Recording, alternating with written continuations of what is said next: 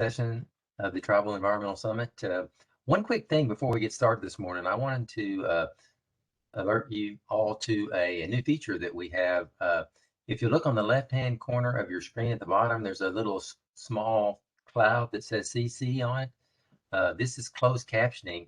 Each person would have to operate it from their own desk, but this is a new feature that we have. So if you want to use closed captioning, just click on the CC cloud in the bottom left-hand corner of your screen. So this morning, our first session is going to be on PFAS, and our first speaker is going to be Mark Junker from the Sac and Fox Nation of Missouri.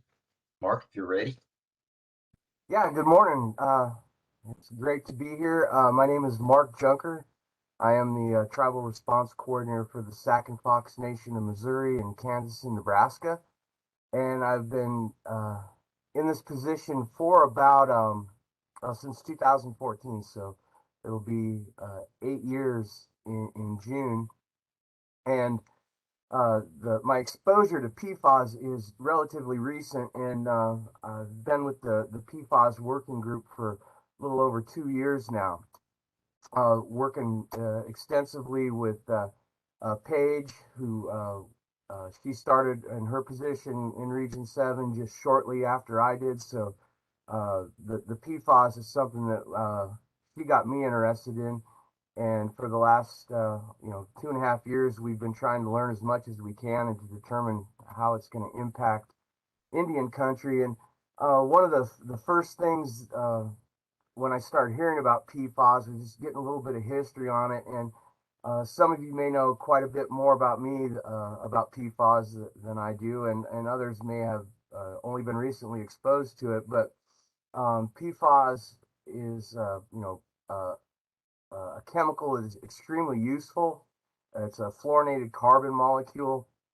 It's got all kinds of great uses, and it was discovered around 1937 and was really impactful in development of the Manhattan Project and the atomic bomb. In 1956, it really hit the market outside of nonstick pans with a product called Scotchgard. Again, something that's great for waterproofing. And then in 1967, PFAS became almost mandatory in a lot of situations. There was the USS Forester, a Navy ship, had a missile go off accidentally on its deck, created a huge fire, killed over 130 people. And what they realized is that if you wanted to fight one of these fires, you needed the AFFF foam, which contains PFAS. And so it became mandatory for all these naval ships and firefighters to use this AFFF foam. Uh, and so it went into production very heavily at that particular time. The one PFAS compound that I'm extremely, or not extremely familiar with, but I knew a lot about just because it's pretty common, is Teflon. And for some reason, I had been told, like back in middle school, that it was a product of our race to space in the 60s and 70s. It wasn't until I started getting into learning more about PFAS that I realized that I'd been told wrong. So it's kind of interesting. I actually became a PFAS dealer in the 80s without really knowing it. I worked for an industrial supply company, and we used to sell Teflon O-rings, and a lot of them went into Indian country. They used a product called Viton, which is a great product because it resists a lot of chemicals. It's also very resistant to heat. And so Viton is used in O-rings and seals and gaskets. I did that for a number of years, again, without realizing that I was a PFAS dealer. By 1987, there were some tests that showed people having PFAS in their blood. And in 2001, there was the Stockholm Agreement, which basically lined out some methods for controlling the production of PFAS so that it didn't get into the environment quite as frequently. In 2002, between 2002 and 2016, EPA really got a little bit active in this, and they created several different rules for manufacturing and stewardship of PFAS. And again, most of it was related to industry. And the date there, 2017, that's when I first really heard the term PFAS. EPA talked about it at a regional RTalk, and well, it kind of went by me. Paige really took the ball and ran with it. And one of the things we needed to realize is that, PFAS is just absolutely everywhere. It's such a useful compound in everyday life. The one thing that um, a lot of creates a lot of tribal exposures is that firefighting foam. Wildfires aren't a real big problem in our region, but it's definitely impactful with the Western tribes for sure. The Tribal PFAS Working Group came up with some priorities for 2022, including, we want to see all the tribes that are impacted, create a database that's usable. We have a web page that I'll talk a little bit more about. Advocate for identifying funding opportunities so that we know more about the science, and create opportunities for us to collaborate with the EPA. In February 2019, EPA came out with a PFAS action plan, and it really wasn't necessarily a bad action plan. It talked about MCLs, getting the hazardous material designation, looking at how you clean up groundwater, determining its toxicity, a host of different things in their action plan. In May, the Tribal PFAS Working Group came together, and in December of 2020, EPA issued an interim guidance on disposal and destruction of PFAS.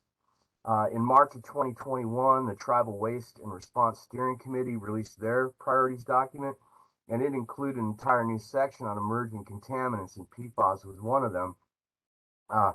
In April, EPA created their Council on PFAS. In October of last year, they released the EPA PFAS Roadmap.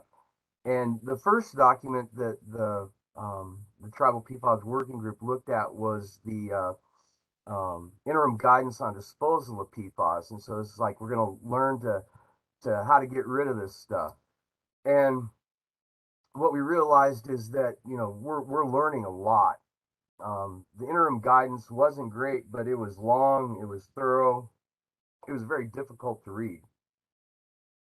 And what we wound up realizing after going through this for a couple months, chapter by chapter, section by section, is that PFAS really is hard. It's not a problem that's going to go away very easily. It was commented on formally. The PFAS working group is under the Water Council, and a statement was, or a letter was sent basically saying that the interim guidance is useful, but it's more of a progress report. It's more of a let's learn about PFAS. It really has, the term guidance is a little bit misleading. And we had a lot of different suggestions to help improve the guidance. And I don't think EPA really had any issue with our comments. I think they pretty much agreed with everything that we said, whether it meant or whether it was talking about worker safety or more information about fate and transport. The one thing we really stress is that it really made no mention of the federal trust responsibility of the U.S. government with respect to Indian country. We wanted to know more about the tribe's unique exposures to PFAS and increase community engagement. Again, it's something that we really feel we're constantly playing catch up with. And I thought EPA in their next document expressed that a little bit. The Tribal Waste and Response Steering Committee just put out their 2022 priorities document. And so you're basically the first group that's ever seen these priorities yet. So in our PFAS and emerging contaminants, we want to assist tribes with training so we can do proper sampling. And as we increase the sampling, we want help with QAPs because they're going to be pretty unique to PFAS. There's some things you have to do in handling it that are a little bit different from standard QAPs. And we want to see more research done into, again, exposures that come through the food web. When the Council of PFAS was started last year, one of the things that we really thought would be important is let's have a tribal representative on the Council of PFAS. and it could be any tribal representative. And so I sent letters to Deb Sorrow and Radica Fox, asking just for that. And I did get a response from Deb Sorrow and basically explaining that this is a strictly internal matter, and that we would be talked to and offered opportunities for input. It was a little disappointing response, but the follow up with the roadmap, Matt's going to talk a little bit later. They've really done a pretty good job of uh, looking at what the tribes have to say. And again, we're just hoping that it comes earlier and earlier in the process. And so the ROAD map uh, is divided into three different categories, but it's looking at the life cycle and getting upstream of the problem. Again, this is the Stockholm Sweden agreement was 2001, and we really didn't get in motion on this until 2 years ago. So getting upstream is important right now. The other part is to hold polluters accountable, ensure science-based decision making, and prioritize disadvantaged communities. When you look at the priorities of the PFAS working group, the Tribal Waste and Response Steering Committee, and the PFAS roadmap, there's quite a bit of alignment. They're divided into three categories: research and outreach, restriction, and then the third one's remediation on the next slide. But some of these priorities, especially under the TWAR side, are things that we had in last year's priorities document, and most of them fall under the research and outreach component. The remediation component is really addressed in this year's priorities document, which is this next slide here. And so there's quite a bit of alignment between the three different groups. And again, if you see something that needs to be in the priorities document or in the PFAS working group priority, it's really pretty easy to let us know. We definitely seek input from everybody, including people in Region 6. One of the projects that the working group did was looking at contamination sites, and not just contamination sites, but a map that would show them in relationship to tribal lands. And so the map before this, is a little bit tough to associate tribal lands with, but when we do the 5 mile buffer, it really shows that there's some places where tribes should have some concern, or at least look into it. We have a few issues with the map in that we've ground truthed several of these sites. And the good news is that most of the ones that we've ground truthed in my area are just on there because of their name designation.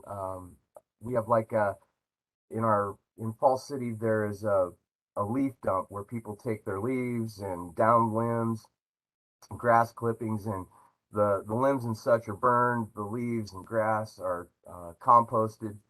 But so that was a suspected site that really probably has no PFAS associated with it.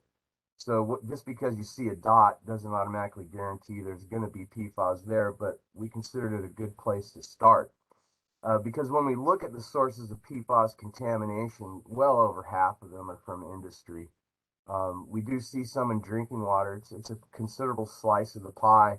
And then landfills and sewage are the other big ones. And then airports, again, coming from that firefighting foam. This is a table breaking down the top or some of the designations. And so you can see that the big one there, 19%, is kind of unknown, but the biggest known one is the airports.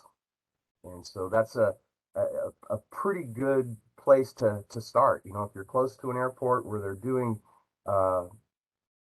actually putting out fires or doing fire drills, you might expect to find some of that there. This is, again, using the data from that map, looking at the top 20 states. No surprise, Oklahoma is number one there, with 325 sites on that map. And again, just because your state isn't on this doesn't mean that you're not on the site or not on the map. It's just the top 20. And this one is showing the top 20 counties. Oklahoma's number 2 on this one here. Maricopa County, that would be Phoenix, is number 1.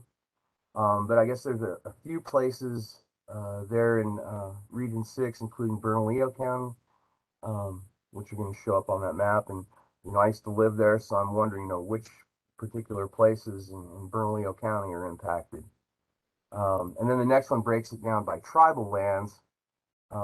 See, again, Oklahoma and Region 6 is represented on this one as well.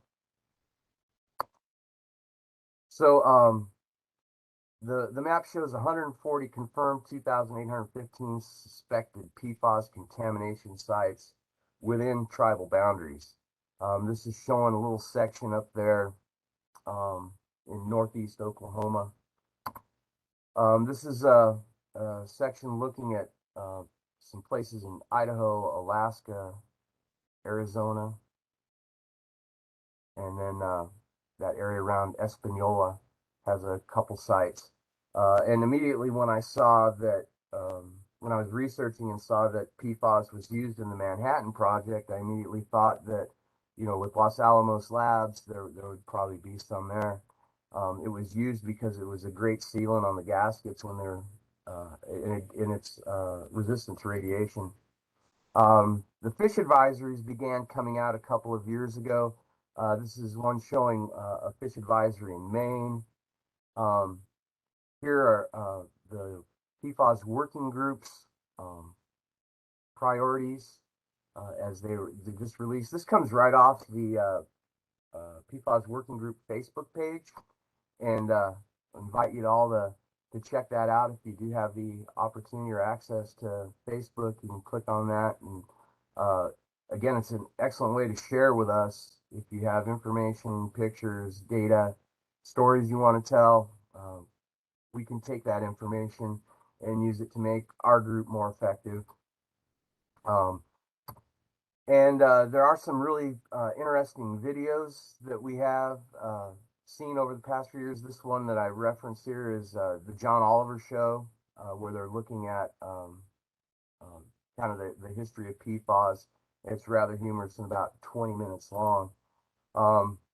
And so again, some more of the map, just kind of showing where the PFAS is in relationship to tribes, and then we kind of wondered if what does it look like around Washington D.C. Again, there's not a lot of tribal land, but even in D.C. you're going to see exposure, and the exposure to PFAS is really pretty widespread. These are just different maps that I put together for various groups when I'm speaking with them as well. So and people that I know, just to show them, I've got a friend in La Jolla, is like, here, it looks like you're not having to worry about PFAS right away unless more forest fires happen. We did a presentation to people around San Francisco Bay and some of the federally unrecognized tribes there, because that's a big concern there. There's a lot of fish consumption in the bay by the tribal communities there. So that's it for my presentation. I do certainly appreciate y'all's time, and I think we'll do questions later.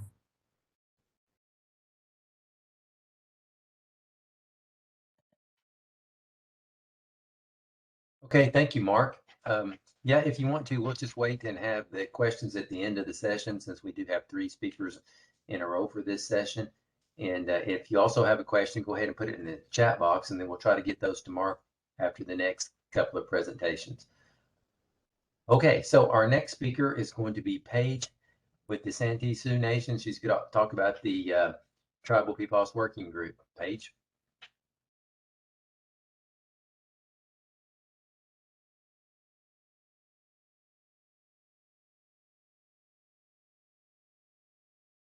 I think I'm on mute. Okay. Yeah. Thank you. I'm gonna share my slide here real quick. Okay, can you see my slide? Yes, ma'am. All right, great. As Sean said, my name is Paige Hingst. I am the Tribal Response Program Manager for the Santee Sioux Nation. I'm also a member of the Tribal PFAS Working Group. And today I'm going to talk to you about PFAS injustice in tribal country, tribal Indian country, and also about the Tribal PFAS Working Group. So currently as Mark said, there are 140 confirmed PFAS sites within a 5-mile radius of tribal lands. There are also 2,815 sites that are suspected of PFAS contamination. These suspected sites include landfills, military bases, industry, and wastewater treatment plants. There are 326 reservations throughout the U.S., and 58 of those reservations are within 6 miles of an active military installation. 18 out of those 450 military installations have confirmed PFAS contamination, and 6 out of the 18 installations have over 100,000 parts per trillion of PFAS in their groundwater, which exceeds the EPA lifetime health advisory of 70 parts per trillion by like almost 1,500 times.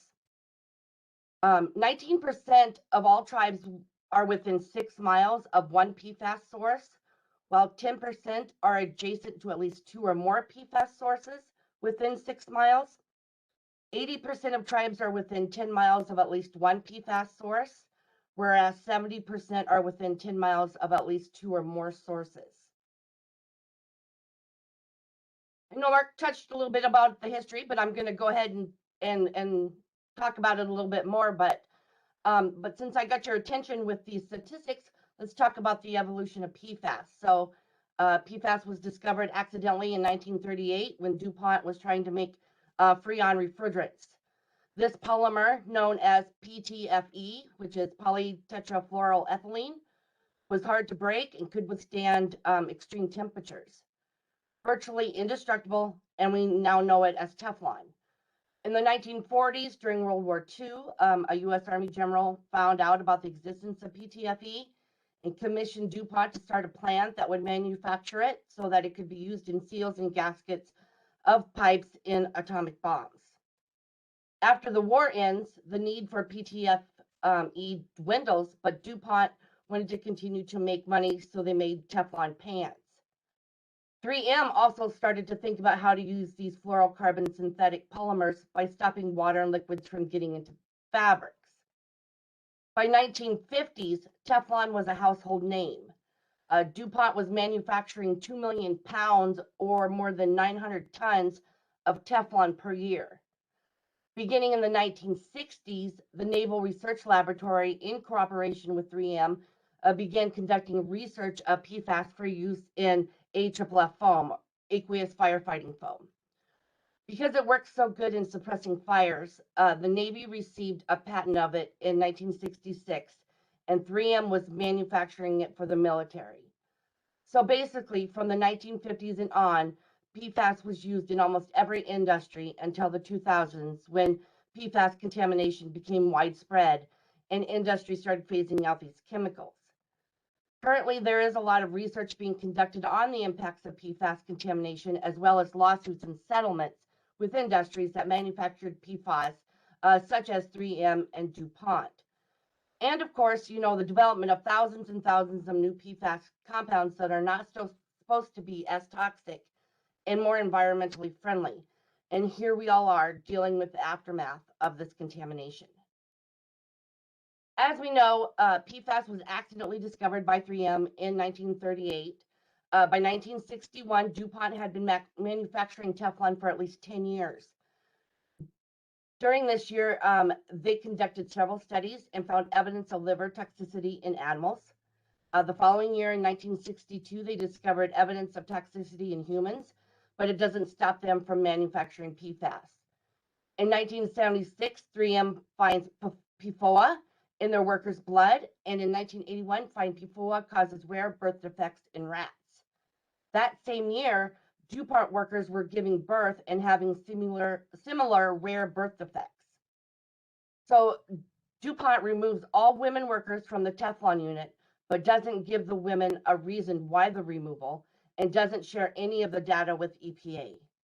They continue to produce and manufacture PFAS, Then in 1984, DuPont finds PFOA in a community drinking water system, but doesn't disclose the results to the public or EPA.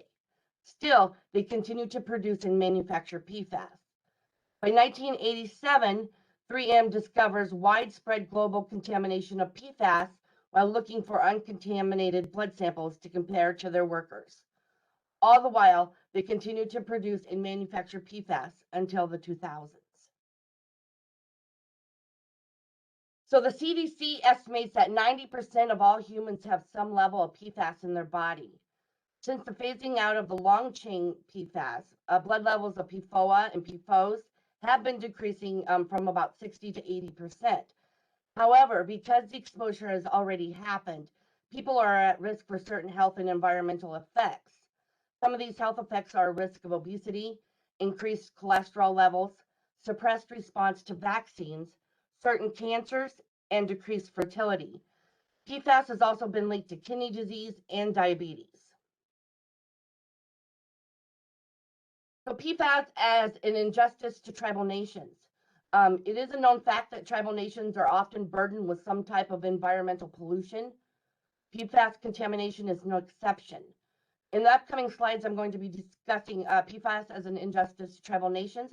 I'll be discussing PFAS contamination impacts on tribal economics, subsistence food, cultural and traditional practices, water sanitation system inadequacies, tribal nations as disadvantaged communities, and the lack of research and testing associated with PFAS in tribes. Tribes consider water sacred.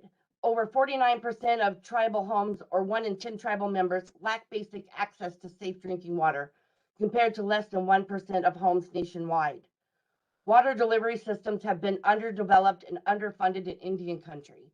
A lot of tribal water systems go into disrepair due to lack of technically trained tribal members who can maintain these systems correctly. There are 6 million tribal members in the U.S. Of the 6 million, 1,382,000 tribal members are served by 852 tribally owned public water systems. The remaining 4,618,000 tribal members that aren't served by a tribally owned public water system rely on unregulated water sources, such as private wells, rainwater harvesting, spring water, delivered water, rivers and lakes, and livestock water points. These unregulated water sources pose a large risk of exposure to PFAS due to no testing or monitoring of PFAS. Another inadequacy on tribal reservations is the lack of sufficient sanitation systems. Most reservations have unlined landfills, which have been known to be a source of PFAS contamination. Dump sites are prevalent on tribal lands, and there is no research to determine if they are a source of PFAS contamination. But since they're like landfills, one could assume that there is a potential risk of exposure there. According to Indian Health Services, IHS, tribal people have long experienced lower health status when compared with other Americans. For example, life expectancy for tribal members is 5.5 years less than all other races. Tribal folks have high rates of lead poisoning, anemia, diabetes, kidney disease, liver disease, and certain cancers. PFAS in the blood can exacerbate these conditions. PFAS has been linked to an increased risk for diabetes and chronic kidney disease. Further, PFAS has also been linked to having a synergistic effect with lead, meaning that they are interacting together to produce an effect that is greater than the cumulative effect that these processes produce when used individually. PFAS has also been known to change liver enzymes, which can lead to increased risk for liver disease. PFAS can increase risk for certain health conditions that tribe already see high rates of. Tribes are more vulnerable to pollution than any other disadvantaged groups because of their reliance on their environment for cultural, subsistence food, economics, and for their overall livelihoods. Reservations have been targeted as places to dump industrial waste, and they have polluted rivers, lakes, and tribal lands across the country. Tribes were exploited by private companies hoping to take advantage of the chronic unemployment, pervasive poverty, and sovereign status of tribal nations. This pollution, vulnerability, and environmental degradation has impacted tribes through their medicinal, traditional, and ceremonial practices. Environmental degradation has led to the loss of traditional cultural practices that rely on local plants and animals that tribal communities hold sacred. PFAS has been known to be taken up by some plant species.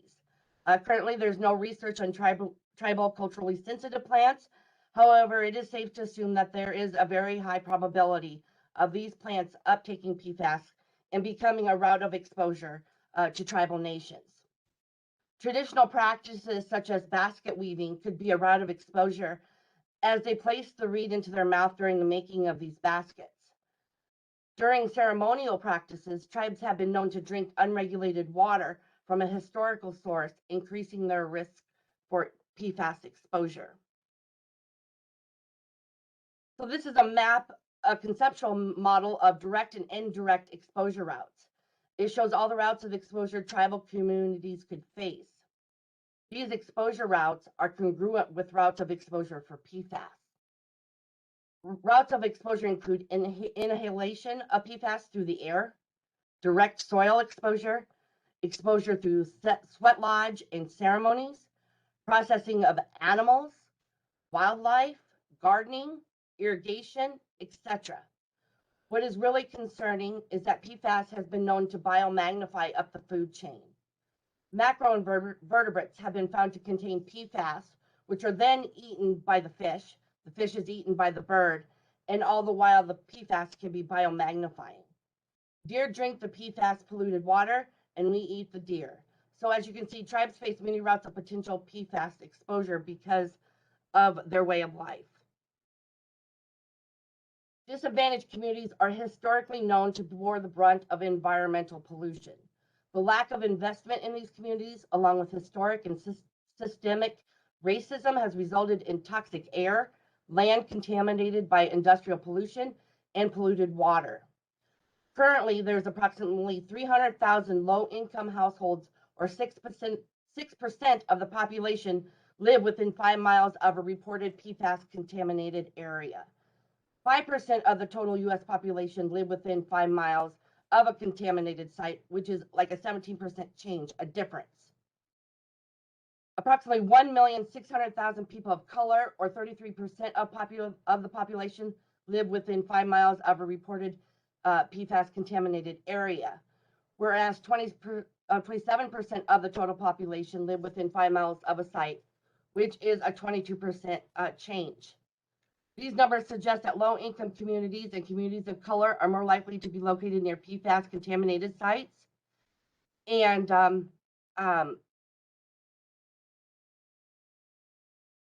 I lost my train of thought. I'm going to continue here. So food security and food sovereignty are big issues within tribal nations. PFAS contamination jeopardizes these issues. There have been an increasing number of fish consumption advisories for PFAS contamination issued in the recent years, with most of these advisories posted in the states surrounding the Great Lakes, such as Wisconsin, Minnesota, Michigan, Indiana, and New York. These fish consumption advisories threaten tribes who rely on fish for subsistence food. Tribes are often less likely to be aware of the existence of these fish advisories or the risk associated with eating contaminated fish compared to the general population. One site in Michigan was so highly contaminated that a deer consumption advisory was posted within a 5-mile radius of the contaminated site. Studies have suggested to limit wild game consumption by not eating the organs, as this is where PFAS tends to accumulate. There is little research on culturally sensitive plants uptaking PFAS. However, the possibility is there and would also jeopardize subsistence foods for tribes. As sovereign nations, tribes are responsible for the economics of their communities. PFAS contamination can have a detrimental effect on these communities that are already struggling. Tribal nations experiencing PFAS contamination can lose important revenue needed to keep their communities going. One tribe in the Northwest U.S. had such an experience. The public water system that was serving their casino came back with very high levels of PFAS. They ended up having to close the casino down for a few days to find an alternate water system. Lots of revenue from casinos can be in the millions and threaten tribes' economies and communities. Tribes also rely on farming, recreational, and hunting and fishing. All these avenues of revenue can have severe consequences for tribes if they were to be disrupted. And as you can see on the right side of the slide, PFAS remediation has cost states and the Department of Defense millions and millions of dollars. PFAS remediation for tribes would be very difficult, as most tribes do not have the funding source to be able to pay for any type of remediation. Same with water system repair. As I said previously, 49% of tribal households do not have access to clean, safe water. Now add PFAS to the mix and the situation just becomes 10 times worse. In addition, testing for PFAS is very expensive, somewhere between $400 and $600 a sample. Therefore, testing on tribal lands is scarce due to the cost of PFAS sampling. PFAS research and testing for tribal nations is sorely lacking. One of the major sources of PFAS exposure for tribes has to do with cultural and traditional resources. Tribes are very underrepresented in research and testing. For example, a paper conducted by the PFAS Project Group, which hasn't been published yet, spoke about the underrepresentation tribes experience. They stated that there is approximately 6 million tribal members in the U.S., and approximately 1 million are served by public water systems with Native American owner types. Under the UCMR3, which is the Unregulated Contaminant Monitoring Rule of 2012, only 22% of the tribal population served by public water systems with Native American owner type had their water tested for PFAS. Because these numbers only account for tribally owned public water systems, there is a probability that a higher percentage of the general tribal population has had their water tested, but data is lacking on this to be sure. While 71% of the non-tribal population served by public water systems had their water tested in the UCMR3 for PFAS. This only equates to approximately 68% of the total U.S. population, since some of the people are on private wells or otherwise not served by public water systems. Under the UCMR 5 of 2021, 64% of public water systems owned by Native Americans will be tested versus 92% of non-tribal owned public water systems. So as you can see, tribes are definitely underrepresented in testing and research. Based on the slides I presented, one could say that PFAS is an injustice to tribes. So how can we fix it? Well, one, there needs to be more funding for infrastructure so all tribes can have access to clean and safe drinking water. It is every human's right to have safe and clean drinking water. Adequate sanitation systems need to be built so that solid waste can be properly managed in a way that it prevents PFAS from leaching out. As I discussed in my previous slides, tribes lack the funds to remediate contaminated sites. Most of the contamination that happens on reservations were not done by tribes, but they are responsible for cleaning up the contamination. This is where manufacturer responsibility needs to come into play. Going forward, any manufacturer of PFAS should be responsible for the contamination of sites. They made millions and billions of dollars off their product that is now posing risk to the very survival of tribes. More research and testing need to be conducted so that tribes are aware of the extent of contamination. They can protect their people, protect their cultural and traditional practices, and their subsistence foods. Outreach materials for tribes need to be developed so that tribal nations can inform their communities of the risk and exposure routes of PFAS. There are a lot of things that need to be done, in which I only touched on a few. Here are my references, where I got all the information and all the statistical numbers. And real quick, I know Mark touched on the Tribal PFAS Work Group. I'm just going to touch on it a little bit more. The Tribal PFAS Working Group was developed in April of 2020. It's part of the National Tribal Water Councils, an ad hoc group, and it's made up of all different tribal partnership groups. The National Tribal Water Council, the National Tribal Toxics Council, the Tribal Waste and Response Steering Committee, the Tribal Pesticide Program Council, and the Tribal Science Council. And we got together to address and reduce PFAS in Indian country, and to be a one-stop shop for everybody's resources and their needs for PFAS. Some of the objectives of this group is to evaluate and address PFAS contamination across tribal nations. We're also advocating for areas where there are shortcomings, such as testing and funding. Developing and improve communication methods about PFAS to others, such as elders and children. And we are working on that. Hopefully in the future, we will have developed some kind of public outreach documents that tribes will be able to share with their communities. And as Mark said, we have our 2022 priorities. We're still trying to identify tribes that are impacted by PFAS. We want to be able to help them, advocate them, be their voice, provide any resources, get them connected to the right people, help them find funding sources, whatever they may need.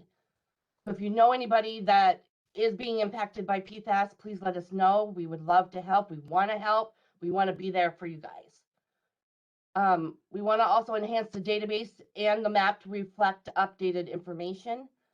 And we want to enhance and promote our webpage so that it can be a one-stop shop for all tribal needs on PFAS. We also want to advocate for and identify funding opportunities for tribe, such as monitoring, testing, and research. And we also want to create opportunities, which there have been a lot of opportunities to collaborate with the EPA Council on PFAS. And here is my contact information. You can also contact Diane Barton. She's with the National Tribal Toxics Council. You can contact Mark, and our website address and our Facebook address. And I thank you so much for having me today. And that is my presentation. Okay, thank you, Paige. We have a couple questions in the chat box, and let's go ahead and address those right quick, and then we'll get to the next presentation. We don't want to get too far ahead on the questions, because the first question is for Mark. Mark, if you're still on, the question is are there PFAS hotspots in Oklahoma, and where can we find those studies, or are there any studies on the PFAS hotspots in Oklahoma? As far as specific hotspots, I haven't seen anything really designated as a hotspot yet. It's more, we have places where it's been confirmed and other places where it's suspected. We don't have a whole lot of information on sites that have been given the all clear. That's a great question. It's something that we want to get done. We want to find out where the hotspots are, if they're impacting tribal nations, and then get them remediated. If I may address that question, Sean, Krista, if you would contact me, I have access to, it's called the PFAS Analytical Tool. It's made by EPA, and I can give you a list of all areas in Oklahoma where PFAS has been detected in drinking water systems. Has that been opened up, Paige? What's that? Has the PFAS Analytical Tool been opened up, or do you still need the passwords? Yeah, you basically need to give your firstborn over to get access to this tool, right? So if Krista, if you want to contact me, I can definitely get you that information, and then you're welcome to share it with everybody else. Okay, great, thank you. Also, there was another question, and this could be for both of you guys. It's a specific question about PFAS in general. Is it biodegradable, or what is the half-life, and what is the route of entry, and how long does it stay in water? Well, PFAS, it's called a forever chemical, so it doesn't biodegrade. It doesn't degrade at all. There's no half-life. Well, there is a half-life. I'm not for sure on that, and I don't want to give inadequate information or wrong information. Not for sure about the half-life, but I can sure give you get that information to you. The route of entry, it can be inhalation, ingestion, maybe some dermal, but nothing's been proven yet. I think just inhalation and ingestion, right, Mark? Yeah. Yeah, Yep. and the half-life, I remember hearing somewhere where it might be around 1,000 years. Don't quote me on that, but it's in that neighborhood. Yeah, so they're called the forever chemicals, so it doesn't ever go away. Um, and they're finding in the food chain that it biomagnifies, so it increases, the levels get higher as it goes up the food chain. And how long it stays in water, we don't know. Permanently,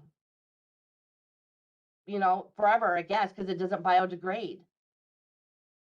Yeah, they're incredibly well-engineered chemicals, man. They did what they're supposed to do.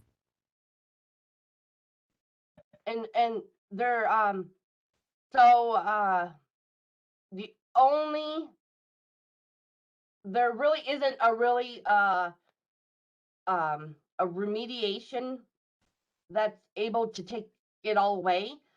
Some states have gone to incineration of PFAS, but still some are leached into the air. They're only able to destroy about like 98% of the PFAS in incineration. So 2% of PFAS is still leaching into the air after the incineration. So it's very difficult to remediate. It's very difficult to get rid of. And, we just have to find ways to try to lessen our exposure.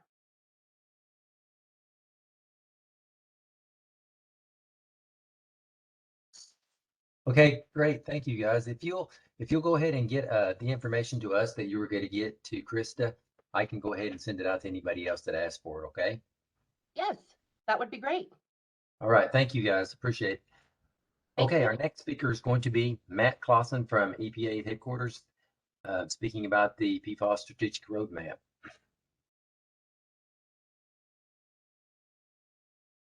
Well, thank you, Sean. Hello, everyone. And Paige and Mark, great to see you both again. We've had the pleasure of presenting together and meeting each other virtually in a few other settings so far. So great to hear from both of you again. And thanks for helping field those questions earlier on.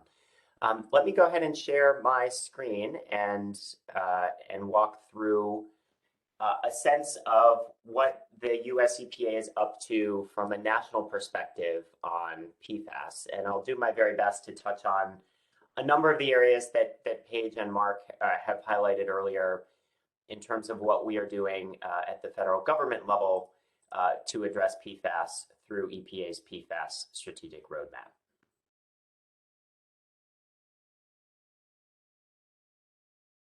Great. So I should be successfully sharing my slides. Just let me know if anything falls through from an IPT perspective as I go forward. So what I wanted to do today is center my talk around the PFAS strategic roadmap, which Mark highlighted earlier, and very much highlighted the comments that the Tribal PFAS Working Group that both Paige and Mark have been a part of. We at EPA have really appreciated the input of the group, both the letter last year around the time that PFAS Council was created in April 2021, as well as the priorities that you both have shared with us and shared with the co-chairs of the PFAS Council as your priorities for 2022. So I very much wanted to acknowledge that input and recommendations to us, which is helping to guide our work moving forward. What I wanted to do here is give you an overview of our PFAS strategic roadmap. I know some questions came up a few minutes ago, which Mark and Paige both helped respond to, but I did want to just cover for a couple minutes the kind of health and chemical background of PFAS, which again, I know Paige and Mark touched on a bit along the way. I wanted to talk about the approach that we are taking at the federal level to address PFAS and really to acknowledge and address the unique challenges of PFAS, from them being forever chemicals, as Paige just acknowledged, and how we're thinking about how to address them given their limited ability to degrade in the environment and the ways in which they move through both the environment and in the human body. I wanted to talk a bit about specific actions that are in this roadmap that the US EPA released last October. and to really highlight a bit more the actions that more directly affect tribes and tribal communities. And then also to the point that also came up a few minutes ago, to talk for a few minutes about additional federal support that EPA is very excited about through the bipartisan infrastructure law, which we have begun to work through the process of distributing to states and to tribes, which will really help make a transformational investment in our ability to evaluate and to respond to PFAS contamination, particularly in the water area. So, as I know Mark mentioned in highlighting the letter that the Tribal PFAS Working Group sent back in 2021, EPA and EPA Administrator Michael Regan, who experienced the PFAS contamination challenge when he was the head of the North Carolina Department of Environmental Quality, created a group called the EPA Council on PFAS in April of 2021. And that group is the coordinating mechanism within our agency for evaluating what we can do on PFAS and taking action. And the biggest product from that group was the PFAS Strategic Roadmap, which, as I mentioned, was released last October. That roadmap attempts to do a number of things, to take a really whole of agency approach from our Office of Chemical Safety and Pollution Prevention to our water programs, to our cleanup programs, and to our research programs, to really put all those pieces together. To really set specific timelines to address PFAS, recognizing that while EPA has had a PFAS action plan in the past, that was a bit less specific in timelines and specific regulatory actions. So we believe the roadmap really helps fill in those gaps. To really fill a gap in federal leadership that has existed before, and really with states in particular taking the lead in, for example, setting their own standards for PFAS to see what we can do to provide additional federal leadership. And then, of course, basing all of this in a principle of scientific integrity to ensure that as the science evolves about the toxicity and environmental persistence and health impacts of these chemicals, that we continue to address that in the work that we do. I don't want to spend too much time on this slide because I know both Mark and Paige have covered some background on PFAS, but I did want to highlight just a couple points here. Number one is that the PFAS chemical family, and PFAS stands for per and polyfluoroalkyl substances, consists of thousands of different chemicals. And so we frequently speak about these chemicals together due to their similar chemistry, due to their similar environmental properties, due to, in some cases, their similar toxicity. But it is a particularly challenging problem given the diversity of different chemicals and the associated difficulty of monitoring and measuring those chemicals along the way. Both Mark and Paige covered the uses of these chemicals and from firefighting foam to consumer products. And then I did want to highlight here a few of the specific health effects, which I know came up earlier. Some significant evidence for developmental liver, immune, and thyroid effects. Some of these chemicals are very well understood, and some of these chemicals are not understood well at all. And so this is a significant challenge and that we are trying to meet and fill within our research programs to better understand how these chemicals are different and how they are similar given their chemical structures.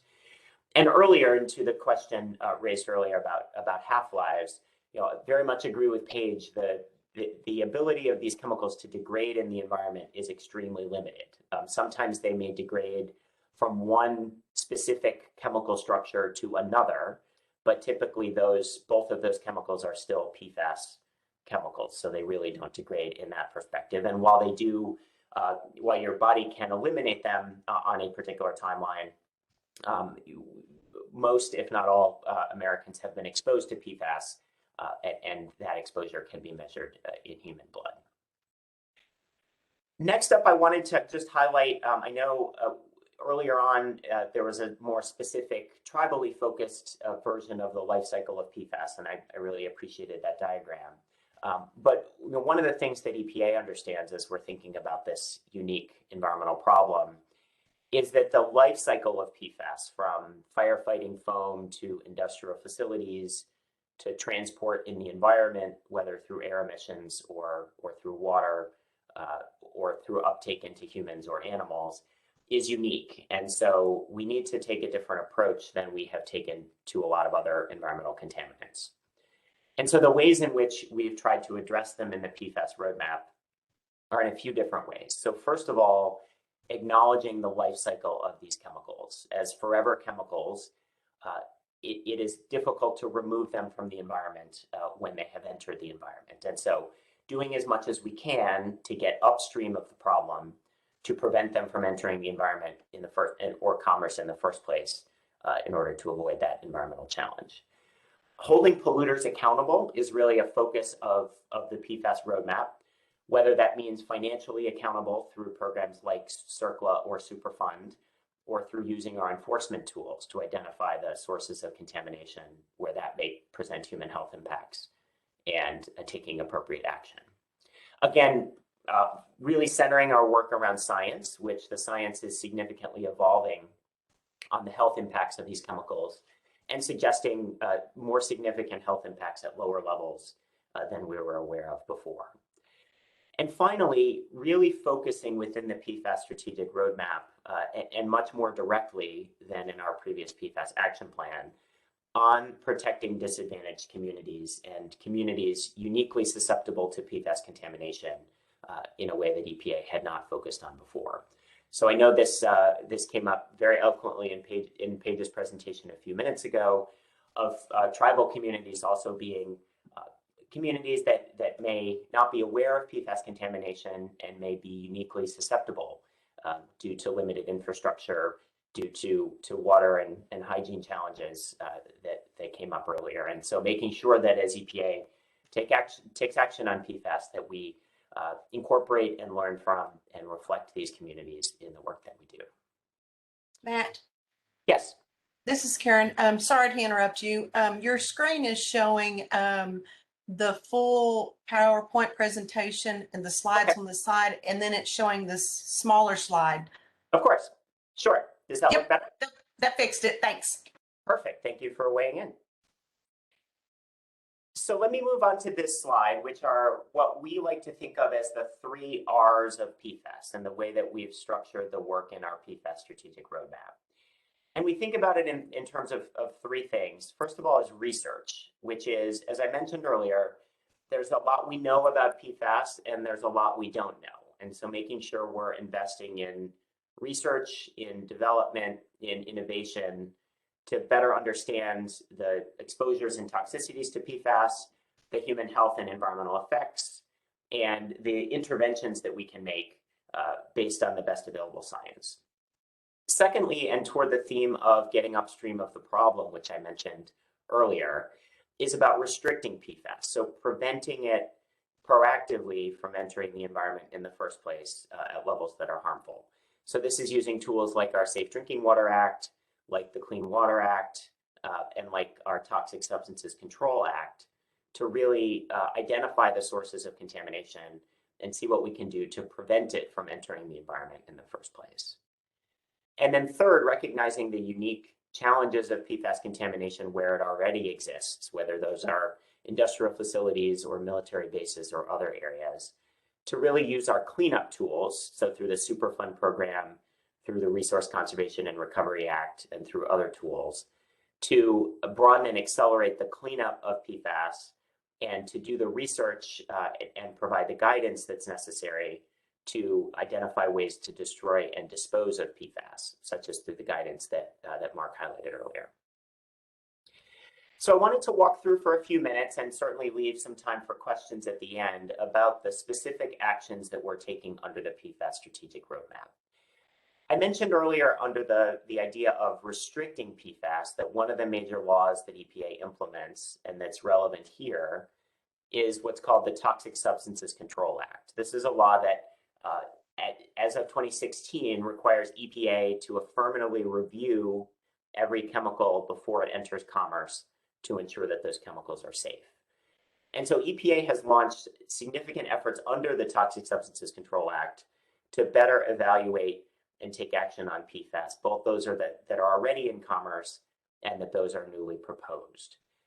One of these areas is what's called the National PFAS Testing Strategy, which we released last October, which is helping think through the PFAS chemical family more generally to help create categories of these chemicals and then to require testing of individual chemicals within each category to hopefully get a better understanding of the health and environmental effects of that category of chemicals in order to give us additional information to move forward.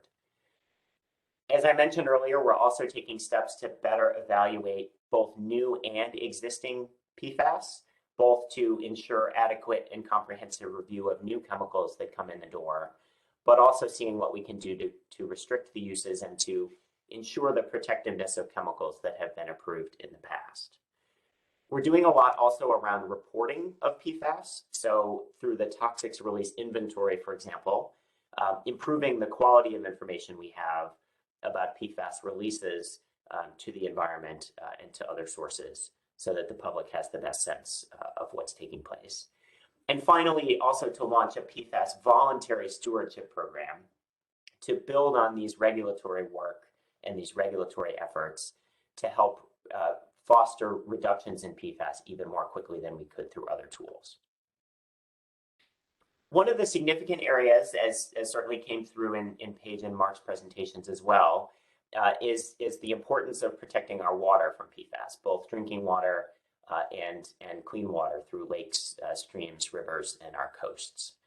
One of the most important steps that EPA is going to be taking is to set nationwide regulatory standards for drinking water. We know a lot of states have done this around the country already, and we know there's a lot of uncertainty about what levels are safe. And so EPA is planning to propose a rule later this year and to finalize it in 2023 to finally set nationwide drinking water standards for the two best known PFAS, which are known as PFOA and PFOS. We think this will be a significant step forward. We also want to highlight that the new science that we're reviewing associated with this rulemaking suggests that these chemicals are dangerous at much lower levels than we previously understood. And so toward the theme of following the science, we're working closely to review this new science and to see what action we can take even more quickly, such as reviewing and revising the health advisories that EPA released in 2016 for these two chemicals. Also for drinking water, we're doing a lot of additional monitoring. We're launching a new round of unregulated contaminant monitoring around the country beginning in 2023, which will monitor for additional PFAS at lower levels than a previous round of monitoring conducted about 8 years ago.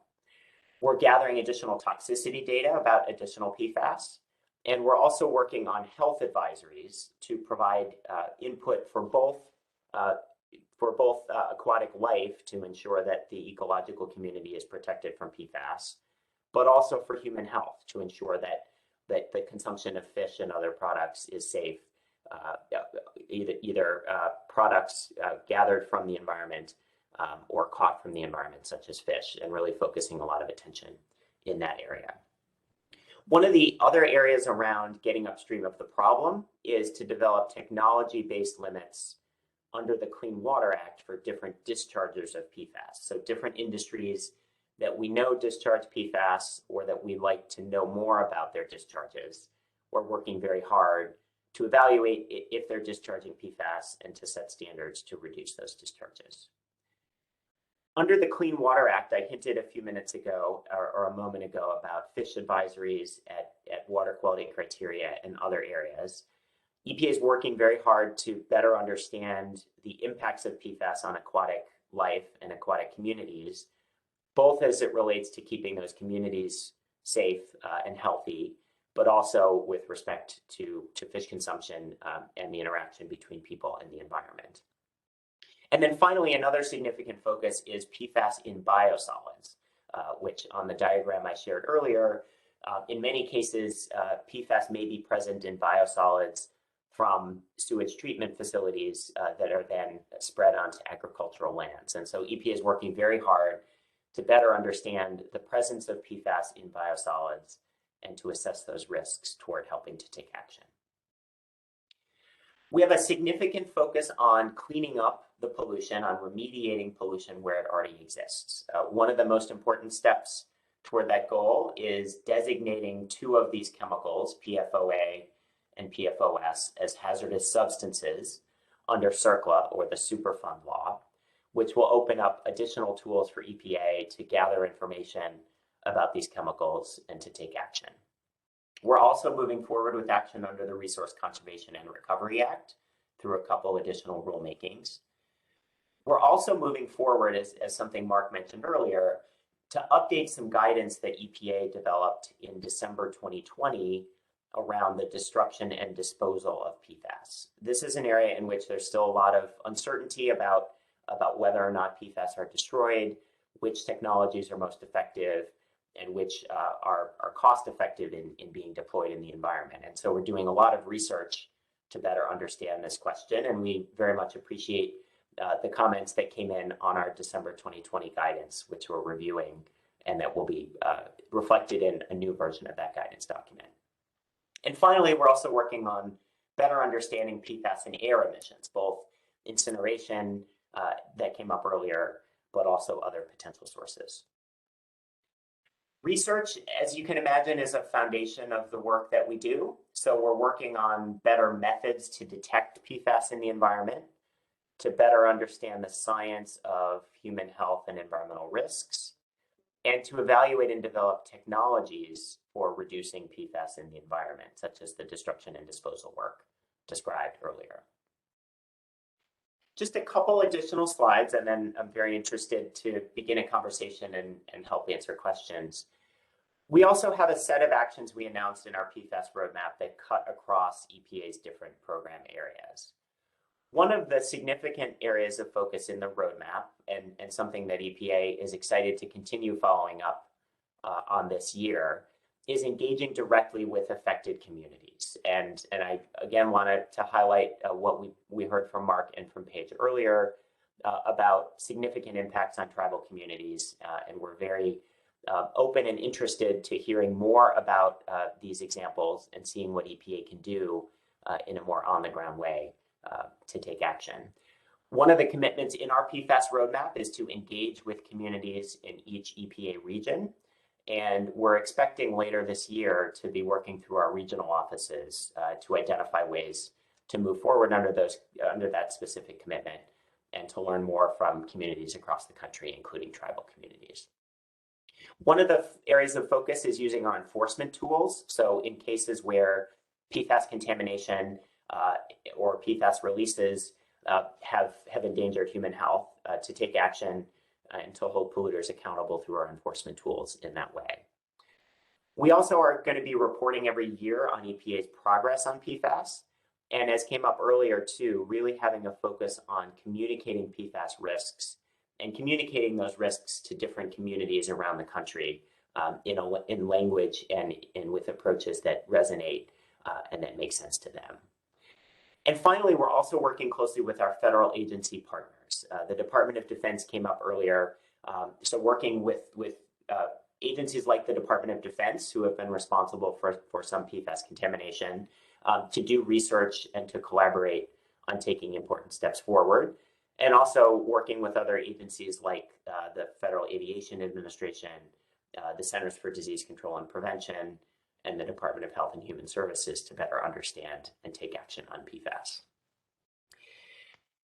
And finally, I wanted to finish on the issue of funding and financing for taking action on PFAS. And one of the really exciting developments in the last year, and an exciting development since our release of the PFAS roadmap last October, was the enactment of the Bipartisan Infrastructure Law, which provides an additional $10 billion for projects around the country to address PFAS in drinking water and wastewater.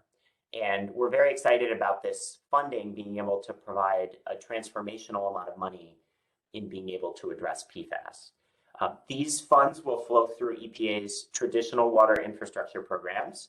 So $5 billion in total through our 2 state revolving funds, and then $5 billion through a grant program for small and disadvantaged communities.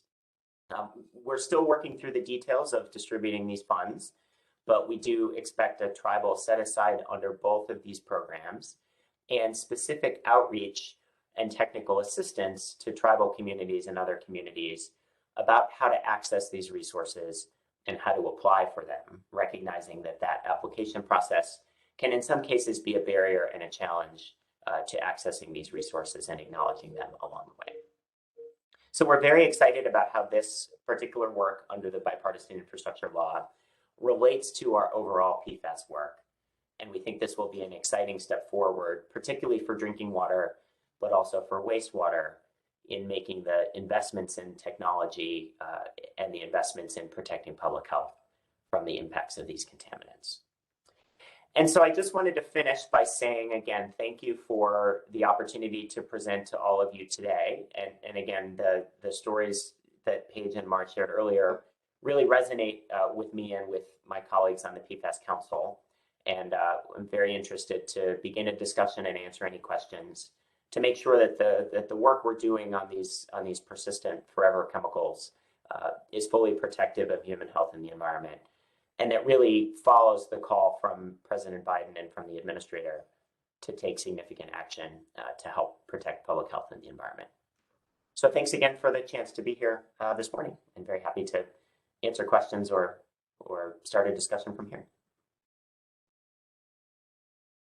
Okay, thank you, Matt. There was a question in the chat box, but I think you've answered it pretty well. It was just a question was, is there any federal assistance to assess PFAS? And evidently, by what you said on your last slide.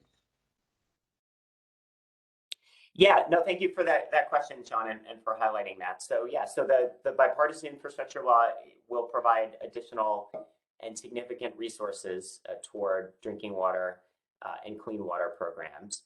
EPA also has other programs available to help with monitoring and other aspects of the PFAS challenge. So the Bipartisan Infrastructure Law money is more for technology and other steps to reduce contamination, but we're also engaged in other work to help better understand and do monitoring of the persistence of different PFAS in the environment.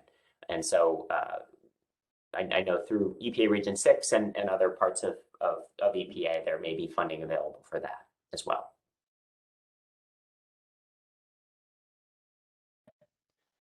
Okay, thank you. Are there any other questions for Matt or Paige or Mark? Anyone have any questions for anybody on the panel, or does anybody on the group today have any other comments they want to make? We have a little extra time here.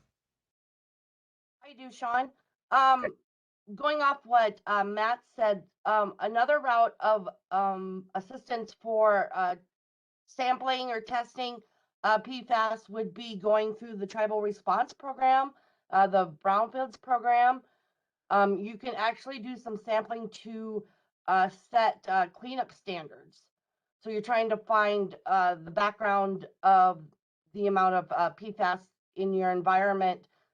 You can do the testing and base what you find on cleanup standards that you can develop.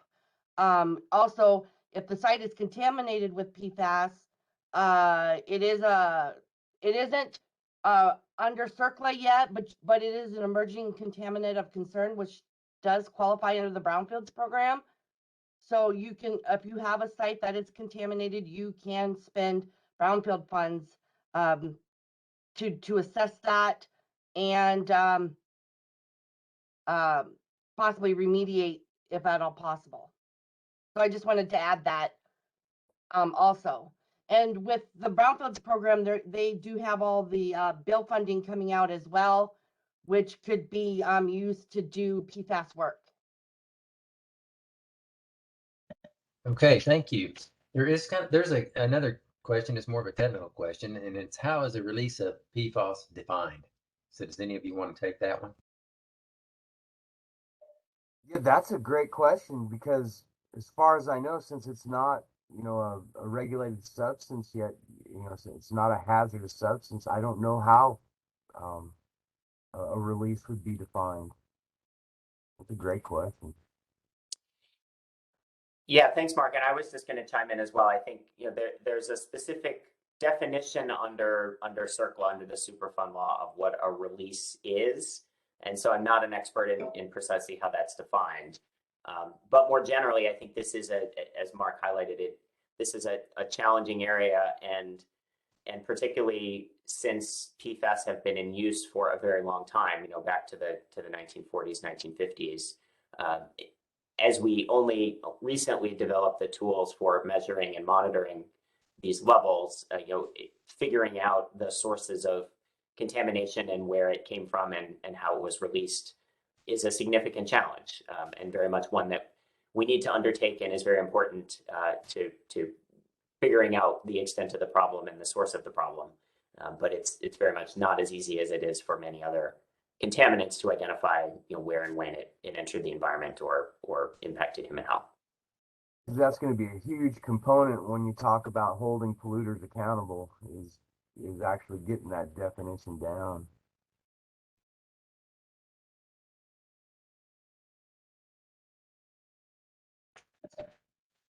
Okay, are there any other questions for the speakers today? I don't see anything else in the chat box. We'll wait just a second to see. You know, I had a question myself. You know, I was sitting here thinking, I was going to ask Mark, what do you think is the most prevalent source of PFAS? No, I think it's the firefighting foam. Just because it was used so extensively, whether it turns out to be the most impactful for, say, drinking water, that may not be the case, but it's certainly going to impact people that hunt, people that fish, and the game. The industrial impacts are going to be tough to gauge right now. There was a recent study that Paige and I were exposed to that talked about how the leaves in the canopy contain more PFAS than the leaves on the ground, the detritus, because once the leaves fall, the PFAS is then reuptaked into the tree again, and so it concentrates in the leaves over and over. It's that could wind up being, you know, as the trees decay. It's going to be interesting to see where the most impactful sources are, but I think it's going to wind up being the firefighting foam, just because of the amount of use that it had. Jay, did you have a feel for that one? I agree. I think firefighting foam is going to have a larger impact because it could cover a larger area of contamination compared to an industry, where industry is more localized. But they're finding that PFAS is going through the air and traveling in the air. So I am torn. I would say there isn't one route of yeah, I would say one. I say there isn't one, because they're all equal. The industry could release it by air. The firefighting foam was sprayed on the ground. I mean, there's just, I don't think one or the other. I'm kind of torn. And nobody's really said, you know, what the biggest source is. A lot of them say industry, but that's because industry has it's a more localized impact, which causes higher levels, whereas the firefighting foam is more spread out. And yeah, that's just kind of my answer. I also wanted to kind of double down on what Heaven had asked, and we talked about definition of release, and that is something that the tribe can determine by itself. The tribe can create its own definition of a release, and I hadn't really thought of that until she brought it up. So that's an avenue that would be worth looking at a little closer, Heaven. Thank you. And that is true. One of the things I put in the chat is when we were talking about water, there have been breakthroughs with carbon activated filters being used to remove a lot of PFAS in drinking water. They've had great successes in those carbon activated filters. Now the problem is, what do you do with them once they're full? You know, how do you dispose of them because they are contaminated with PFAS? But I've heard great results using carbon activated filters. It's just now we have to figure out what we're going to do with the end result, the end consequences. So. Hey, this is Philip with the Chickasaw Nation. I have a question about the PFAS contamination across tribal lands website. On that site, you know, it has the red dot, shows where it's at. But do you know where, I mean, do you know what the parameters are to collect that data and what is actually at those sites? From what we can tell, oh, go ahead, Mark. Yeah, one of the parameters that came about was like water treatment plants, just because of the prevalence, and it's one of the reasons we haven't really just pushed this thing out massively, just because if you're just showing it to someone without an explanation, it could be considered alarmist, and we don't want to be alarmist. We don't want people, you know, thinking they've got a massive problem when it's actually just, well, it's a waste treatment plant. There's a 90% chance they've got PFAS coming out of it. It's like we ground truth several of the sites in our area and realized that it's on there because it's a former landfill, and it's also being used to burn, and a lot of the wood treatments have PFAS in them, so it's considered a suspected site. And I spoke with a lady from the environmental working group just last Friday, and we are going to refine that. I asked her, like, we need to sit down and let's be a little bit more transparent about what we mean when we say suspected. Well, and the reason why I ask is because one of the sites here in Ada, Oklahoma is Rockwater Energy Solutions, which is the company that I guess they provide chemicals to oil wells. And what we actually were going to do, they planned on building a daycare next to that. And we did an air study, which we're now we're not going to build it there. We're going to build it about a quarter mile away. But if you're showing, but I didn't see that PFAS was released there. So I'd be interested to see that data. And then another question may be for the EPA is that somebody sent me this morning, I guess like hemp and also enzymes, the potential to remediate, PFAS through these other areas. Is EPA, we're talking about testing it and find out where it's at. What are we going to do about it? Besides, if you have the filters, what are you going to do with the filters? Is there actually is there any money going into how we're going to remediate it? Through enzymes or whatever that may be. Yeah, so thank you for that question. That's a great one. So Paige already highlighted the filter piece, so that's an important piece of this. But from our research programs, that is absolutely a core focus of the work of our Office of Research and Development and our scientists. So our scientists are working hard on the human health side to better understand these chemicals and how they impact the environment and human health.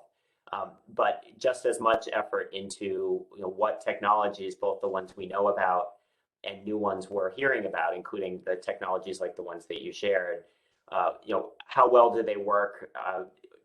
Are they things that we can scale up, to a larger facility or to really address a big contamination problem or plume if we find it? And then also getting to the point of whether it's plant uptake or spent filters or contaminated soil, what are the tools for destroying that PFAS at the end, and evaluating technologies like incineration or landfills or others to determine whether PFAS is fully being destroyed, and to make sure that when we find those technologies that we let the world know that they exist and which ones we recommend. So absolutely, that's a huge focus of both figuring out the technologies we know about and looking for new ideas, And we're partnering very closely with both folks here at the Environmental Protection Agency, but also other agencies like DoD are very excited in these technologies too, and have a lot of work underway to explore them and see what we know and what we don't, toward bringing them from the idea stage to something that can actually be deployed and used. Yeah, and not just with PFAS, with other chemicals though. We actually just recently visited the Kerr lab here in Ada, and they have some actual really high dollar machines that test for PFAS down, I think, to the billions, you know.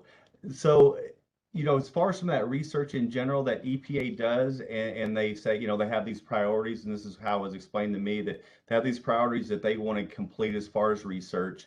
I think it'd be helpful in a sense if tribes would have that ability to help guide some of that research, or, you know, at least have a voice as far as maybe what type of research is being completed.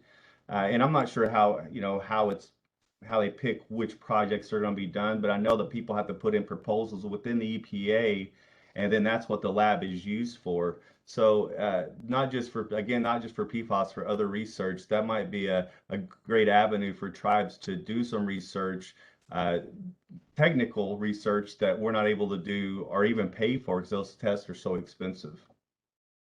Yeah, thank you. No, thank you for flagging that.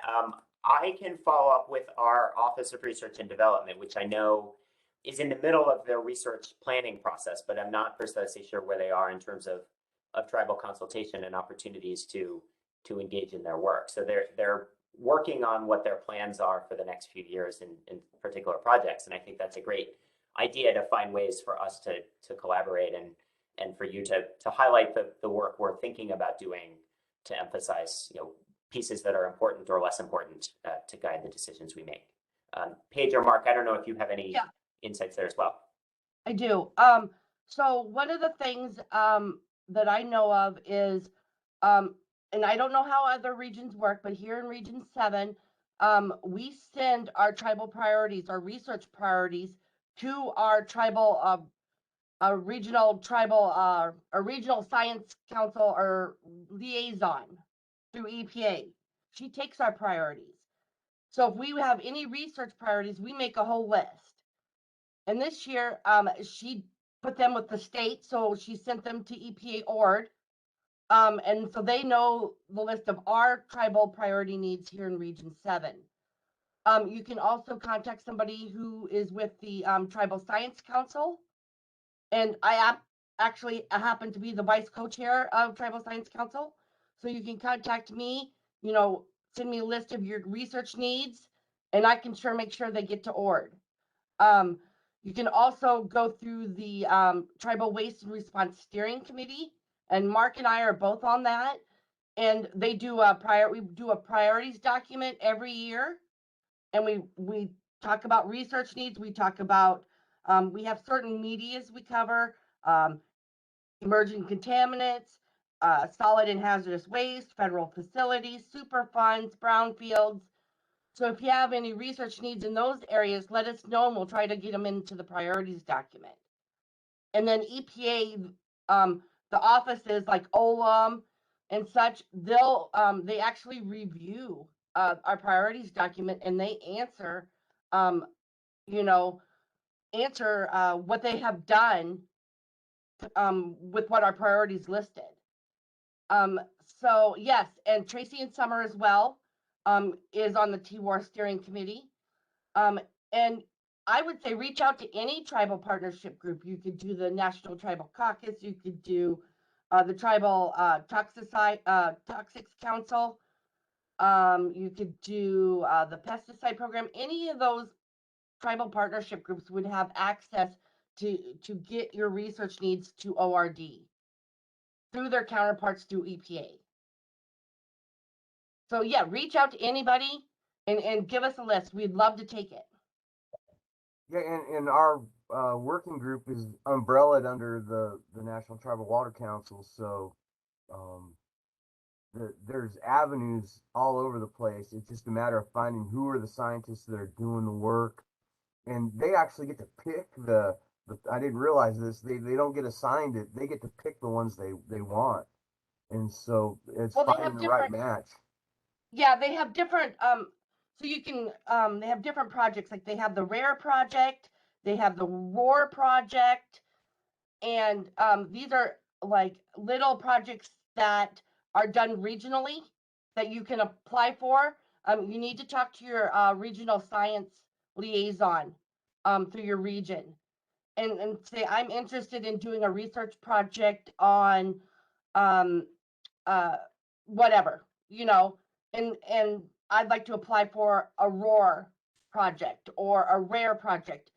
And when you do these projects, you work one-on-one with an ORD, a scientist, and to develop this project and this research. And so definitely I suggest starting first with your regional science liaison. They're a wealth of information. Yeah, yes, and thank you for that. And he's actually the one who set me up for the tour of the lab. So that's the EPA contact. We also have a travel contact, so I'll do that. Thank you for the information. You're welcome. Good luck. Yes. And welcome to contact us anytime. Thank you, guys. We're running a little over here. There are a few more questions in the chat box. If it's okay, if Karen will go ahead and send those to you guys, if you can answer those for people after the session's over with, that would be great. Yeah, I appreciate all the speakers this morning for this session. It was a really involved session. We have a few more questions actually coming in now too. So if you guys don't mind, we'll go ahead and send those questions to you, and you from the chat box, and you can answer those, and we'll go ahead and go on to the next session. Thank you. Thank you so much. Have a great day, Thank you, everybody. guys. Thank you. Thank you.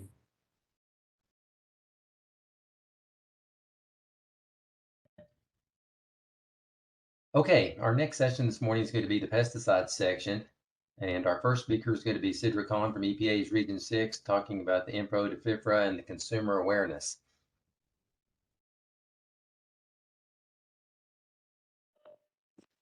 Hi, good morning. I'm having a little difficulty sharing my presentation. You just click the share content button. Yes, just hit the share button at the bottom of the screen and then share your screen. You just click on your PowerPoint and then there's another share box. Yep, you get it. We can see your screen. We can see your PowerPoint. Yep, perfect. Awesome, thank you so much.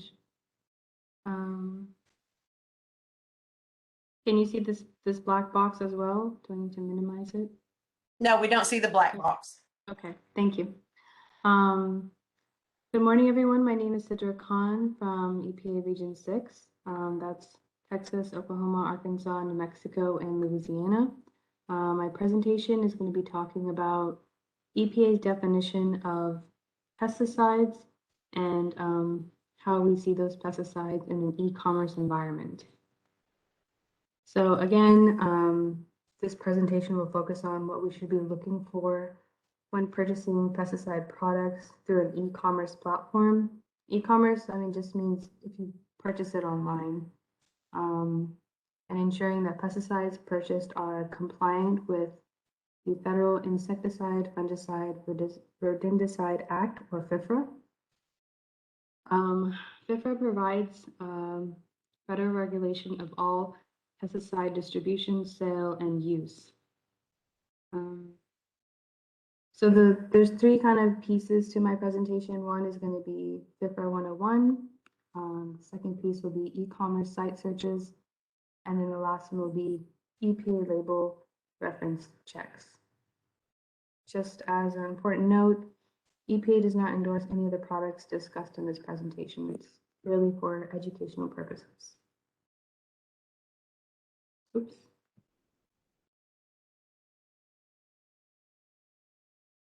Sorry.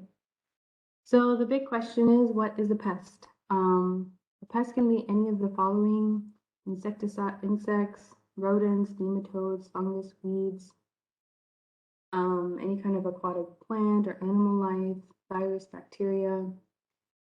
There is one exception. Viruses or bacteria that exist in living people or animals is not going to be considered a pest.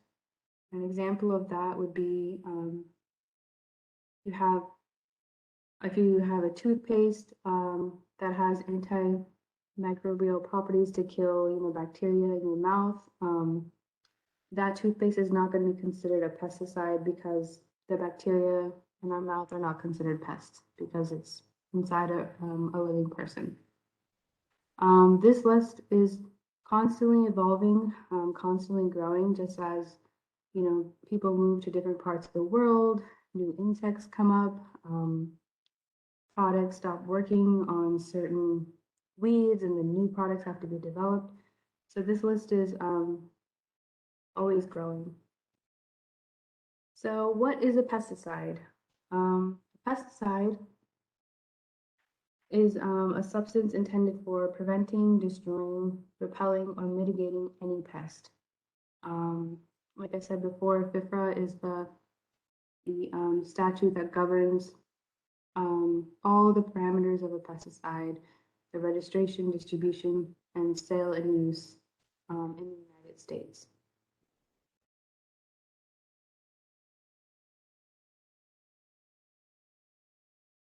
Oops. Sorry about that.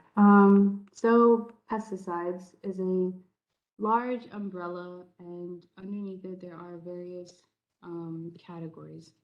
So insecticides are pesticides that target flying and crawling insects. Herbicides are pesticides that target unwanted plants or weeds, and the list goes on. Antimicrobial pesticides. So these are type of pesticides that target like mold, algae, bacteria. In the recent in 2020, when we had a lot of COVID cases popping up, antimicrobial pesticides were really in the spotlight because a lot of manufacturers were claiming COVID claims that certain products would protect you from COVID. And this became a very, we had a lot of meetings of what is or what isn't a pesticide. But anything that is used in otherwise on hard surfaces is going to be regulated under FIFRA. If it's something like hand sanitizers that are going to be used on hands, that is going to be regulated by Food and Drug Administration and not the EPA. So a couple examples of pesticides. I know for my parents, they always assume, oh, that just means, something that kills a rat or something that you would put on your lawn. But it also includes things like Clorox disinfecting wipes, the cleaning brand Fabuloso that you use to kind of clean your floor or on multi-surfaces, dish soap. There are certain paints that you can apply in your home that have mold reducing properties to prevent mold from forming or to capture moisture. So it's much larger group of products than I think a lot of people think it is. So what determines product to be regulated under FIFRA? Well, there are 3 categories. Claims, which is any kind of statement on the product, on the packaging, or on the website. Composition, which means the ingredients. And knowledge, which means intent or intent of the intent of the product by the manufacturer. It's not a requirement that the product must meet all 3 of these pillars, but at least one of them, if met, then the product is regulated under FIFRA. So diving in a little bit more into these 3 pillars, claims is when the person who distributes or offers for sale the substance claims, states, or implies by labeling or otherwise that the substance can and should be used as a pesticide. So this can be, as the example says, antimicrobial cleaners if it if it says anywhere on the packaging kills viruses, that product is automatically going to be regulated under FIFRA. On hard surfaces. Sorry, I forgot to add that. If a product claims kills mosquitoes, kills bed bugs, that claim subjects the product to be regulated under FIFRA. Claims are not only limited to just like the label that you see when you go to the supermarket or what you see online.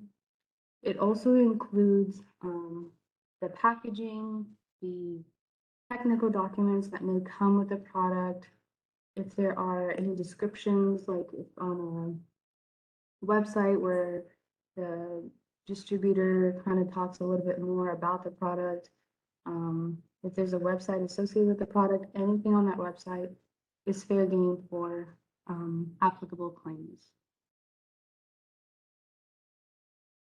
Second pillar is composition.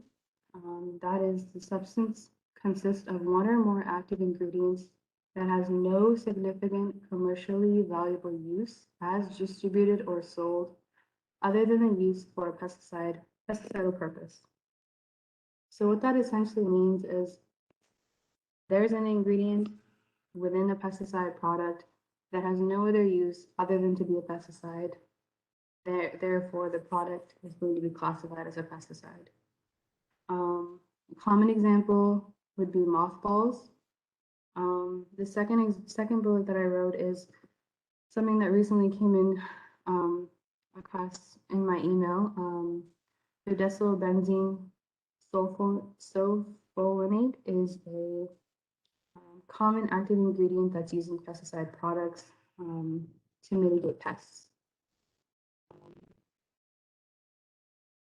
And I think I brushed over this a little bit, but active ingredient means an ingredient that has that pesticidal property.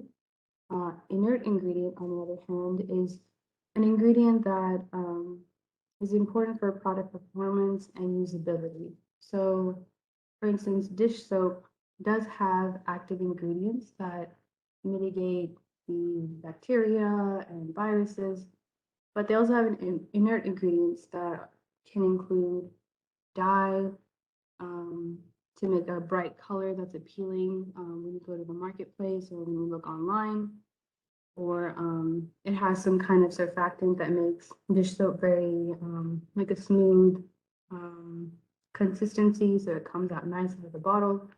All of those are going to be considered inert ingredients. It's not really, it doesn't have that pesticidal property. The third pillar is knowledge. The person who distributes or sells the substance has actual or constructive knowledge that the substance will be used or is intended to be used for a pesticidal purpose, or the intention. This pillar is a little bit difficult to prove. A little bit difficult to enforce because it is a little bit abstract. But an example that I've seen in my enforcement cases is that a product is marketed amongst other registered products, or it's marketed in a way that, if you see like a suggested products listed online, you can see that a product may be listed there, but it's not registered. It doesn't have any claims. It doesn't have any active ingredients, but it is placed in a way that a consumer may assume, oh, well, by association of other products, this product may also have pesticidal abilities. So there are some requirements for a pesticidal, for a product to be a compliant pesticide product. That is, the product needs to be registered with the EPA, produced in an EPA registered establishment, and labeled according to the EPA accepted label. We're going to dive into those. So registration number is like a very unique identifier for each particular product. It consists of a registrant company number followed by a dash with a product number. So for example, the product Roundup Aquamaster herbicide has a registration number 524 343. The 524 is the company number, Monsanto, and then 343 is the product number. So you'll probably see if you go to a store or if you are familiar with Monsanto products, there are going to be a lot of products that start with 524, but then the last digits are going to be different.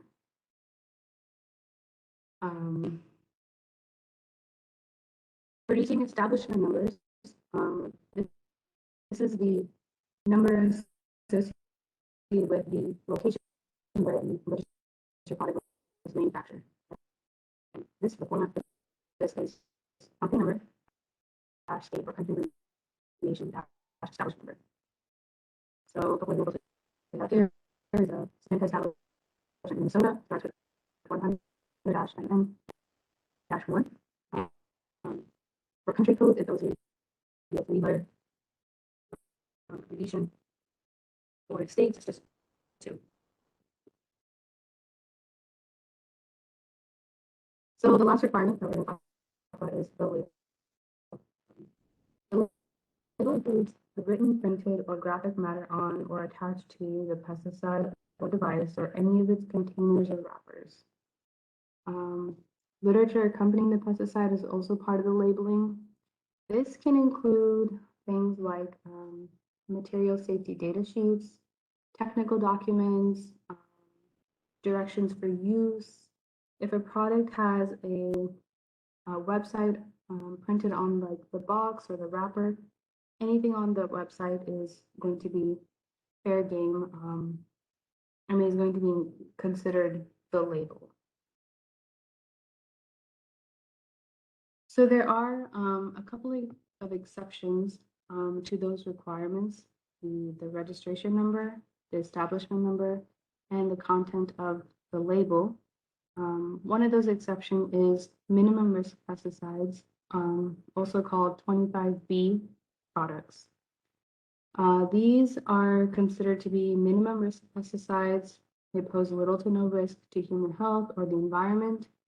EPA has exempted them from requirements that they be registered under FIFRA.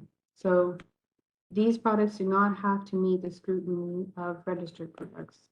An example of this are citronella candles.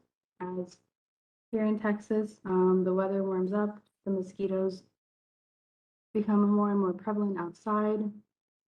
So citronella candles have been marketed to mitigate mosquitoes, and a lot of people, a lot of manufacturers sell them in this time of the year online or in stores.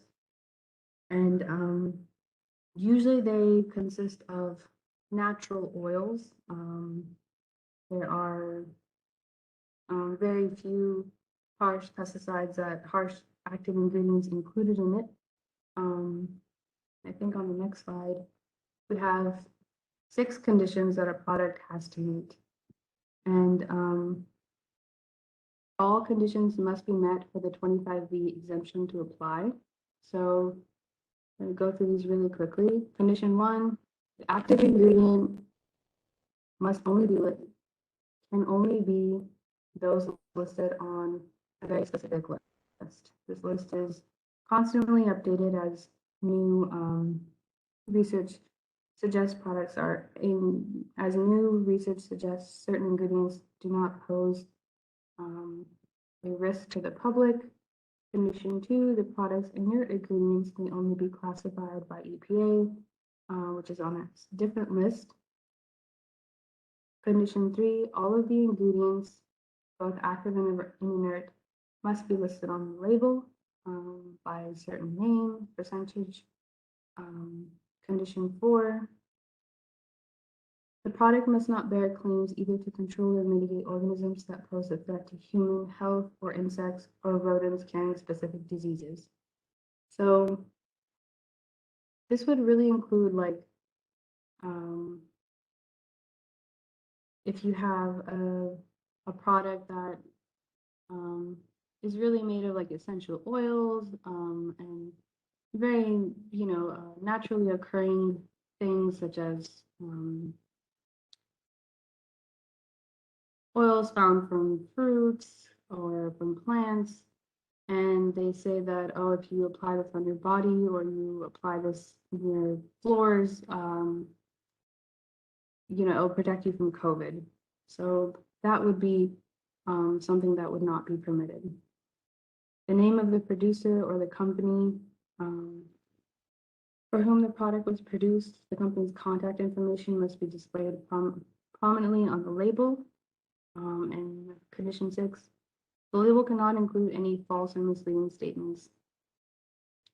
So an example of condition 6 would be if someone said, oh, this is a natural antimicrobial, that would be very false and misleading. If it is an antimicrobial, it should have data to support it, which in this case, since most of these ingredients are very pose little risk, then they typically would not have such a strong research foundation. So far, we've been talking about pesticide products. I wanted to talk a little bit about pesticide devices. This is kind of the two faces of the same coin. So pesticide products and devices are regulated under FIFRA. Device is any instrument which is intended for trapping, destroying, repelling, or mitigating any pests or any other form of plant or animal life, but not including equipment used for application of pesticides when sold separately. So an example of this is water and air purifiers, such as those used in the kitchen faucet. A lot of people have them attached to their kitchen sink where it can purify the water. So that device in itself, that product in itself would be considered a pesticide device.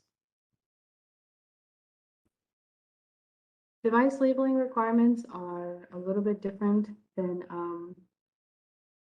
the pesticide products. Devices do not have to be registered like pesticides, but must be produced in a registered establishment. This establishment number should be placed on the label. Products may have some directions of use or manual, and there can be no false or misleading claims. Devices subject to regulation, certain ultraviolet light systems, ozone generators, water filters. These all can be, applicable to FIFRA. Let's see what else we have. We have certain kind of sticky papers that you, here in Texas, we use a lot. We put in garages or near doors where certain bugs will get trapped on there. Fly paper, all of these would be considered under the umbrella of FIFRA.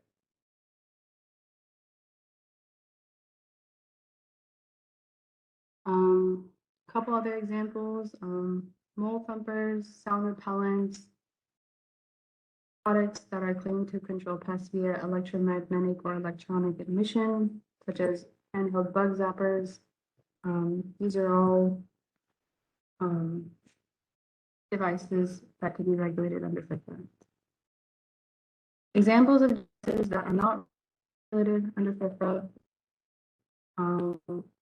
So really is devices that depend for their effectiveness more upon the performance of the person using the device than on the performance of the device itself. For example, a fly swatter would not be considered under FIFRA. Devices that operate to entrap vertebrate animals, such as fish and mouse traps, are not considered under FIFRA. So an example of a violative device that actually happened not too long ago.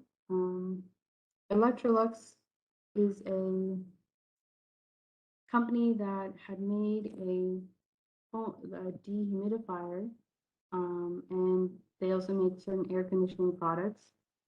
And what the product essentially was they were marketing as a device. However, The product is no longer a device when the the device contains a chemical that is required for the device to be functioning. And in this case, it was a nanosilver filter that was used inside this device. And because of that nanosilver pesticidal properties, the device was able to function as mitigating mitigating a pest. However, since this is a chemical, the product is no longer a device, it's a product. And therefore, it has to meet those requirements of being registered and meeting certain label requirements.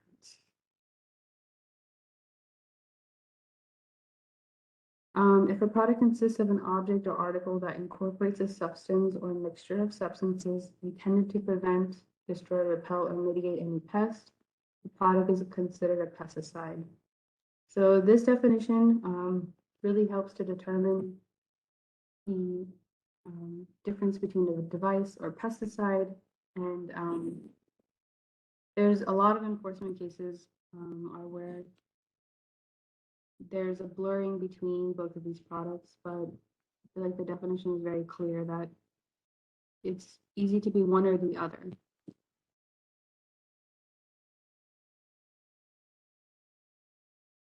So talking a little bit about how we see these products in e-commerce, there are a couple of online stores that a lot of consumers purchase products from. Walmart, Amazon. Walmart is here in Region 6, Amazon, Target, eBay.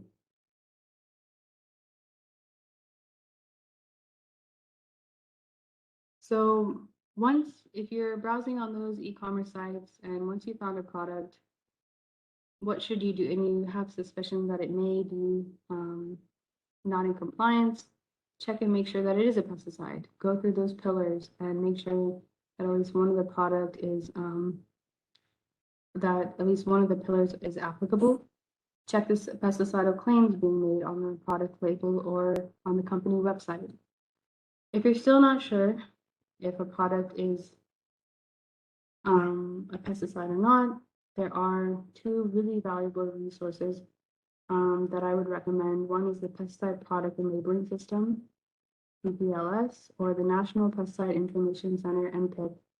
And you can use both of these websites to further evaluate your pesticide to see if it's a pesticide or not.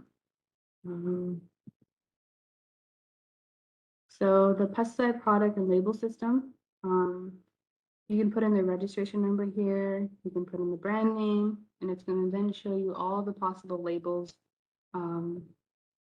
of that product. So if you think, oh, this claim looks a little fishy, I'm not sure, and you put the number in here and then you see, oh, the label that this database is showing me versus what I'm seeing online is different, then that is a volatile product. This is a very common thing. A lot of manufacturers will sometimes borrow or steal registration numbers and they'll just put it on their product, making it appear as if the product's in compliance, but in actuality, it's not.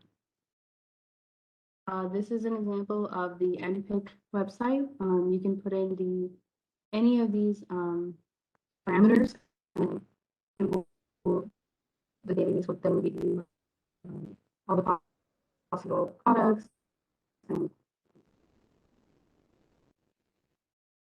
information about those products so you can further evaluate the product is compliant or not. There is also a product's master label is often the point of reference you'll use when investigating an online pesticide. You can go to these websites again and compare. The master label is considered what EPA has approved, and you can compare it to the product that you see in the e-commerce site. If there is any discrepancy, then that would be grounds to determine if the product is not in compliance. So that is the end of my presentation. I would say if you have any questions, if you have a product that you are worried about or just really inquisitive about, please do not hesitate to email me, call me. I love seeing new products and seeing what how crafty some people will get. So feel free to reach out if you ever have any questions. Thank you. Thank you, Sidra. Are there any questions for her right this minute? If not, go ahead and put them in the chat box. Someone asked if you could share your presentation. Is that okay if you share your presentation, Sidra? Of course, of course. Okay, if you can get that to us, we can send it out. Okay, then, if there's not any other questions, we'll go ahead and go to our next presenter. It's going to be Chrissy Morgan from the EPA Region 6 talking about pollinator health and pesticide use.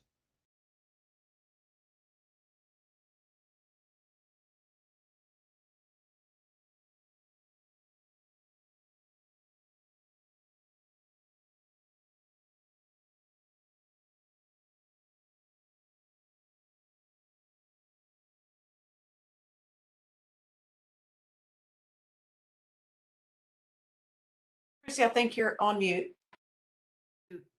Can you hear me now? Yes, we can. Okay, good. I know I shared the screen and then accidentally did not unmute myself before sharing the screen. Sorry. And we can't see your screen. Okay, good. All right, awesome. Thank you so much, Karen.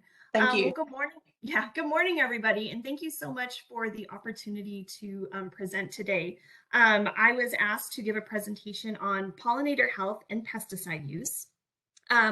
Typically, these kinds of presentations are very focused on the use of conservation strips and pollinator plantings as a means of increasing pollinator health. But I'm actually going to take a bit more of an academic approach today as far as the discussion on pollinator health and then how that integrates with pesticide use.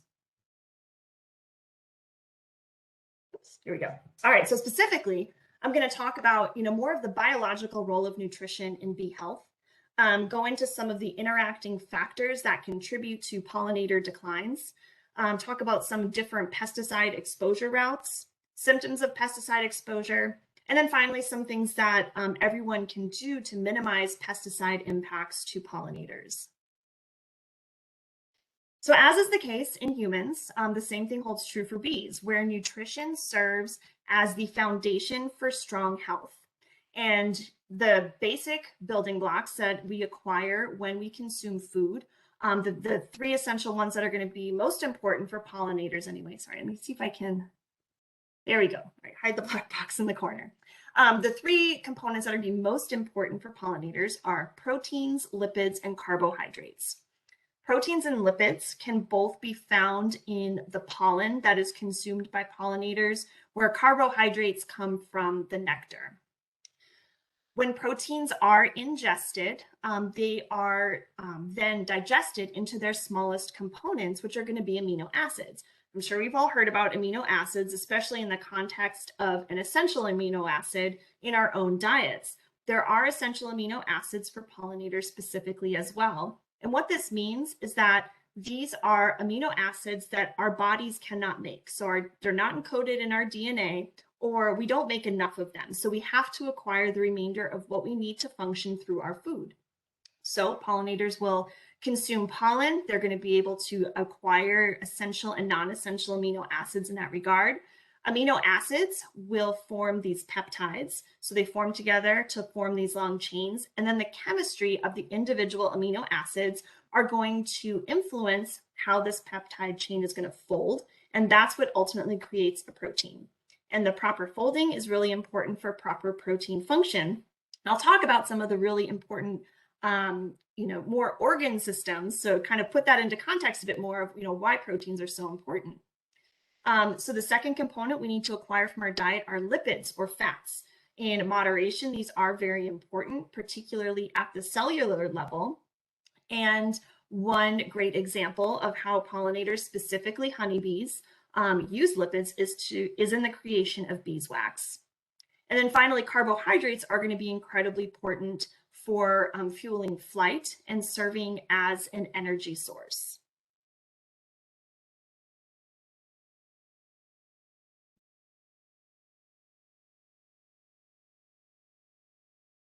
All right, there we go. All right, so proteins are critical for the maintenance of the overall physiology. So a lot of my examples moving forward are going to be focused on honeybees.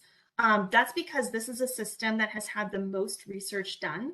Although it is reasonable to assume that these exact same examples, they are going to translate in other pollinator systems. So for other native and solitary bees, as well as some butterfly species as well.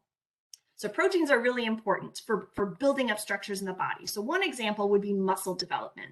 The picture on the left is an image of a honeybee that has been sliced in half.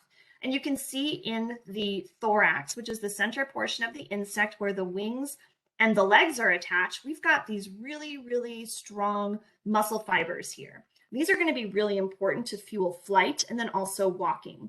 If a honeybee does not have proper nutrition while it is being reared as a larva, or does not have access to proper nutrition after it emerges as an adult, this is going to impact the size of the overall bee, but then also the size of the muscle groups. And that's unfortunately going to impact flight, meaning they're not able to fly as far looking for resources, and they're not able to fly for as long. A second system where proteins are very important is immunity. We all need a balanced diet in order to maintain our own health, and the exact same thing holds true for honeybees. The picture in the middle is of a honeybee that was exposed to deformed wing virus, which is transmitted by a parasite. And what this results in are bees that are much smaller than their counterparts and also crumpled wings. So this worker right here will never be able to fly, and she's going to die within a few days. There are other factors that kind of interact with immunity in this particular disease example, but the point holds true. When we have robust nutrition, we're better able to stave off infections. The third example here, which I think is particularly interesting, is hypopharyngeal gland development. So this is an organ system. It's located in the necks of bees, and it actually serves a function similar to breast tissue in mammals. So the hypopharyngeal glands are responsible for the production of royal jelly and worker jelly. And this is what is fed to the developing larvae. So this image on the bottom is showing this is an adult bee that just emerged, and so her hypopharyngeal glands haven't developed yet. And then versus day 9, when she's had some time and good nutrition, they're really round, they're super chunky, and that's great. This is going to be great for production of lots of good, nutritious worker jelly and royal jelly to feed to the larvae. If a worker, however, has been stressed again, either as a larva or did not have adequate protein resources when she emerged as an adult, her hypopharyngeal glands are going to be somewhere in the middle. Fats or lipids are critical and biologically multifunctional. So this is specifically true in honeybees when it comes to overwintering success. So if anyone is maintaining honeybee colonies, you know that when you check them in the spring, it can be a fingers crossed moment because you're hoping that the colony was able to survive over winter. The bees that emerge in the fall are the ones that are responsible for forming a cluster inside the hive of adults. They help keep the queen warm, they keep the queen fed, and they're just going to feed on all of the honey that they've been storing all summer. And this is the crop of bees then that are going to be available to rear the new larvae in the spring so that foraging can start again. So if bees do not have access to adequate nutrition in the fall, they're going to have an underdeveloped fat body and be much less likely to survive, which can result in colony death over the winter. Lipids are can be also considered sterols, which is a hormonal precursor. Hormones are incredibly important in regulating many different aspects of our behavior. If you have teenagers at home, they may be playing a more vital role in your current situation than for others. But one example would be molting hormones in pollinators. So these sterols must be consumed in their food, and then the body converts that into a full hormone. Now, molting hormones, so an insect, they're not like us. They have an exoskeleton, which means they cannot grow until they have shed their exoskeleton. They get a little bit bigger and then reform that for protection. If molting hormones are not present or are not present in high enough quantities, they're going to get stuck going from one life stage to the next. So this is a late instar larva is what we would call this. If molting hormones are not present, it may not be able to turn into a pupa. Or if it does make it to the pupal stage, it may not be able to emerge as an adult. It'll get kind of stuck in that stage and die. So again, when you have a lack of lipids in the diet, this could have real world consequences to the overall survival of the entire colony. Now, as far as carbohydrate sources in the environment, the one we're most familiar with is nectar, which is acquired through flowers. But there's a couple of other sources of carbohydrates that pollinators can take advantage of as well. One is extrafloral nectaries, which are a gland that's located on some plants, kind of at the base of a leaf. And what these do is produce a sugary water substance. It also has some amino acids in there. And the plant is producing these actually to draw in natural enemies or different kinds of beneficial insects. So for example, a ladybug. They're predators, but they can get attracted to the sugar water, get their own boost of carbohydrates as the plant draws them in. And then, hey, maybe there's some aphids there that they can also feed on. But honeybees and other pollinators can also take advantage of this as a carbohydrate source, but also as a water source in certain dry environments. And finally, honeybees can collect carbohydrates from honeydew. And this is produced by sap-sucking insects who feed on the sugar water inside of plants and then are effectively pooping out partially digested sugar water, which is still a very valuable resource that can be taken advantage of by honeybees. Most often, you're going to see this in forested areas where you have a lot of these types of insects collecting on trees, and then honeybees will utilize that as a carbohydrate source. When they get back to the colony, they're going to put the raw nectar inside of cells, and then this is going to undergo a process of dehydration, and they'll also add some different enzymes to this, and that's what eventually converts it into mature honey, which is what the honeybees are actually feeding on as a carbohydrate source. So hopefully our eyes have not all glazed over with PTSD flashbacks to high school biology, right? But I want to provide this basis for why nutrition is important. We always talk about floral diversity and access to flowers in the environment as being so important for pollinators and honeybees and other bees. Well, that's because floral diversity is effectively the equivalent of nutritional diversity. So this graph is going to kind of demonstrate that. So what we have are these different bars. Each bar is represented by a different color, which corresponds to a different plant species. We've got alfalfa, date palm, squash, sunflower, and canola, all of which are plants that are fed on by honeybees. What we're showing on the bottom or on the x-axis are just different amino acids. So we've already talked about why they're so essential as the building block for proteins. And then the bars are just showing the relative composition of these in relation to each other. So let's just take one example here. Let's look at leucine right here. It's one of the essential amino acids. So if honeybees were in a field of sunflowers and only had access to this one flower, you'll see that this essential amino acid, they're not going to be acquiring as much of it from sunflowers as they would be if they were feeding on, say, a field of alfalfa. Well, we can kind of look at the flip side of that. So let's go over to histidine. If they only had access to alfalfa, they're not getting as much histidine as they would need if they were, say, foraging in sunflower. Now, it's not necessarily the individual plant species that are important, right? But what I'm hoping that this graph is showing you is that each plant species is going to have variability as far as the nutrients that bees and other pollinators are able to acquire from them.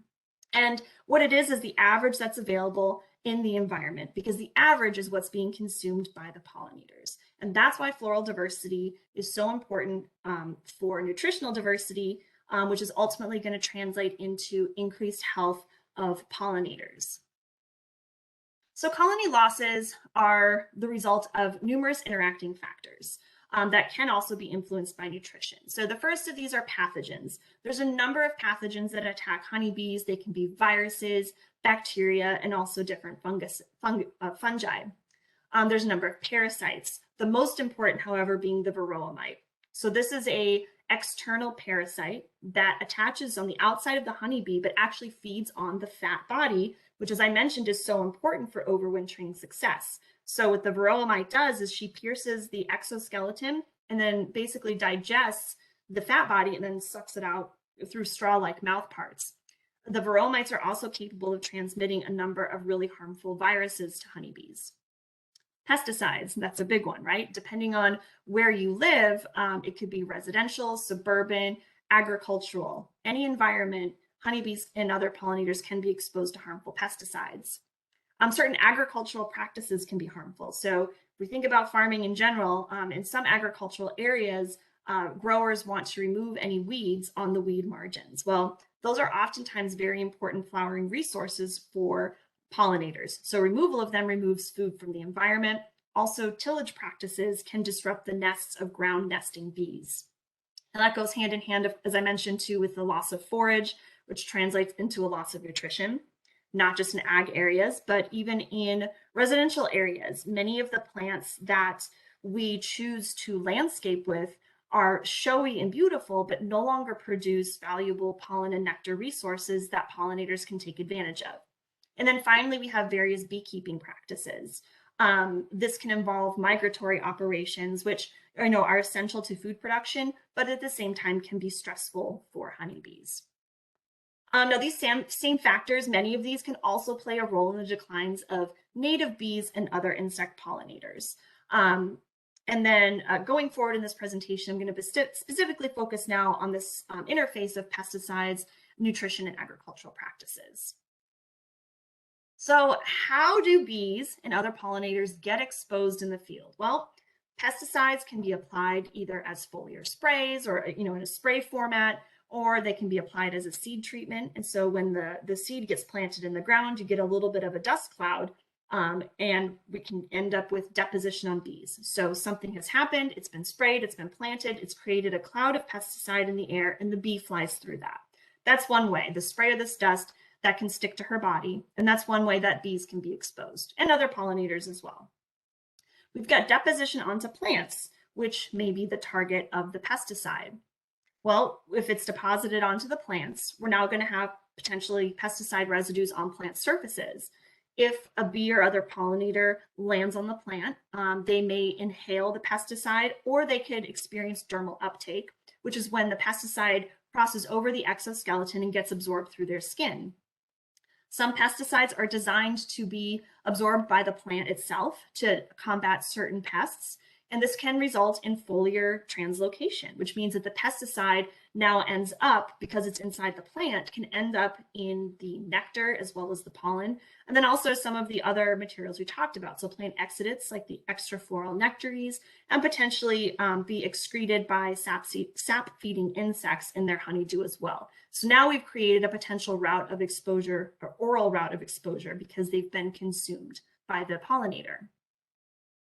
Deposition onto the soil results in residues on the soil, which again can just be inhaled or taken up through the skin.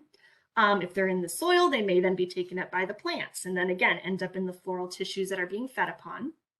We can also end up with runoff or erosion events, and this is how they can end up in surface waters, which will be particularly bad if it ends up in puddles, because honeybees specifically will go, they need to drink water as well, but they'll collect water and bring it back to the colony as a means of regulating the internal temperature and keeping the humidity appropriate for rearing the larvae.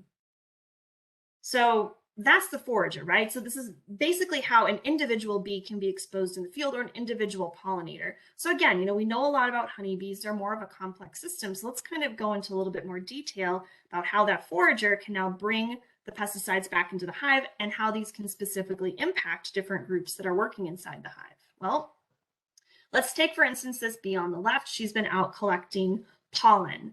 Well, the hive bees, the ones that are working inside of the colony, can be exposed when she hands off this pollen to them through the processing and putting it into different cells, and also through ingestion if they consume it. Now, these hive bees, who are themselves maybe the nurse bees, so they're the ones with these hypopharyngeal glands that are then turning around and excreting a substance to feed to the larvae. The pesticides can be potentially transferred through this brood provision. So in here we've got a picture. This is a honeybee larva that probably just hatched. It's very, very young, versus one over here that's probably about to turn into a pupa. And what you always want to see are these bees swimming in a pool of worker jelly or royal jelly, and that's what they're consuming, but also potentially a route of being exposed to pesticides. So as I mentioned, royal jelly as well. If it's there, this is what's fed to get a larva to develop into another queen. If she's exposed to pesticides or is somehow weakened by what she's being fed, her ovaries may not develop fully. It means that her ultimate success as a queen when she founds a new colony will not be as high. Now, this is an interesting area where there's actually a lot of research being done, and we don't fully understand the implications of it, but pesticides very often end up in beeswax. For whatever reason, fungicides, we see a lot of fungicides that accumulate in beeswax, but also a lot of pesticides that are applied inside of the colony itself to help control different pests. These accumulate to really high levels in the beeswax. And as you can see in the image on the top right, that's where the larvae are developing. However, just because a pesticide is in the beeswax doesn't mean that it can just leave the beeswax, right? So it may not be bioavailable to the larvae. So its presence in the wax doesn't necessarily mean that it's harmful, though we do know that high levels can accumulate. And as I mentioned, it's an area of ongoing research. So I'm really interested to see how the bee research world moves forward and some of the results from that work. But ultimately, what this is going to do is impact the population size and overall colony stability. We're going to see reduced individual survival and behavioral changes as a result of pesticide exposures. We're going to see a reduction in queen fecundity, or her ability to lay eggs, and then ultimately in the brood success. So if she's not producing as many offspring, that's never a good thing. And then ultimately reduced colony strength and survival. Now, I keep using honeybees as a classic example, but wild and managed native and solitary bees are also going to be impacted by these different routes of pesticide exposure. So one example of a native would be the alfalfa leafcutter bee. This is a native bee, but they can be encouraged to nest colonially. So this is a tent showing a structure where we've got just thousands, maybe even over 1 million of these solitary bees all nesting together in an alfalfa field. So they're really important in parts of the country where alfalfa is grown for seed production. So not only could they be exposed through nectar and pollen resources, but also, as their name would suggest, they cut out circles of leaves and then take these back to line their nests. We've got the blue orchard bee, which is not native to the United States, but it was introduced for pollination services in orchards and is a managed bee here. So they can also be impacted through similar routes, though they're also a solitary bee that nest individually. We've got bumblebees. Various species are native. We have tons of native species here in North America, but we can also encourage them to nest in boxes, which can then be used for pollination services for certain crops. The inside of their colonies looks a little bit like a honeybee colony, but again, they can be exposed. And then, of course, we have over 4,000 species of native solitary bees in North America. Everything from really tiny sweat bees up to the really big carpenter bees, to my favorite, the squash bees, which are particularly important in pollination of native squashes and gourds in the southern United States. So what are some of the symptoms? From pesticide exposures, they can occur either in an acute format or in a chronic format. Acute is going to be a short-term exposure event where the bees have been, or pollinators have been exposed to a relatively high concentration, which is going to result in the sudden loss of large numbers of bees. In the case of honeybees, it's going to be relatively close to the outside of the hive. This could be because the foragers, they made it back, but then died before they made it inside, or they are inside and died, and then the workers removed them and threw them outside. You can see dead bees with an extended proboscis. So that's kind of what we're seeing here in this picture. The proboscis is the tongue of the honeybee. And it's thought that this, if you see one or two, that's not a big deal. But if all of them, kind of look like this, this is thought to happen in acute pesticide exposures because the bees are trying to regurgitate whatever substance it was that made them sick. And you'll also see behavioral changes. So they may be spinning, twitching, or disoriented. And then you can also sometimes see increased aggressive behavior or behavior that's just not typical of that particular colony more generally. Now, in chronic events, we see it's the result of a longer term exposure of a lower concentration of pesticide that may not necessarily kill individuals outright. The pesticide residues are likely brought back to the colony by the foragers, as I explained in previous slides. And this can result in a reduced size of the adult cluster or the number of adult bees at any given time that are inside the colony. And then also a spotty brood pattern is what it's referred to. So when you see a frame, you want to see a nice coverage of pearly white larvae. But if those larvae are dying as a result of exposures through their food, you know, the workers, the nurses are going to pull out those dead ones, and what you'll end up with is what's referred to as a spotty brood pattern. But what both of these have in common is that you are going to see a diminished overall strength of the colony, as well as potentially increased susceptibility to disease and parasites, especially in situations where you don't have access to good, diverse forage, which translates to higher quality nutrition. So how can we minimize the impacts of pesticides to bees? Well, we shouldn't necessarily avoid using pesticides because we have them to treat certain pest issues, right? That what's important is to use them judiciously as part of an integrated pest management program. This is going to involve any type of prevention measure to prevent the pests from showing up in a field in the first place through different cultural practices. It's monitoring to see if we even have pests, and if and when they show up, identifying what that pest is. And this is important for making sure that you're choosing the appropriate pesticide for the issue that you have.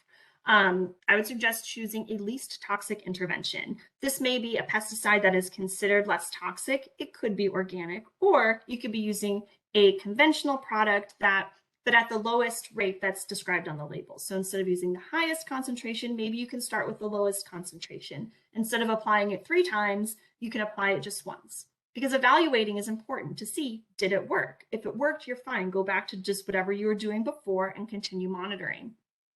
But if pests do not respond to other methods or populations are increasing too rapidly, it's important to choose an appropriate pesticide. And I want to point out that herbicides and fungicides can also harm pollinators. It's not just insecticides. So judicious use is always going to be important. Now, I've got an image here of a linden tree in bloom and a bumblebee visiting that linden tree. The reason being, the event that kind of sparked this national discussion on how pesticides are impacting pollinators, this happened actually in Oregon when a pesticide was inappropriately used, dinotefuran, during blooming of ornamental linden trees because there were sap-sucking insects that were pooping on people's cars in a Target parking lot. This was applied during flowering when pollinators were present, and it resulted in the death of thousands, possibly tens of thousands of bumblebees. So it was a kind of a traumatic event for the public writ large, looking at how, you know, this one particular case where, you know, a pesticide had such a great impact on a pollinator. So that leads me to kind of what Sidra was talking about in the previous presentation about how it's always important to follow the label.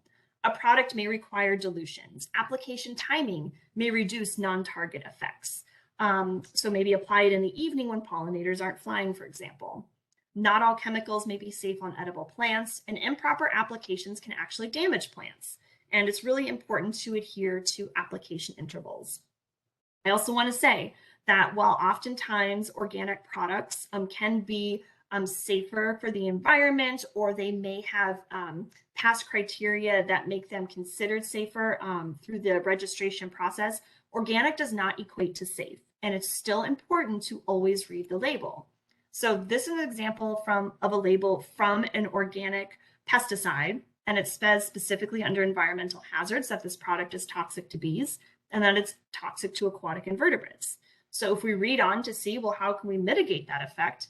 Well, it's toxic to bees that have been exposed to the treatment for 3 hours following treatment. So it's important to apply this product when bees are not flying in a field. And after 3 hours, the product will either break down or it will dry and will no longer have a significant toxic effect to pollinators in the field. Of course, though, it is important to maintain designated pesticide-free areas for pollinators wherever you are able, and pollinator gardening is a great way to do this. Having a diversity of flowers translates into a diversity of nutrition, so you're going to be maintaining more robust pollinator communities, especially if you're able to use native plant species. Many solitary bees have very close associations with these plants, and so you're going to be able to benefit the native populations, and through an umbrella approach, also be able to benefit honeybees or other managed bee species if those are being maintained in the area as well. Now, if you suspect that a pesticide-related bee kill has has occurred, you should report this ASAP. The EPA considers pesticide-related pollinator deaths of 50+ individuals to be a high-level pesticide incident. So basically anything that involves a honeybee is going to rise to the level of a high level incident. It's kind of an arbitrary number when it comes to solitary bees and also certain butterflies, because it's going to be kind of hard to meet that threshold or be able to prove that you met that threshold. But still, if you think it's happened, you should report it as soon as you suspect this has happened. So you should contact your state lead agency pesticides contact, because the effectiveness of any investigation is going to depend on timely reporting so that evidence and samples can be gathered before the pesticides start to deteriorate in the field. And the EPA does use this information in regulatory decision making when products come up for re-registration. So if you are a resident of a Region 6 state and your tribe has a cooperative agreement, or your tribal group has a cooperative agreement, so that's going to be the 8 Northern Indian Pueblos Council, as well as the Intertribal Environmental Council. Here's information on where you can go to report the bee kill. If you do not belong to a tribal group that has a cooperative agreement, these incidents can be reported at beekill@epa.gov. This is a mailbox that's monitored by headquarters, but when they see incidences, they'll forward it to the appropriate person in the region that you live in. So for Region 6, that's going to be me, since I'm the technical contact for pollinator issues. And if you happen to be in Region 6 or in any other region, you can report directly to your EPA region. And so if you're in Region 6, then that is going to be me. So, and then I can get that onto the appropriate people to make sure to initiate an investigation. So that's all I have for now. I don't know if there's time for questions or if we want to hold those until the end. Thank you. Okay. Thank you, Chrissy. If there are any questions now, we have time. If not, you can put your question in the chat box, or I'm sure that at the end of the presentation, we could ask for questions then also. Yeah, we just had some people wanting to know if you can share. Yes, I can share this. And I updated the last slide a little bit right before I gave the presentation. So I can share that with Karen, and then she is free to distribute that as well. Yes, I will. Thank you, Chrissy. Thank you.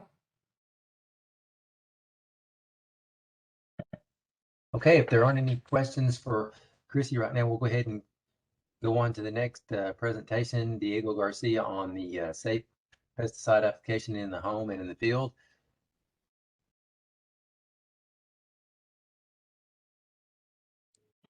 Hey everyone, can y'all hear me? Yes. All right. Let me start sharing my screen now.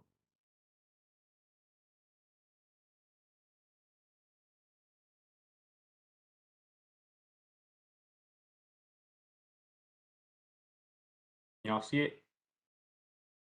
Yes, but we can see your notes. If you go to display settings. Okay. And then Well, click on duplicate.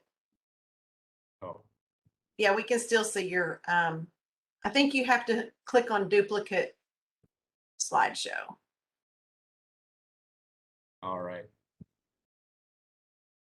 How does that look? It hasn't changed yet, but it's kind of, there it goes. It just had a lag. Now you're good.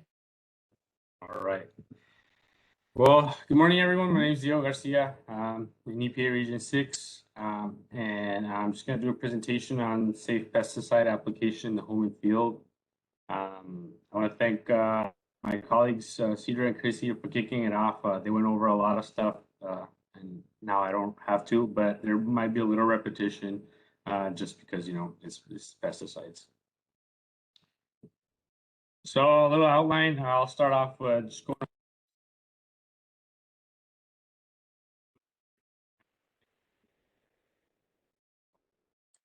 I think you're muted. Can you hear me? Hello? Now we can hear you, but you might turn up your volume just a little bit. Better?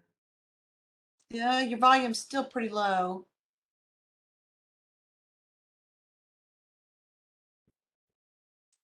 Yeah, it was real good there at first and it kind of faded out.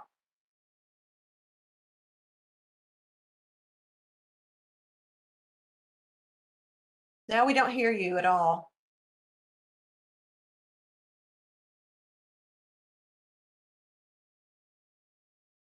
Can y'all hear me now? Yep. Now we All can. right. I don't know what happened, so I'll just go off the headset. I don't know if y'all heard everything, but Diego Garcia, EPA Region 6. I'll start off with this presentation on safe pesticide application. I'll go a little bit over pesticides, then integrated pest management, and I'll do an example on that. Then I'll go over labels and the importance on them for safety. Then I'll go and just gloss over pesticide safety application in the home and then in the field. Basically, go over the worker protection standard, which is there for pesticide safety. And then I'll wrap it up just going over some of the resources here in Region 6, some of our state leading agencies, and then other cooperative agreement grantees. So pesticide use in the U.S. it's estimated to be about 1 billion pounds. This is from a 2017 statistic by the United States Geological Survey. So we use a lot of pesticides in the U.S. We use them to control weeds. We use them to control insects and other pests, like mentioned before. And we have a lot of benefits from them. Some of the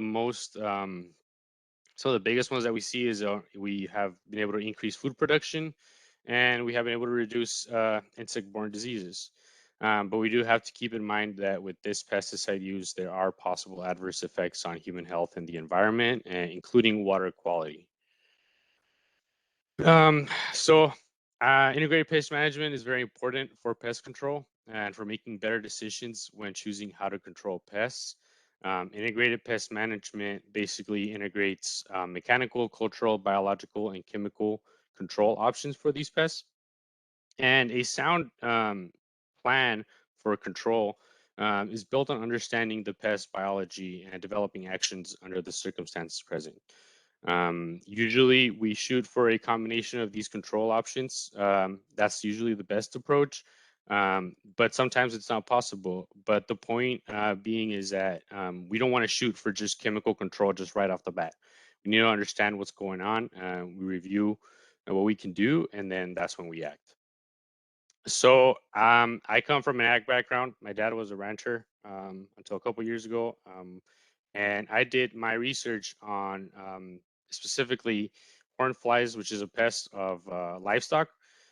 These horn flies are a blood-sucking ectoparasite, and they're very similar to mosquitoes that they need to obtain a blood meal to reproduce. And they live basically 95% of their life, they live on their host, on the cow. So when we go over, their biology, we know that they live on the cow. They only leave this host to lay their eggs on manure. Manure is the media that they use for these for their eggs to go through the life cycle through larvae and then eventually become a horn fly and then join the group back on the cow and keep on affecting these cows. So if we look at this biology, we know that they reproduce using that manure. So if I were to use a cultural control, I would remove the manure out of the picture and I'd be able to control population numbers. In the case of a producer that has, hundreds of head of cattle out on the field, they can't do that. It's not feasible. They can't go, following their cows all day, just picking up cow patties to stop this. But if I was a dairy farmer and I have, a small operation or even a big one in a building, I can, implement different forms of cleaning out and making sure that it's clean, the cow patties out of the picture, and therefore I can keep these pest populations down. Another option for control is mechanical, and mechanical basically means just physically taking the pest out of the picture. For these type of horn flies, there are fly traps, and again, out in the field, if I have 40,000 acres, I can't have enough fly traps to control them. But if I have a dairy farm, I can have fly traps around it and help with this control. There's also a biological method of control, and it's basically just like a predator-prey situation. So Hornflies do have there's a certain species of wasp that will prey on them. They're usually not naturally occurring. So like if I wanted to have these wasps out here, for example, in Texas, I'd have to buy them and put them out. But the thing is that these hornflies, they travel very well with the cow, and the cows can travel, miles a day if they're out on the range. And these wasps are not very good at that. So if I use that option, it might not work very good out on the range. But again, on a dairy farm, it might be a good option because it's not as big of an area to cover. And then our last option is a chemical option.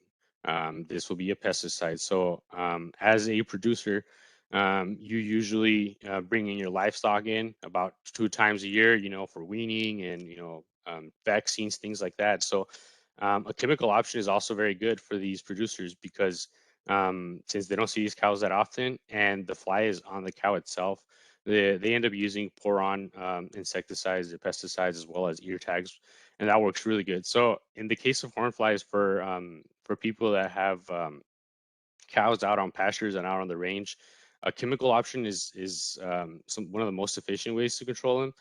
But for a dairy farmer, for example, they can use a combination of these things, or maybe even start with the cultural, the mechanical, and then if it's not working, they can do a little bit of a chemical control. And basically, the takeaway message is by using an integrated pest management plan, we can reduce those chemical applications sometimes, and basically have a sound plan on how to approach it, not just basically because everybody just uses this product and they've been using it for years. That's not going to be it's not a very good way to go about it. And then we also eliminate the possible adverse effects, because if we don't even get to use a chemical, then we're already being safer. So how do these IPM programs work? We start off by setting an action threshold. For example, with hornflies and cows and livestock, the economic threshold that's set in the literature is about 200 flies. So if I have my herd of cows and they have 50 flies, I might not even do anything about it, because usually what they say is that at 200 flies or more is when we start seeing decreases in performance and average daily gains. That's when it starts affecting the cow more stress. But if it's not getting to that point, then maybe I don't do much about it, or just start doing a couple of things. But once I have that threshold and it gets passed, then I can come up with a pest control action and figure out what I need to do. We need to monitor what isn't a pest. Just because we have something doesn't mean it's a pest. Just like Christy was mentioning, we need to identify what can actually cause some problems. And then by understanding the pest biology, we can know how to prevent some of these populations to increase. If I'm able to, clean up and have clean stalls with no manure, then I basically can prevent the flies from reproducing. And then we focus on control. Once we want to control these pests, we got to evaluate what are going to be the proper control methods. If we decide on a chemical, we got to identify the effectiveness and the risk.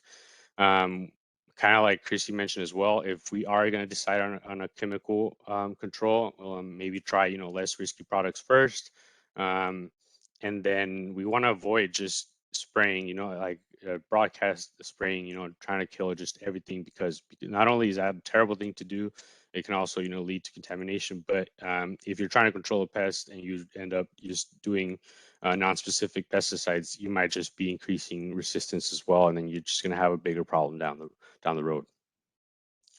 So all this information, that once you decide you want to use a chemical control option, and you decide on looking at pesticides, all the information you're going to need is going to be on the label. So these pesticide products have critical information on how to safely and legally handle them. The difference about pesticides is, unlike most other product labels, the label in a pesticide is legally enforceable. And if you ever read one, you might have come across the sentence that says, "It is a violation of federal law to use this product in a manner inconsistent with its labeling."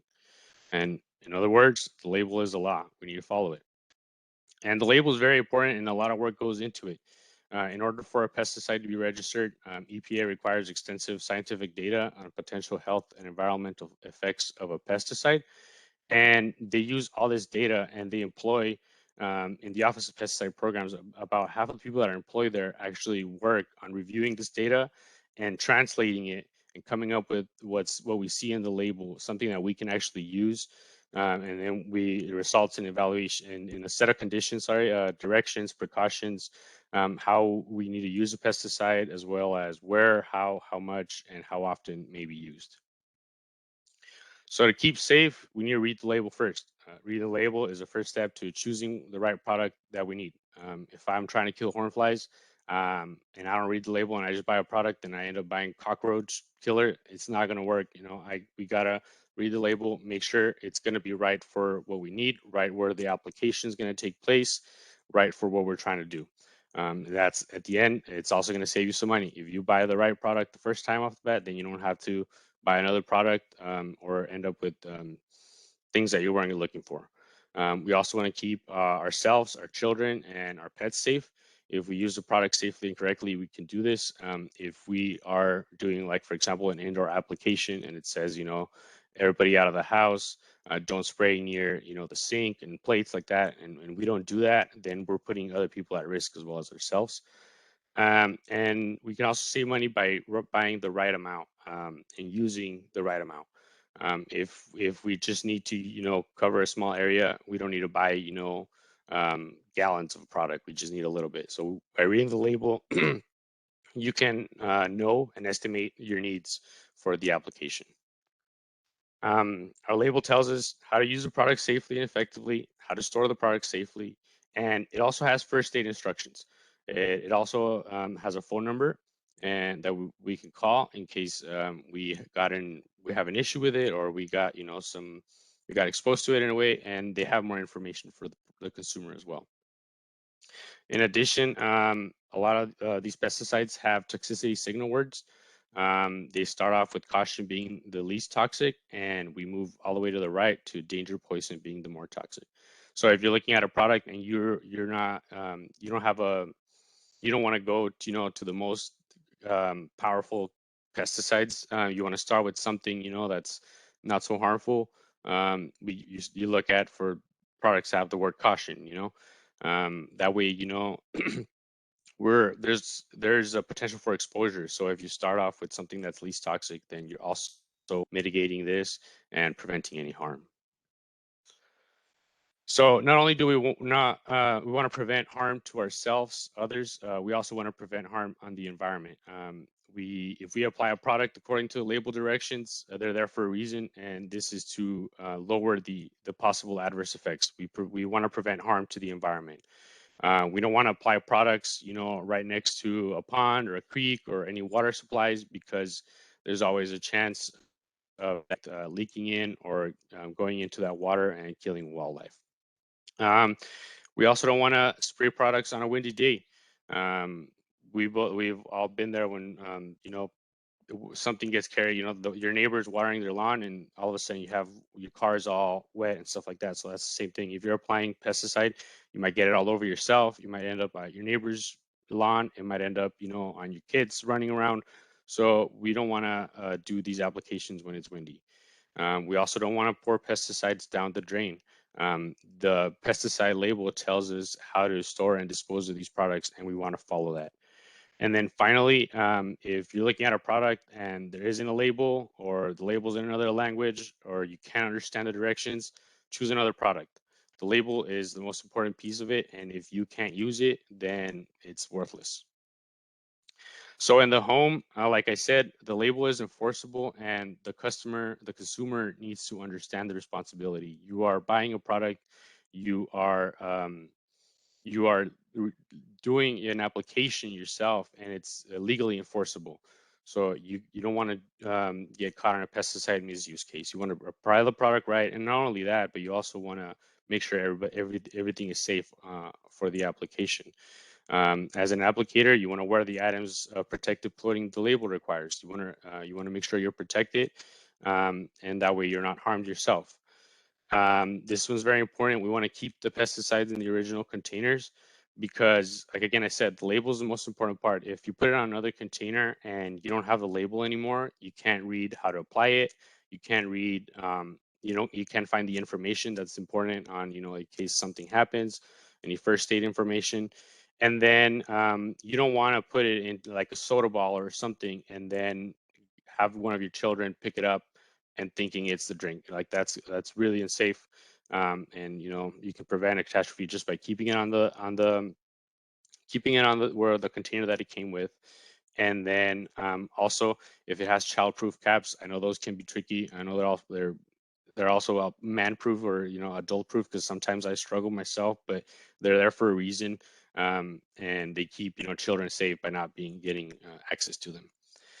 Out on the field, we have the Worker Protection Standard, and that's we call it WPS, and it was established to reduce risks associated with occupational exposure of pesticides to agricultural workers and pesticide handlers. But it's not only focused on these workers and handlers. It also aims to protect those nearby and those around them. If you live, I grew up around farms back in El Paso, and it's nice to hear that this Worker Protection Center is in place to protect me, even though I knew nothing about whether it was being applied or not. This Worker Protection Standard requires agricultural employers to provide product information, training, protection to limit risk of exposure, and decontamination supplies and help in case of illness or injuries to the workers. These are steps that need to be taken before, during, and after these pesticide applications. And whenever PPE is needed, PPE has to be used. The minimum baseline required for a PPE required for a pesticide is long sleeve shirt, long pants, socks, and shoes. I know many of us, before I knew how, I remember seeing my dad, spraying Roundup and stuff, on shorts and sandals, and that's unsafe. We need to keep ourselves safe and just follow at least those minimums. And then there are products that even require even more. So if you're going to be mixing or diluting, some require you to wear gloves, goggles, things like that. And although it sounds annoying, it's for your safety. It's for a reason. Once we do an application, and this goes for agricultural workers as well, it is recommended that the clothes are removed right after and washed separately to other clothing. We don't want to, go apply a pesticide and then walk in the house, touch everything, hug your kids, grab your dog, sit on the couch, go to your bed, because you're just increasing the hazard of that contact and just that exposure to other people around you, and then just having that pesticide in the home. As an agricultural worker and pesticide handlers and even early entry workers, the ag employer has to provide the PPE for you.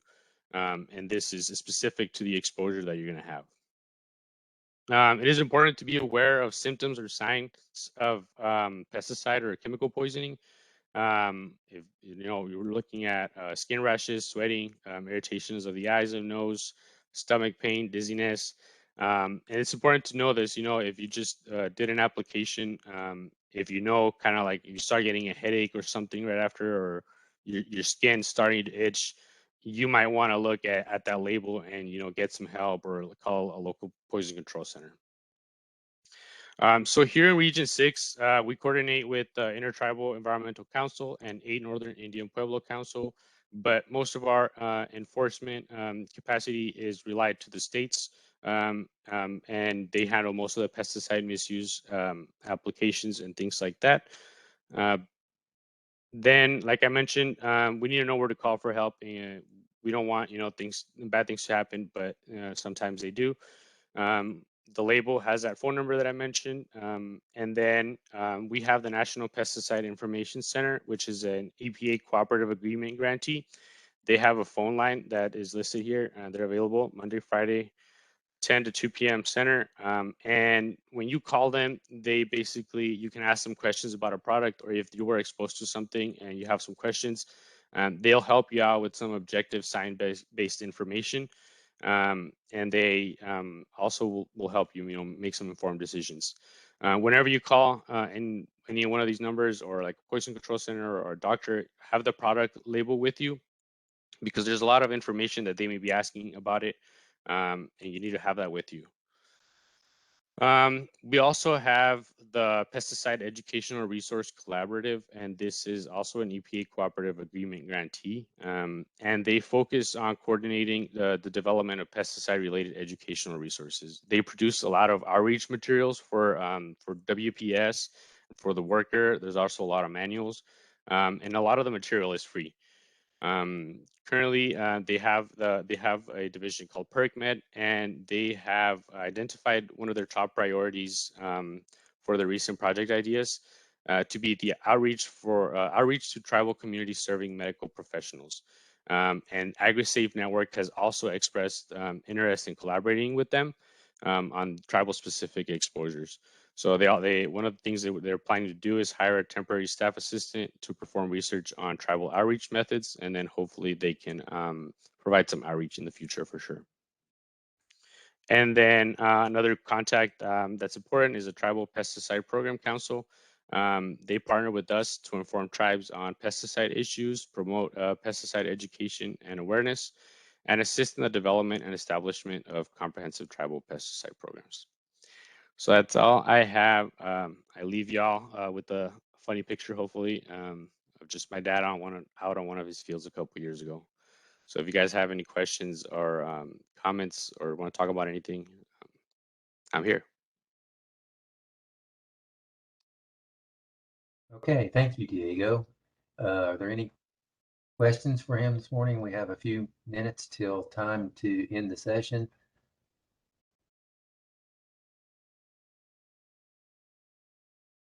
If not, if you do have a question later on, if you put it in the chat box, Karen will make sure that it gets to Diego, and I'm sure he'd be happy to get back with you and answer your question. It's a lot of information to have to get at one time. So if you have any questions, go ahead and put them in the box, and then we'll make sure that the questions get to him and he can answer them for you.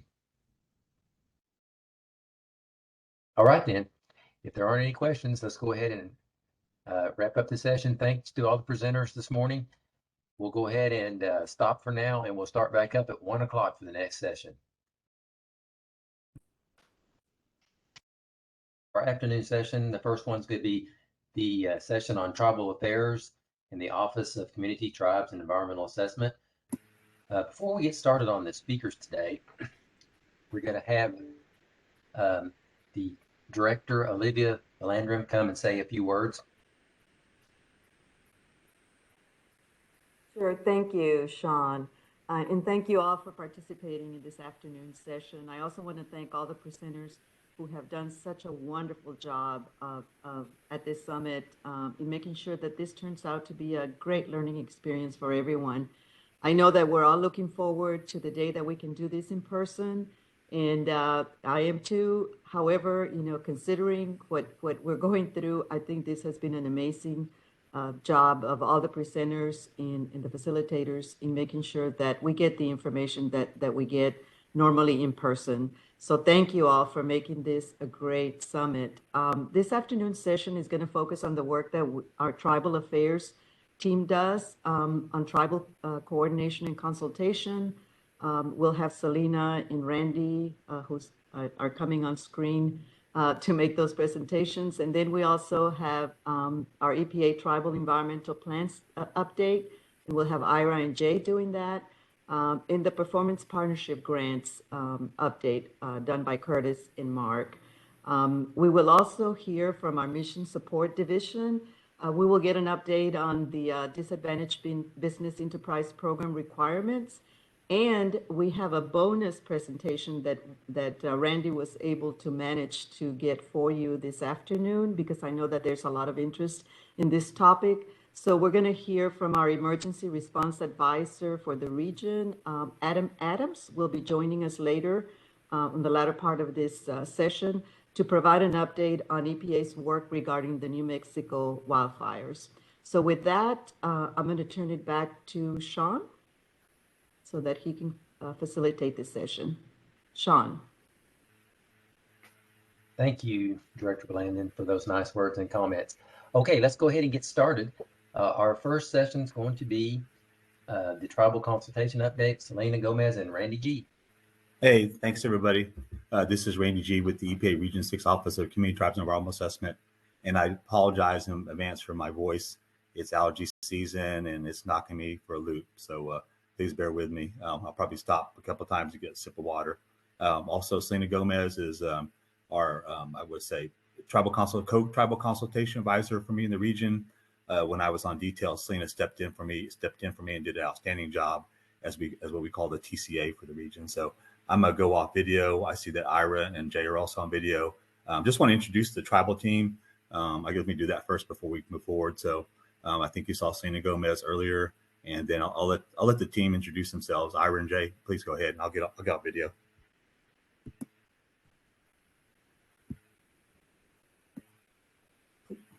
Ira, I think you're on mute.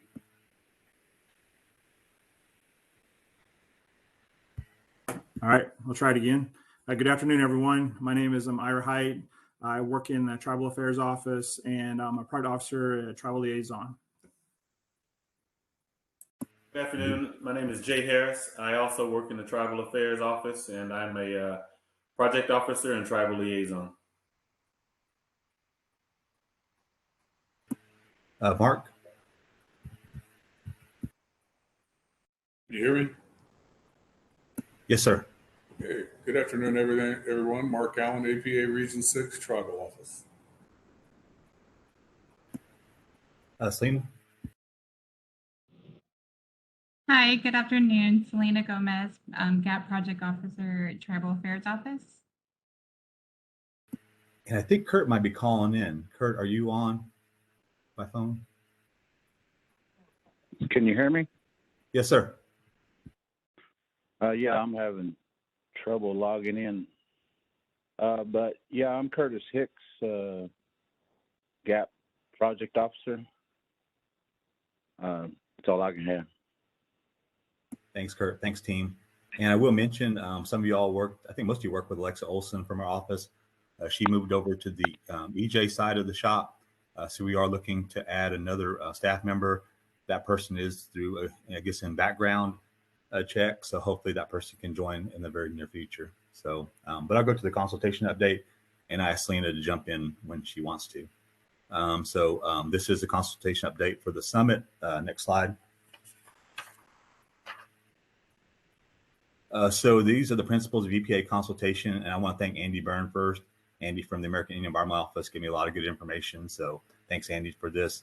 When do we consult? When we consult on a government-to-government basis. We consult when EPA actions, decisions may affect tribal interests. This is pretty broad, and I know the agency wanted it that way. We may consult at times when other agencies might not, but we keep our consultation policy pretty broad. And we also want to make sure that there's a process of meaningful communication prior to EPA taking decisions or taking actions or implementing decisions. We definitely want to make sure the consultation is meaningful, that the cake is not baked, for lack of a better word, before we make our decision. Next slide.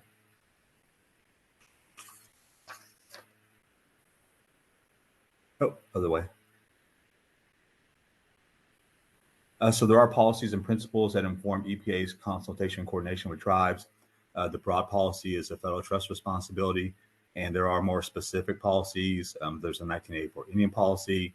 There's the Executive EO 13175 consultation and coordination with tribal governments.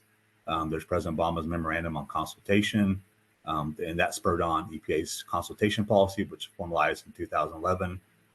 There's our guidance on discussing treaty rights, and then the recent memorandum from the Biden administration on consultation and strengthening nation-to-nation relationships.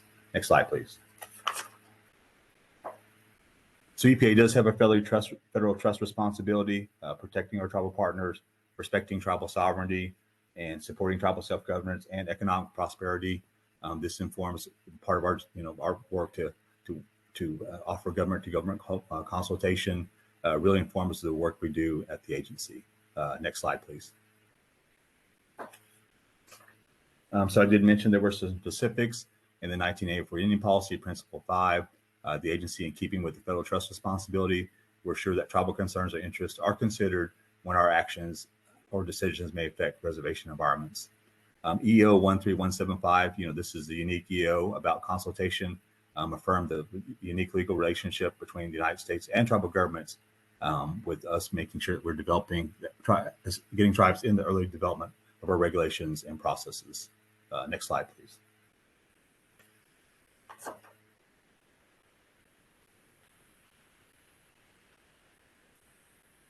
So President Obama's executive memo called on each federal government to develop a detailed plan on how to meaningfully engage with tribal governments and establish reporting requirements. So that did spur on EPA's 2011 tribal consultation policy. The agency was already consulting before that, but this spurred on our national policy. It spurred on designated in the Office of International Tribal Affairs, AA, Assistant Administrator as a designated consultation official. Designated regions and programs have tribal consultation advisors, and I'm that for Region 6, and me and Selena and I, and it defined 4 phases of consultation. Identification, so this is identifying issues, concerns that could be consulted on, tribe IDs, EPA IDs. There's a broad number of actions that we do consider that are available for consultation, so we'll ID those first. There is the notification of tribal governments about the consultation.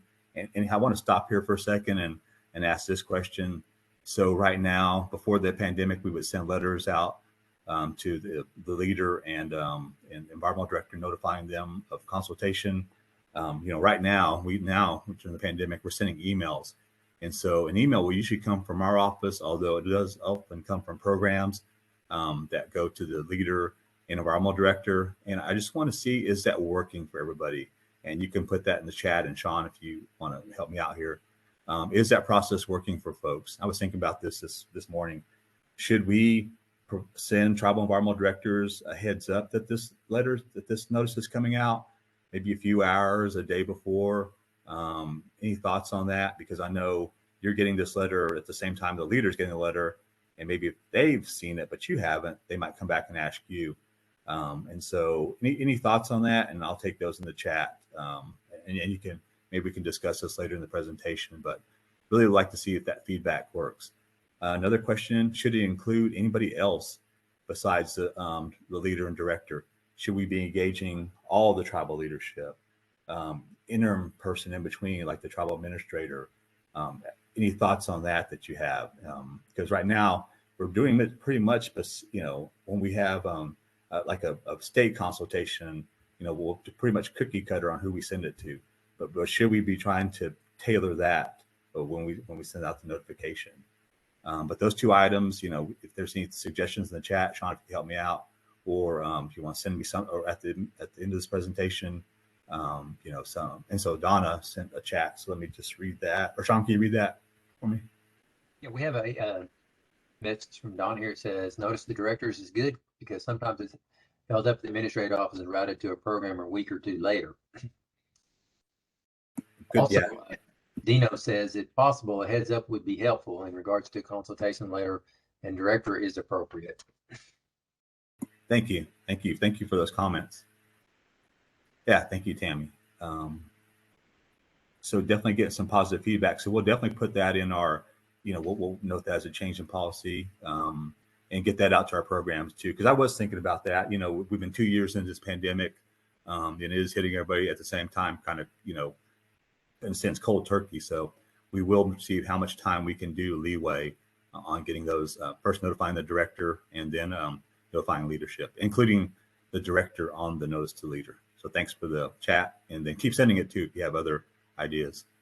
The third part is input, and this is where we have the meetings and take the input from our tribal partners, and then follow up how we took the tribal input in the final action, and that includes a closeout letter.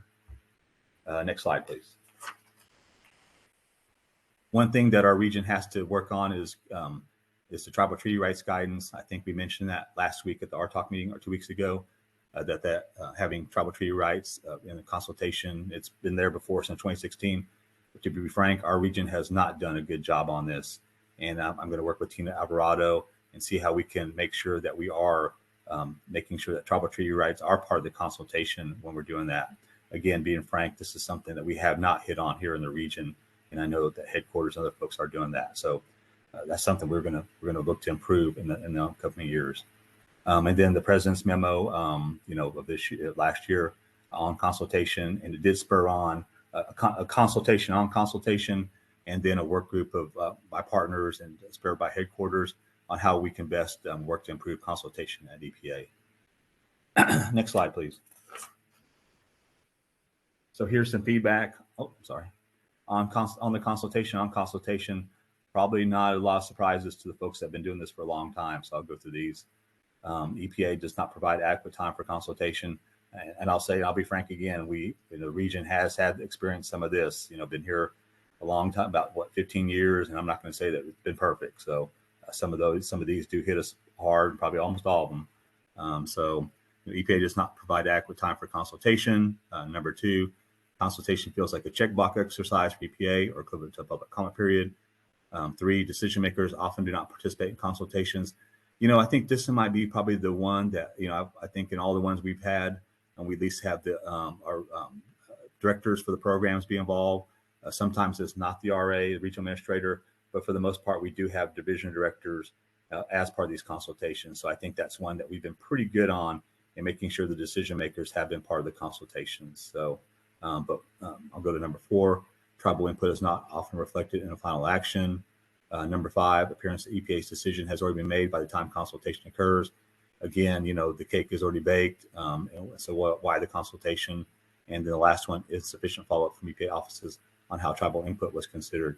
And again, I've been around here a long time, both on the tribal side and EPA side, and definitely, these probably almost all these apply to us all these years. So we're working to improve this. As I said, the agency has developed a work group to look at all these, the feedback from tribal partners. We're looking to institute some national guidance to see working on improve this. I think like on the first one, adequate time for consultation, and it'll be on the next slide, but this, like, for example, the first safety consultation, we didn't go 30 days.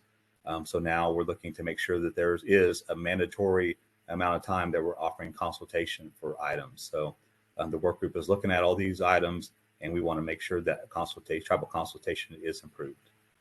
Next slide, please. So there have been some consultations of note. I mentioned the safety consultation. We've had 3 separate consultation opportunities, 1 from the previous administration and 2 under this administration. The last one closed early February, as Joanne Chase noted.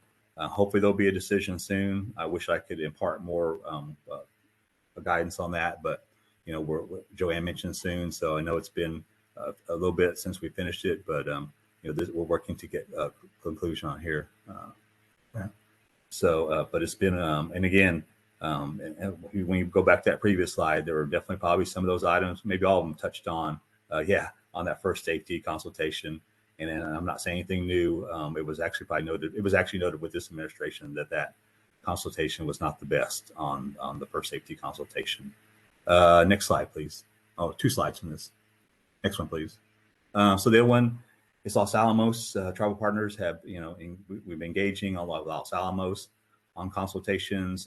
The radioactive liquid treatment facility, that one just concluded.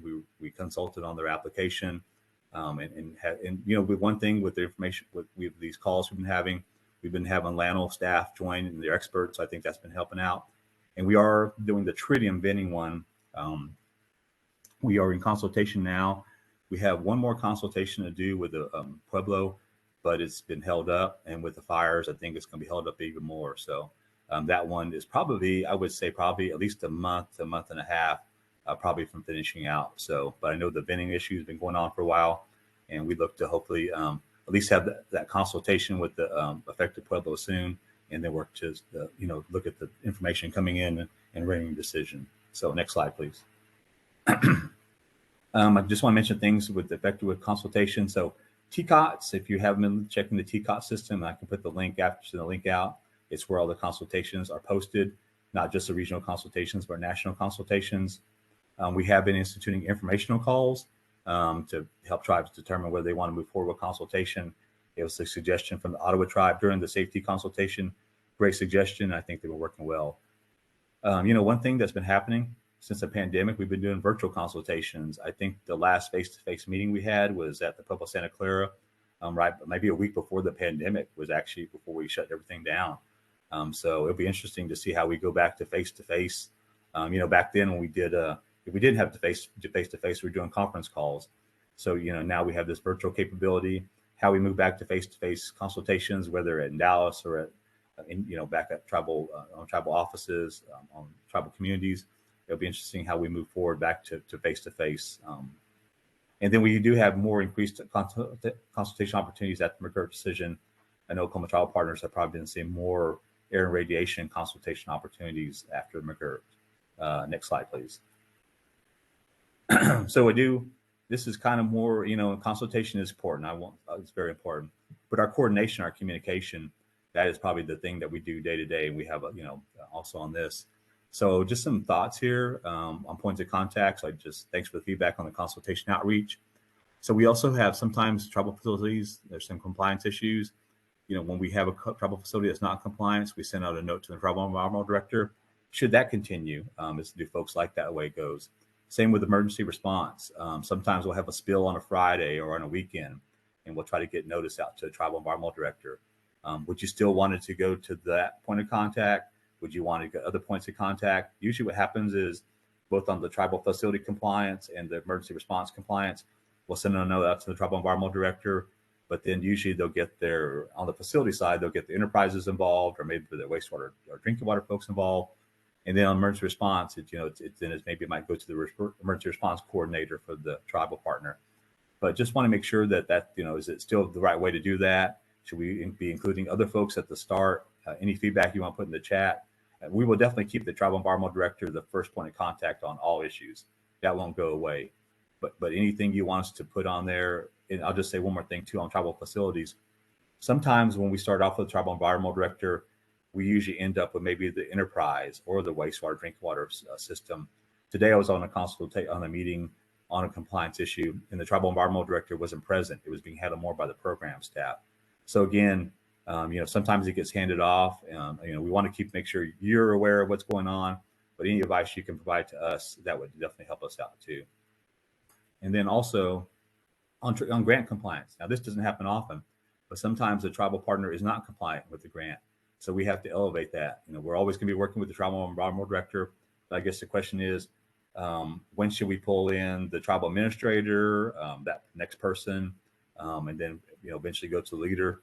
Any feedback on that? Now this one doesn't, like I said, happen that often. It's pretty rare, but when it does, it seems like other folks want to get involved, and sometimes we worry about cross communication. We will always again stay with the tribal environmental director. But any guidance you provide on how these points of contact should remain, that would definitely help us out.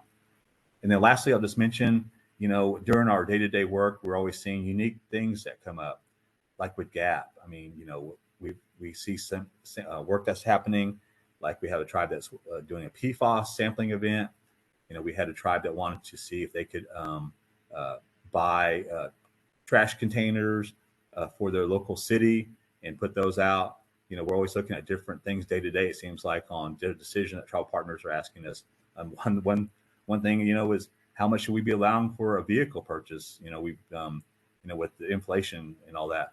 But I guess my question is, would folks want to hear about those things? Would they kind of want to know about that? It seems pretty mundane to me, but I know, but maybe you might want to know about that stuff, and maybe it could help you, help you on the work that you do. And I was thinking, how could we share that? I don't think our office is proposing to do a newsletter, but could we work with the consortium, maybe put a question of the quarter or something in there, and share information. But, sometimes it seems like we wait till the tribal summit to share information. But, like another example, and this is more on the DI side, we've had tribal partners to want to know more about Class 6 wells and carbon sequestration, and we're actually going to have a separate call with them, and we get those types of things. So would you want to know about those kind of that work and stuff? We're trying to be more transparent, share information, and just trying to see what is the best venue to do that besides waiting on a tribal summit, a monthly RTALK call. Are there ways to do that? And then lastly, again, this is just, put in the chat or just send me back any questions. A lot of funding opportunities rolling out. You've had a lot of great presentations on the bill this week, and there's more information out. And I'm sure you're having to go back to every email and say, where did I see that? Or when did I see that? But is there a way we can try to consolidate those? I think we'll have a person coming on in our shop, maybe hopefully in the next month. Maybe she can help us do that. But any kind of, suggestions you have on consolidating that, because I know it's got to be frustrating when you see an email and you think, where did that come from? And then Roger and other folks, we send out information from like DOI and reclamation, and we're always, it's great to share information, but then I know it's usually via email and it's tough to recollect where that came from. So, just trying to see how we can help corral this information and what folks want to hear. So, but if you have anything in the chat you want to share, next slide, please. I'll take any questions, and trying to complete this by 2:00 so you can hear about the wildfire update. So, and Selena, I kind of skipped through you. Anything you want to add? I should have done that at the start. Sorry, Selena.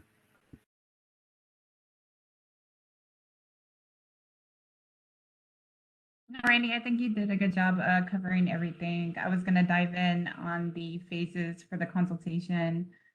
There's definitely in between the identification, notification, input, and follow-up phases. There's lots of actions and coordination.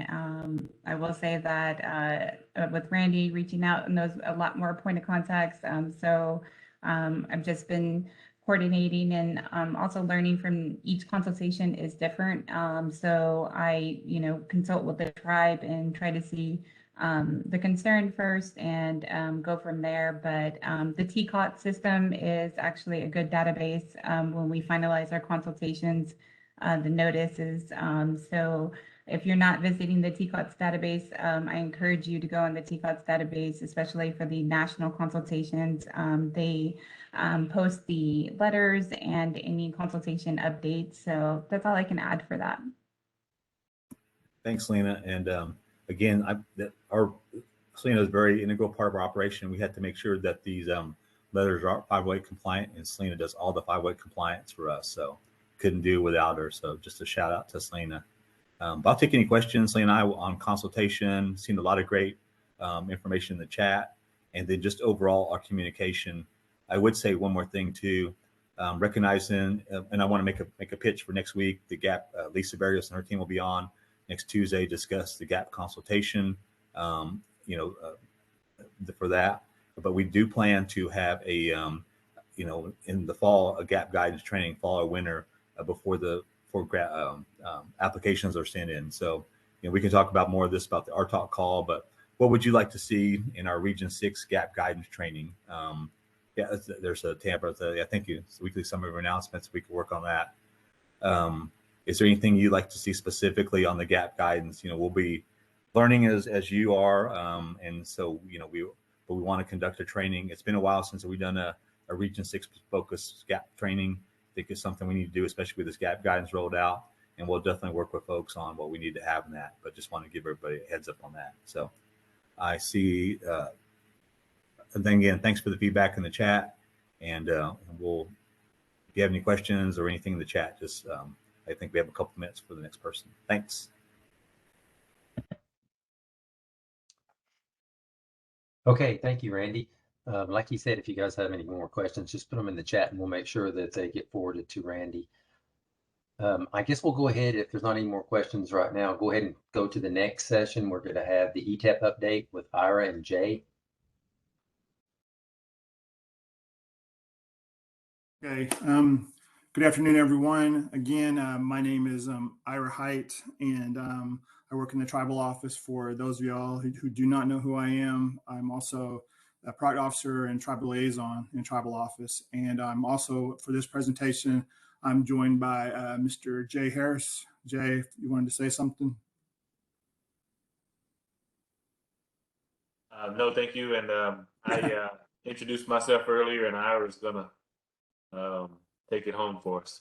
Thanks, Ira. All right. Well, thank you, Jay. Okay. So today I was asked to speak on ETEPs again. I know we've gone over this a few times, but there is going to be just a brief update. So I just wanted to go and get started. And then if there's any questions, we can take some at the end. This is going to be a pretty brief presentation. So I just wanted to, say good afternoon, everyone, to the summit, the virtual summit. Hopefully maybe next year, we can have an in-person one or a hybrid. But today I'll be providing just a brief update regarding the EPA Tribal Environmental Plans, or ETEPs. I know that we do have a couple of new directors, at least that I have worked with. So just want to make sure everyone is familiar with the term ETEP. If you don't know it by now, you're going to get used to it probably. So I will give you fair warning on there. But currently, ETEPs are part of the ongoing National GAP Guidance Consultation. Some changes have been proposed in the new guidance document. So due to this, the tribal office will be waiting till the guidance goes final prior to making any changes to our draft Region 6 ETEP template. As some of y'all are aware, our regional template was developed following the issuance of the 2013 GAP guidance provided to the tribes to assist them in developing their own ETEPs. I just want to say that I think that template served our region pretty well, both the staff here at EPA and also the grantees. I know many tribes did follow the template outline, and so I hopefully that was of some assistance and provided y'all some information to look at when preparing your own. Let me see here. See, currently our office is still reviewing updated ETEPs as they come in. And so when they're submitted by grantees, we're working with them to finalize them in a timely manner.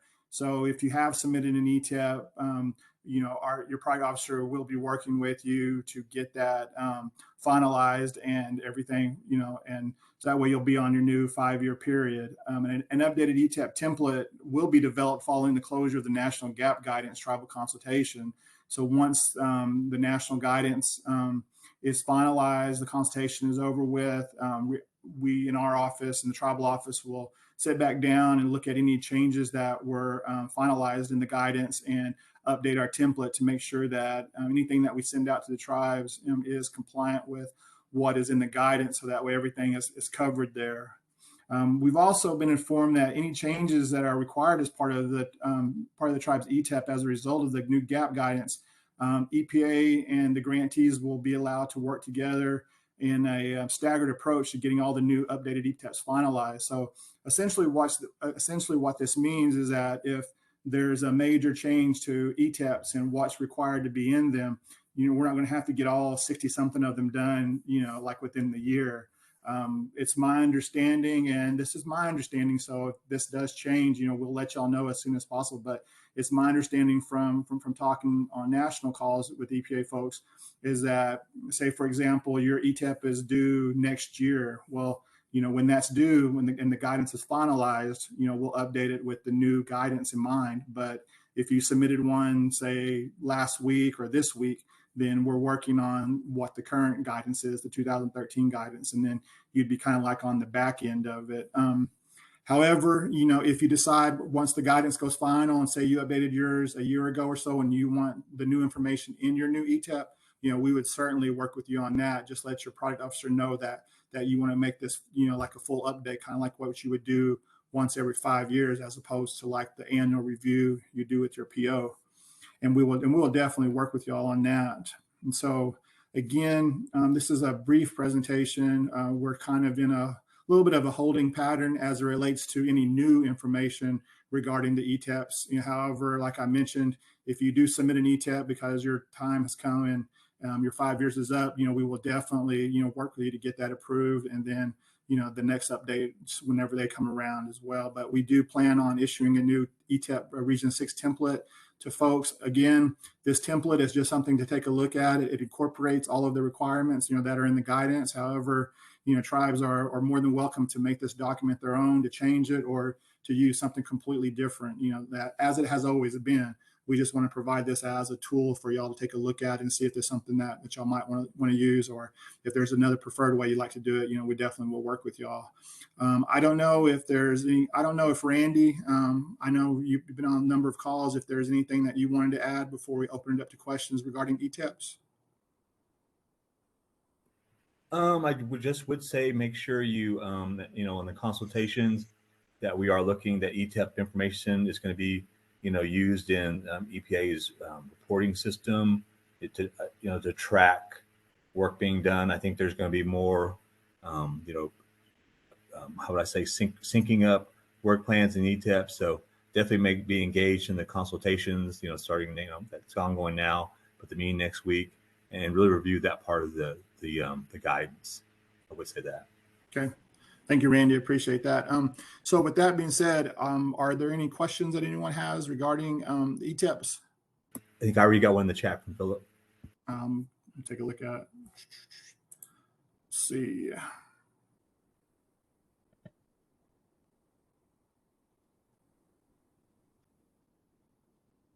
Ira, I can read it for you if you want me to. Yeah, can you? I see some of yeah, the chat, but last one I see is from Tabitha. Yeah, his question is, what is the time to update now? Should we wait?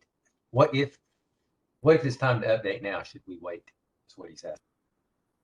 I mean, that's something I guess you can talk with your product officer about, and also with Randy. I guess. Did you say this was from Philip? Is that Chickasaw Nation?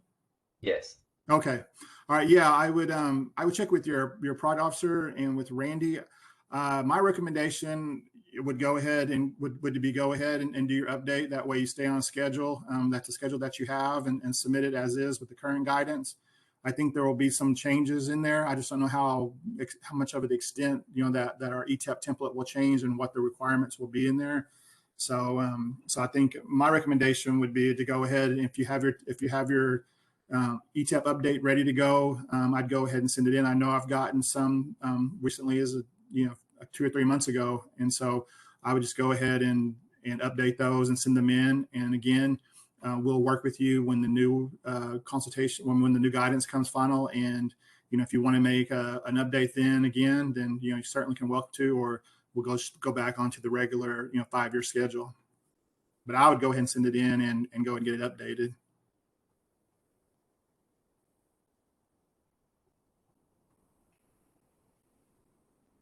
Any other questions? Oh, I see it now. Okay, you're welcome. Okay. Well, I just want to offer that if anyone does have any questions about anything regarding ETEPs, you're welcome to reach out to your product officer or to myself. Again, I'm Ira Hyatt at EPA, and then or probably Randy as well, and we'll definitely work with you on there. So I appreciate your time. On behalf of Mr. Harris, thank you all, and y'all have a good day. Okay, thank you, Ira. Our next speakers will be Curtis Hicks and Mark Allen on the PPG update. Good afternoon. Can y'all hear me? Yes, we can. Okay. Yeah, I had to blow smoke on my computer. Is acting up. So I've been able to do the video and mute. So let me go ahead and get started. Can we have the PowerPoint? Curtis, I do not have a copy of your PowerPoint. Oh, okay. I thought Randy. Well, good thing I took some notes. Using Randy's analogy, this PPG cake has been cooking since 2006. Basically the way I can explain it is that sometimes I think we can put some sugar in it, but I've been told we need to put salt instead. So that's an analogy of this PPG. So I'll go ahead and read from my notes, and Mark, you can step in if you have anything to add. So basically, the PPG is a tool or an option for tribes that have EPA grants, and if they choose to combine these grants, that is an option that can be submitted through grants and approved. And in a nutshell, it's an opportunity to combine funds from up to 19 eligible categorical programs, environmental programs. Oh, there it is. And you can go ahead and go to the second slide. The next slide.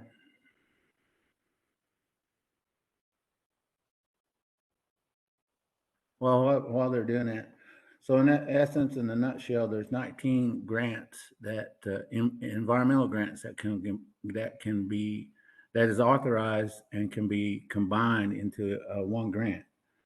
And that list can be found on the next website. But a couple of advantages that a PPG offers that, in my opinion, is that you can submit one application to combine.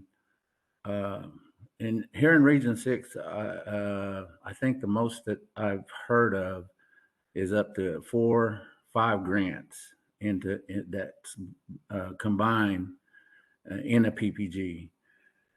But they're eligible to 19, and basically, if you're interested in doing that the legwork needs to start as soon as possible, so that way all the POs and the programs can work with you on streamlining that application process. And another advantage that I see is that a PPG has a 5-year grant cycle. And so that means that in a PPG initially, if you have GAP, an example, where there's a statutory limit of 4 years, but if you have a GAP grant in a PPG, that grant can be extended up to 5 years before we close out. Next slide, please. Okay, now the 19 grants that I mentioned, that can be found under this 40 CFR 35 subpart B. And while you're in that link, or if you want to get more information, that's a good link to research and get more information. And bottom line, like I said, if you're interested, you need to contact our office, and we'll work with you on basically understanding more of the specifics that's related. And just recently, another advantage that just came down and was approved. I know specifically in the water programs, there's a match requirement, but if you submit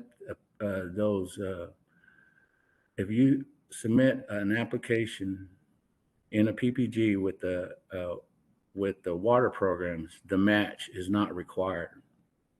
So that's been effective October 1, 2021. And so with that, let me just close. Next slide, please. And just to let you know, there is a tribal PPG guidance that's, I believe this will be the 3rd review, and it's currently taking place. And it started the fall of 2021, and there was a team established by AIEO and from all the regions, and we've gotten together to basically piece together a revision. And right now, currently OGD and OGC are looking at I guess a semifinal draft, and that's expected to be finalized for this summer. So we're hoping that that will be finalized in order to share with the tribes. So with that, that's the latest update I have for PPGs. If you have any questions, feel free to put that in the chat box. And again, if you need more specifics, you can feel free to contact our office, and we'll get what you need to get educated, and we'll work with you if you have that initiative to follow through. Is there any? I'll open up for questions.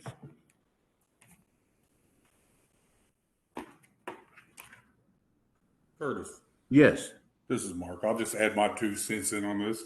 Good afternoon, everyone. This is Mark Allen. I'm a project officer and tribal liaison for Region 6 EPA. The first time I ever heard of PPGs, I think Cherokee Nation request came in and talked to EPA about setting up some type of funding vehicle similar to a Bureau of Indian Affairs 638 funding, and then our response was PPGs. That's just the history that I know of it today. I don't know how many we have today. I've got 4 PPGs with my grantees in New Mexico. To me, it'd be interesting just to see how the word flexible is going to be interpreted and implemented. And I would say be cognizant of that word and how EPA says, we're going to be flexible. And I guess lastly, I would say that I've got 4 grantees. I guess we can, if you're from New Mexico and you want to know how those PPGs are working, I've got 4 grantees that have been doing PPGs for a number of years. Maybe they can tell you, or they can get on this call and give you their input on how well it works, or maybe some of our shortcomings. And I guess lastly, I'd say, it seems like, and it was a long time ago, somebody told me all the states in Region 6 are on PPGs. So if that's the case, that might be interesting one day to maybe get, states like Oklahoma and New Mexico to do a presentation on their PPGs. But that's all I got. And if any of my grantees want to talk about PPGs or anybody else, feel free to call me or ask a question. I'm usually not too far off. Y'all have a good day.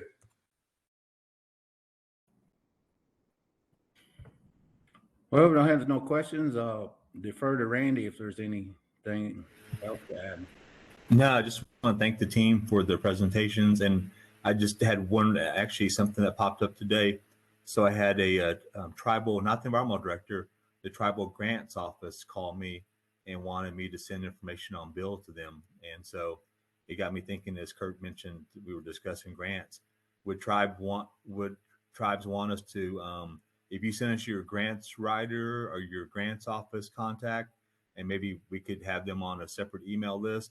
And so we had to figure this out, but when we're sending out just funding announcements, we could include them on that list. We wouldn't include them on consultations or, other stuff. But if you think that's a worthwhile thing and you want to send us your grants people, we could do that too. So just a thought there, just spurred on by a tribe, the grants officer, I think he's a grants writer, calling me and asking for bill information. Again, we would just make sure that any kind of communication between the grants writer and us, we make sure the tribal environmental director was on that contact too.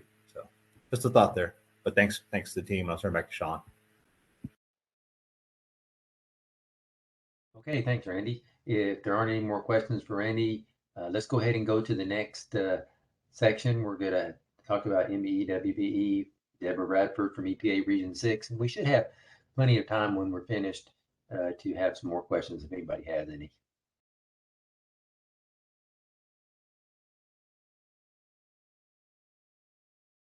Hey, good afternoon. This is Deborah Bradford. I am the Region 6 DBE coordinator, and I'm going to ask Karen if she would bring up the slides, please.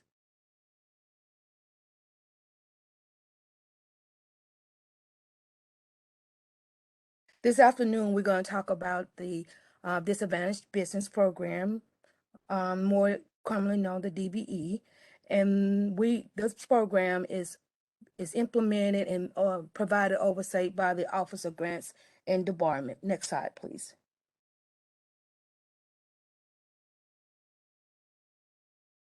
Next slide.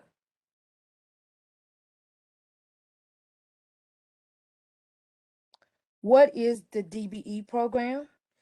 Is the program going to go away? No. When does the program apply? When the assistance agreement is signed.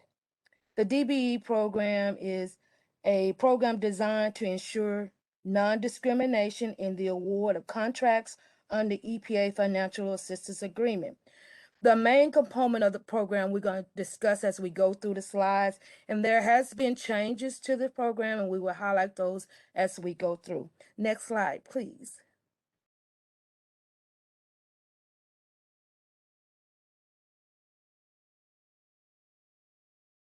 the DBE term is an umbrella term that covers terminologies like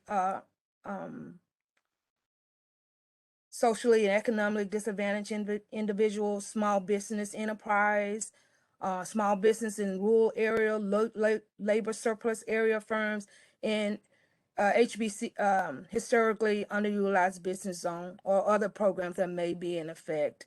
So it's a term that encompasses a lot of entities, and they lumped it under the program DBE.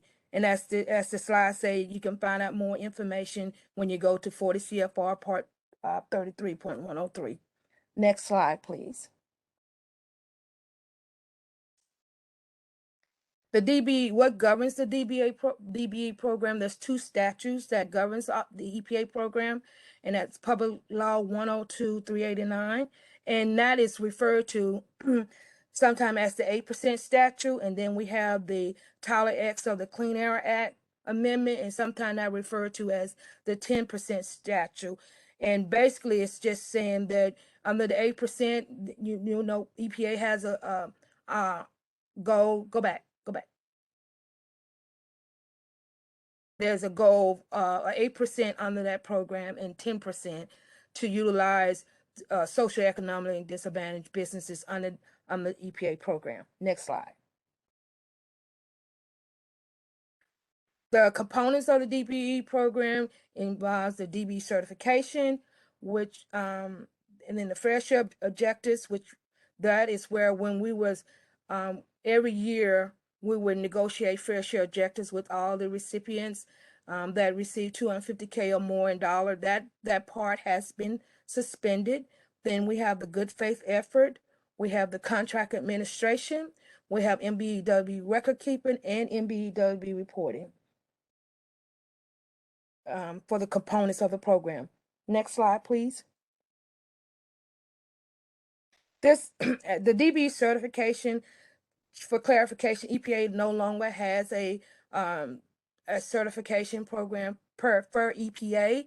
That was when they did the revision, they opt to not continue with that as EPA doing the certifying, but you can be certified through one of the entities listed below, either through SBA, either through DOT, or Indian or state or local government, or an independent private organization.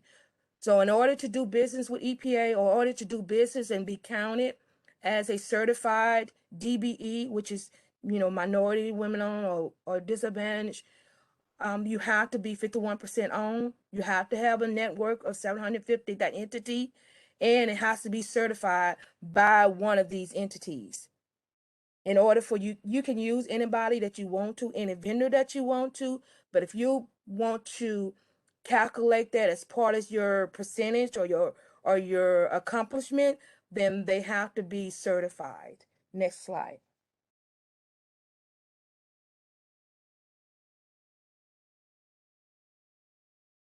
And these are the what we call the social and economic disadvantage entities: HBCUs, women-owned, Black American, Hispanic, Native, Asian American, and disability. So like I said, the DBE program is an umbrella program, and it is an opportunity for small businesses in various areas to participate on the EPA funded assistance agreement. Next slide, please. As stated earlier, the fair share objectives, that was a requirement. Like I said, in 2019, that was temporarily suspended. So there are no fair share objectives in the assistance agreement. If you still have those in there, they're not applicable.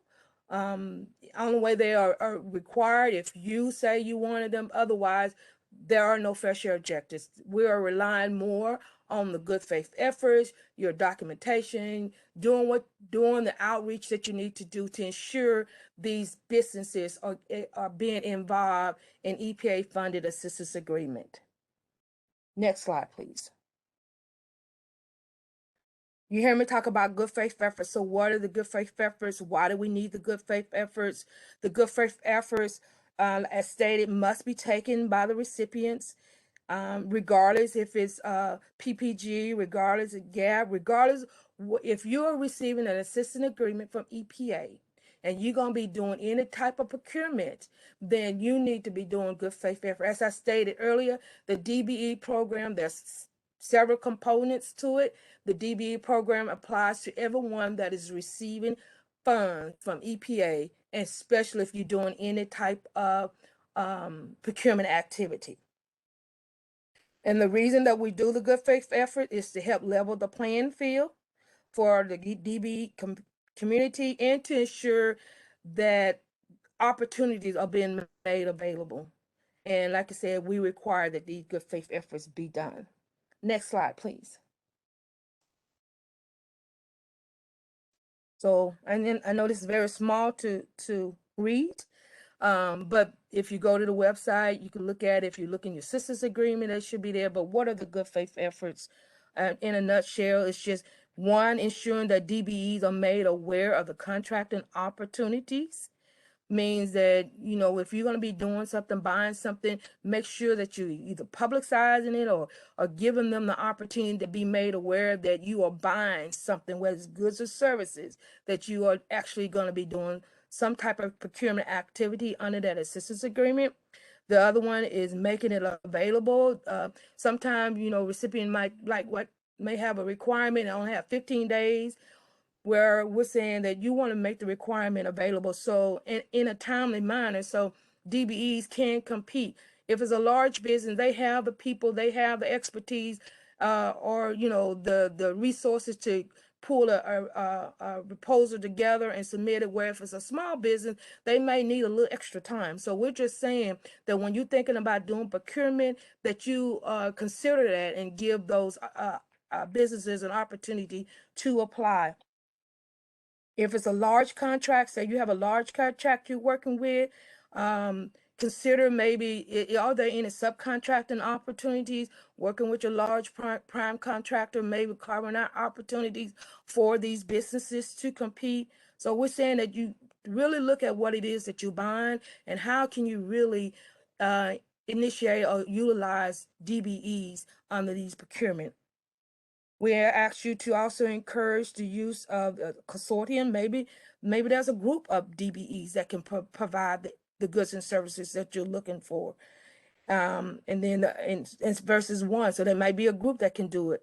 So we just encourage you to look at all these things. Use the services of the Small Business Administration or the Minority Business Development Agency, or even your tribal offices procurement that may have a certification program, utilizing those entities to identify these resources for your procurement opportunity. And the last requirement, if you issue dollars to a large prime contractor, that prime contractor is required to do the good faith effort. They should also be going out, you know, trying to locate DBEs to participate under their procurements when they're making procurements under EPA assisted funded projects. Next step, please.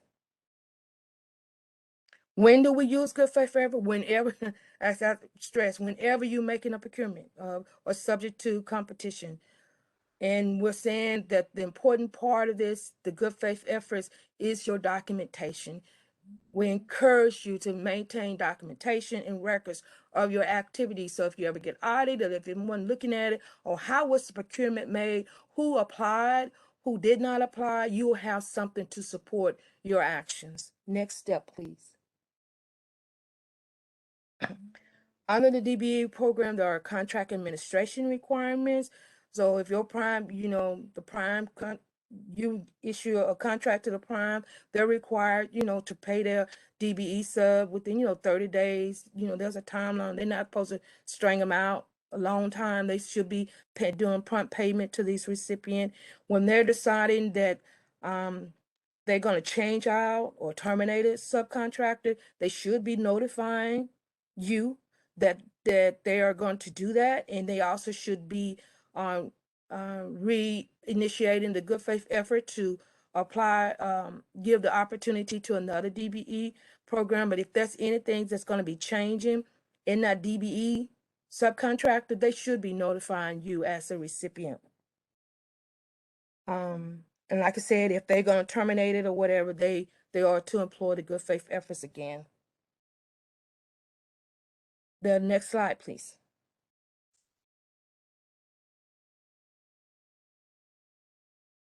The DBE program, it is the requirements of the DBE program. It's a term and condition under your assistance agreement, but it also should also be a term and condition under your prime contracts.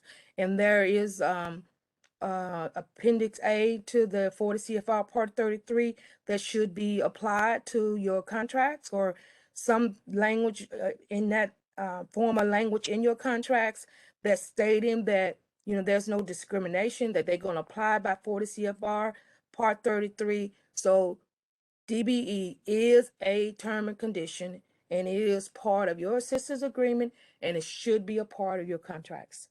Next slide, please.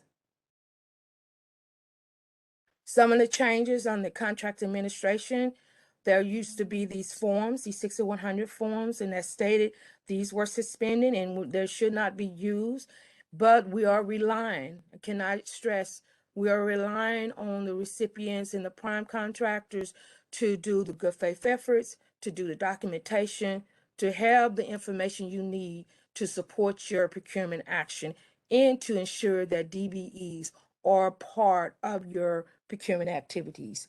Next slide, please. Under the DBE program, as stated, there's several components, and the one that I think we need to focus on is the reporting. Like I said, the purpose of the reporting is to adherence to the good faith efforts, and to also see what are you doing, what are you accomplishing with the dollars that we are issuing for procurement. How many MBEs or WBEs are being afforded an opportunity to work on these EPA system funded programs. Next slide, please. So what is the MBE reporting? When is it due? The MBE reporting is an annual requirement. I know there's a statement, and I think there might be some confusion regarding when MBEW reporting is applied. MBEW reporting is applicable when you have procurement activities in the area of supplies, equipment, contractual services, and other. When you look at your budget and it adds up to $250K, then reporting will be required by you. You will be required to submit the 5752A form. And that form is really twofold. One, it tells us how much procurement activity you are doing under the assistance agreement, and then how much is actually going out to MBEs and WBEs. So, and that form was revised this past year, so we should be using the new form. And at the end, I'm going to show you the website or the link where you can go get the new form, but that is the form that you should be utilizing right now, the 5752A form. But it is a part of your assistance agreement, your terms and conditions. These reports are required. They're part of closeout. Grants can't, assistance agreement cannot be closed out unless these reports are received. The thing about the exemption, there is an exemption with the reporting. And the exemption is if you receive a assistance agreement that is 250K more in procurement activities based on those categories, then you don't have to submit the report. That does not mean that the other DBE program does not apply. All the program apply. All it's saying here is that you do not have to submit that 5700 form to EPA. But I would encourage you, or do encourage you, that you keep the documentation to support that. And because I say that, because the DBE program, like I said, I stated earlier, when does it apply? When you receive the assistance agreement. What is it based on? It's based on your project period. So if you receive, in the way some of the assistance agreement are awarded to our tribal recipient, if you receive a assistance agreement, say in the first year, and you only have 150K, but then they amend the grant and you get another 200,000 will boost you up to 350K, then you are subject to the DBE program requirement. You're subject to the MBEWB reporting, which means that although you wasn't required to submit a report that first time around, that second time around, you're gonna be required to report on your procurement activity from the project period, from the start of that project to the end. So that's the reason why we encourage you to keep the documentation, because if the moment you exceed that 250K, you're gonna be required to submit the report. And it's based on the whole project and not just when you exceeded the project, the threshold amount. Next slide, please.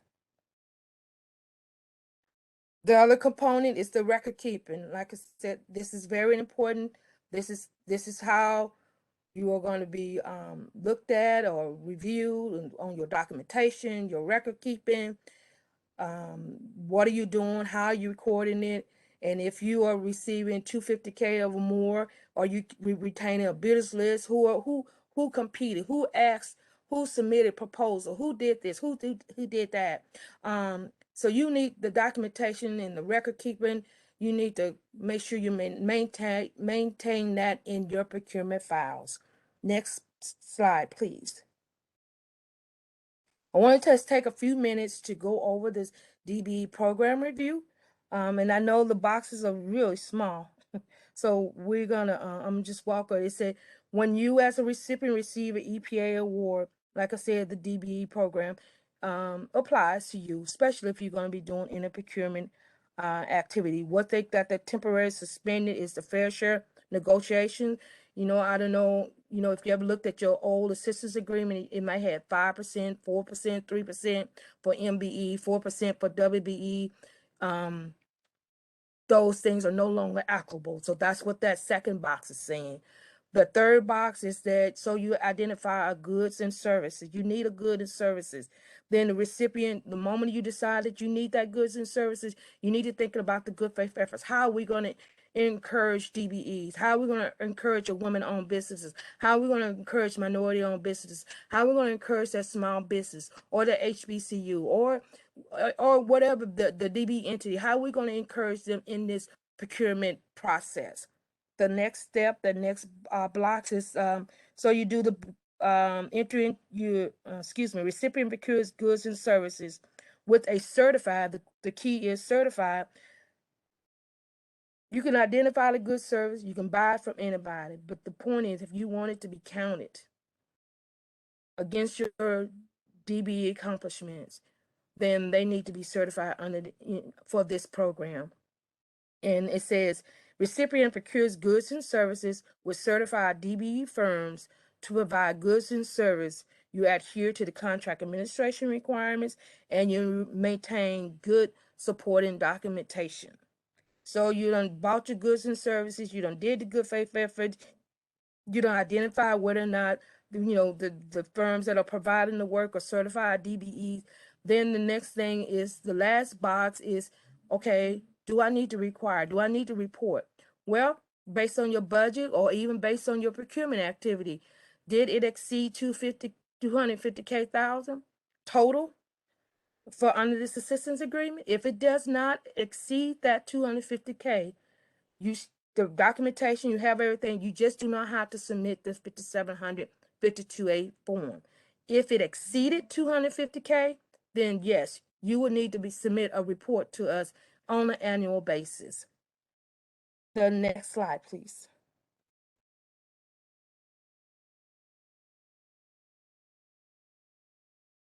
Next slide, please.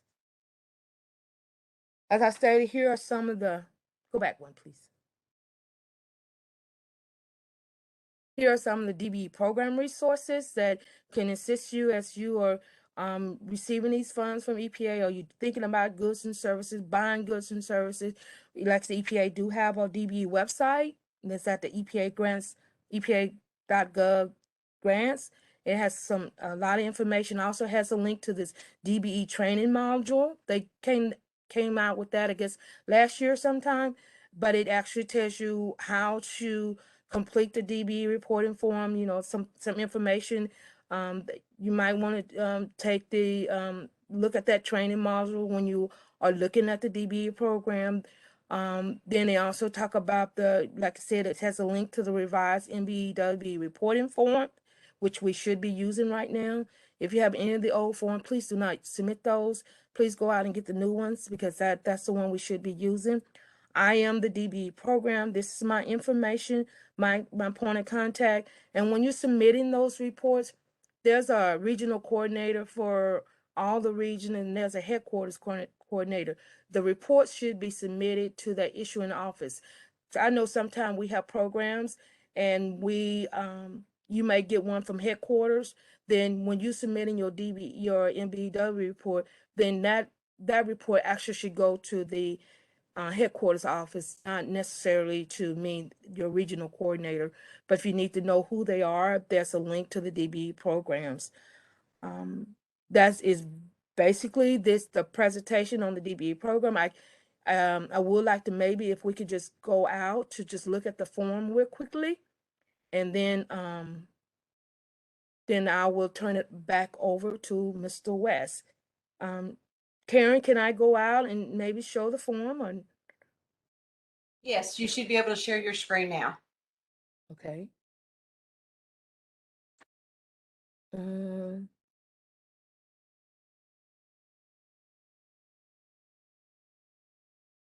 So this is the link. This is the EPA grant website. If you go to here, yes. We don't see it. You're not sharing your screen just yet.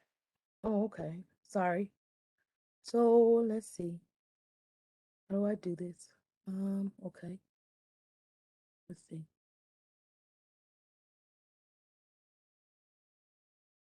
What about now? It's starting to share. Okay, now we can see the website. Okay, so here is a link to the grant website. And like I said, whatever form you're looking for from EPA, you can look at here in the grantee form, and the 5752A form is located here. It also, here is the webinar or the training module that they have regarding the DBE program. You can find it on this website here, as well as additional information on the DBE program as a whole. So this is where you want to go if you have additional information. You can always call me if you have any questions, but if you wanted to do some researching and find out what's about the program, this is a good website to go to. And hopefully I don't lose you. I'm going to bring up the form and let me know. Do you still see the form? Am I still sharing my screen? Yes, you might need to scroll up a little bit. There it is. Okay, so this is the form. This is the new form, like I stated. I don't know.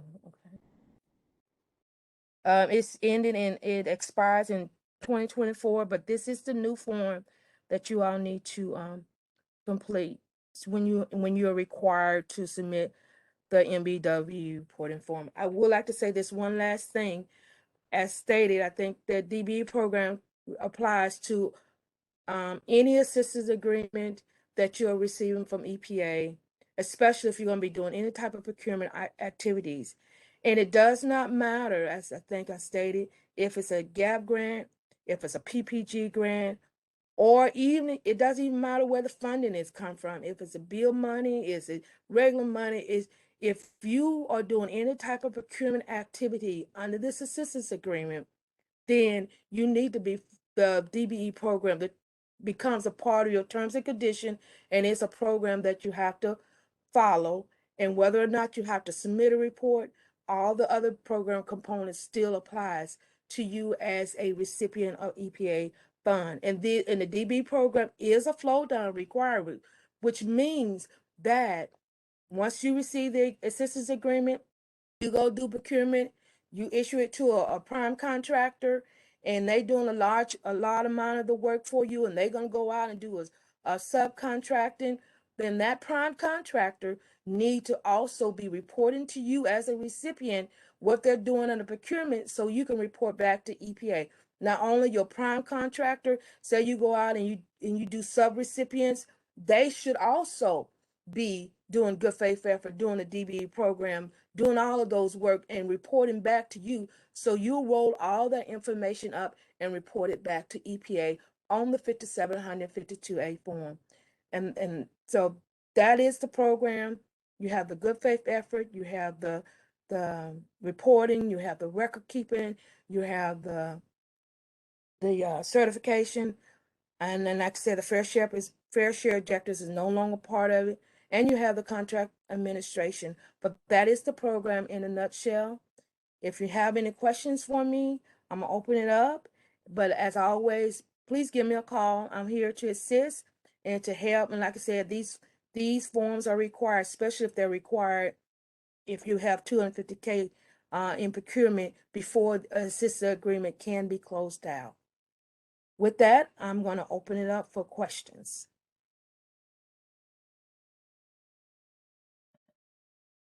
Okay, are there any questions for Deborah today? That was quite a bit of information and forms also. I'm sure, Deborah, you'd be glad to send that to us and let us send that out if anybody needs it. Yes. Are there any questions right now off the top of your head? If not, you guys can still put them in the chat box before the end of this session. We still have a few more minutes. And if not, then we'll ask Deborah to send us her presentation and her forms, and then we will get them to you if you need them. Thank you. Okay, I don't see any more questions. Thank you, Deborah. All right. As Randy was saying earlier, we're gonna we have a few minutes left in the session today, so we're gonna have Adam Adams from Region 6 Homeland Security come and talk about the EPA's work on the New Mexico wildfires.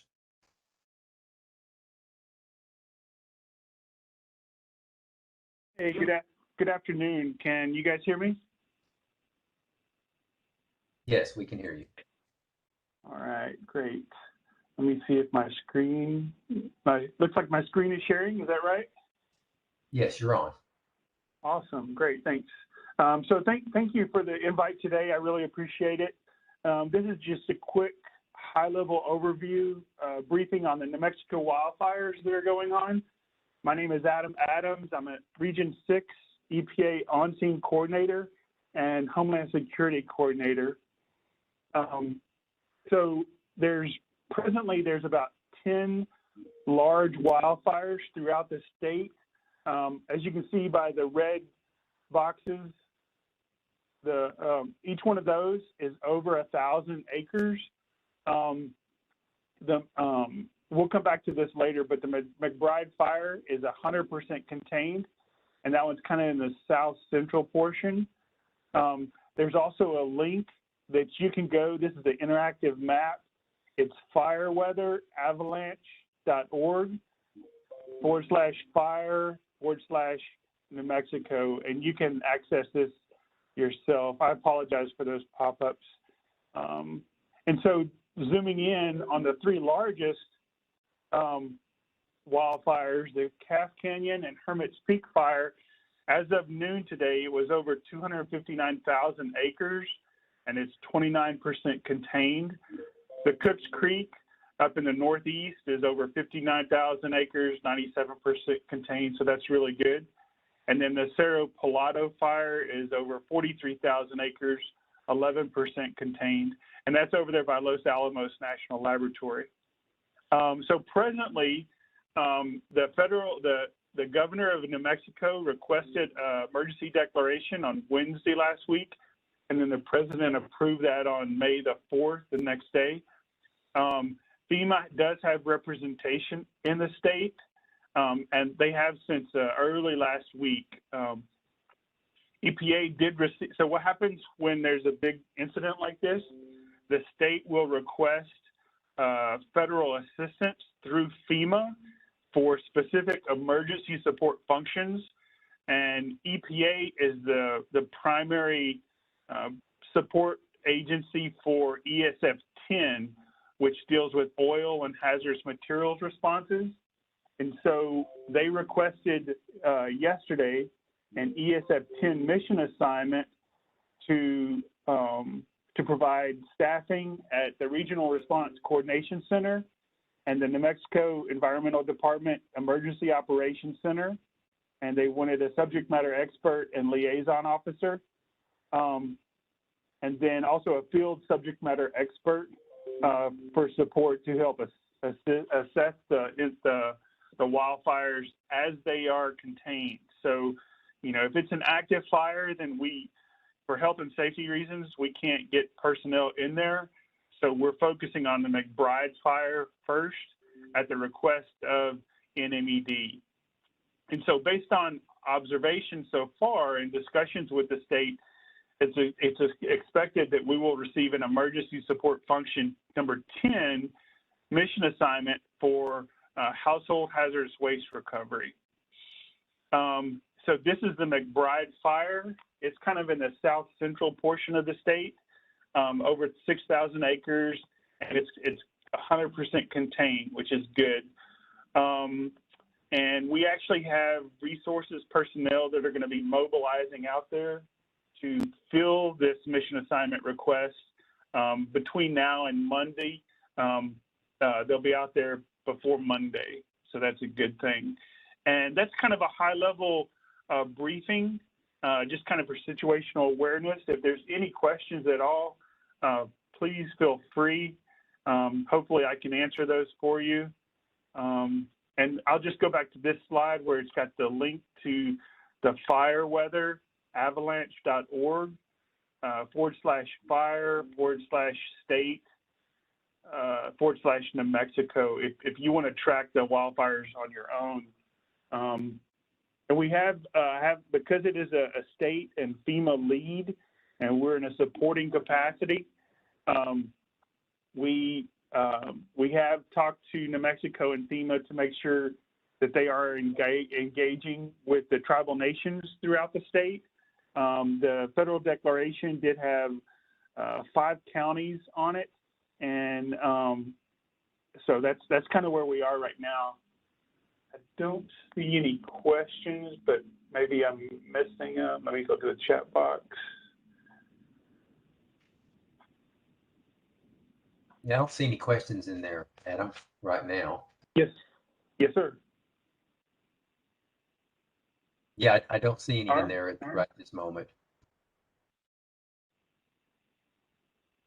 All righty. Well, thank you. If anybody has questions later, just come through the EPA OCTEA office, and they will get those questions to me, and we can respond, provide any information we have. Thank you for the invitation today. Okay, thank you, Adam, for getting on this afternoon and bringing up this important presentation and giving everybody a link to. This is Olivia. I couldn't find the button to ask a question. Yeah, go ahead. Can you hear me? Can you hear me? Yes. Okay. So Adam, I know that you mentioned that the tribes could also submit a request just like the state does for assistance. Can you go over that? Sure. So one thing that we want to make sure of is that, you know, if there is potentially going to be any response efforts by EPA under ESF 10, and those are on or in proximity to tribal lands, that those tribal nations are engaged and on board with the response efforts. And so because it's a statewide declaration for hazard mitigation, then we could potentially do that. We just need to make sure that before EPA comes on your property, that you're aware of it and you know about it and you are welcoming that support. If the tribal nation elects not to have the same request for support, then I believe the tribal nations would have to do a separate request through FEMA, and to make it just depends on if you're part of the declaration or not. I believe the tribal nations are, but we just want to make sure that the tribal nations are kind of at the table with us to make sure that, you know, if there's ESF 10 support that is needed, that we're providing that. I hope that answers your question. Yes, it did. Thank you so much. Yes, ma'am. And we did talk to the NMED tribal liaison, and she said that she has been engaging with the tribal nations throughout the state. So I was very glad of that, and I'll encourage that to continue throughout the entire process. So thank you again, Olivia.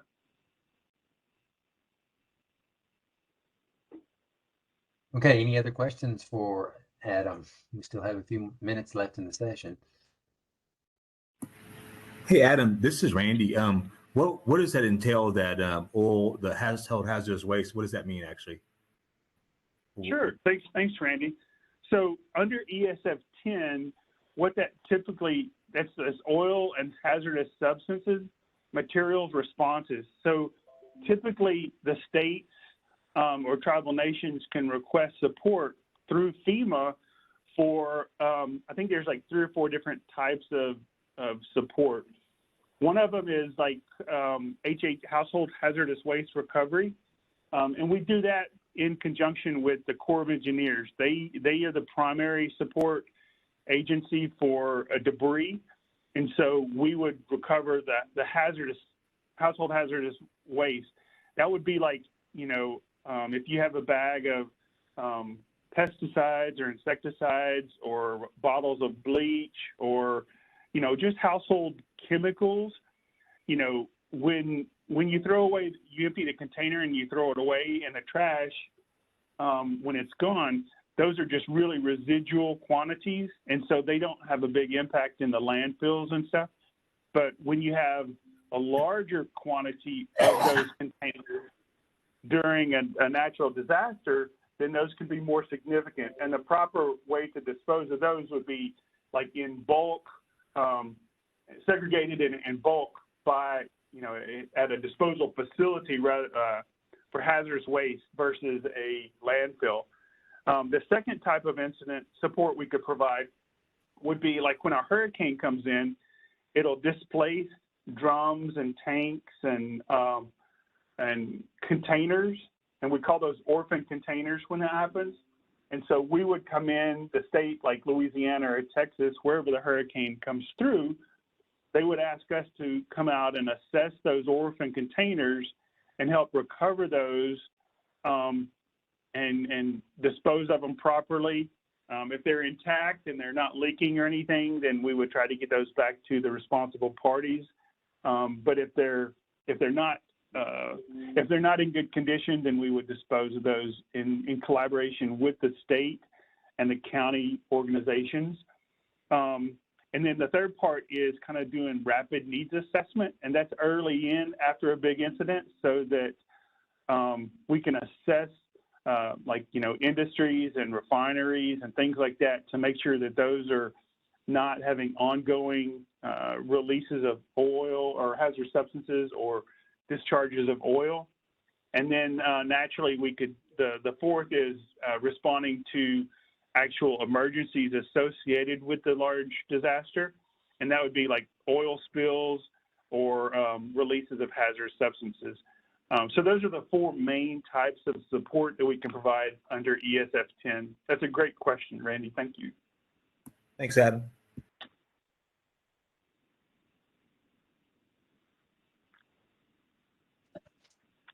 Any more questions for Adam this afternoon?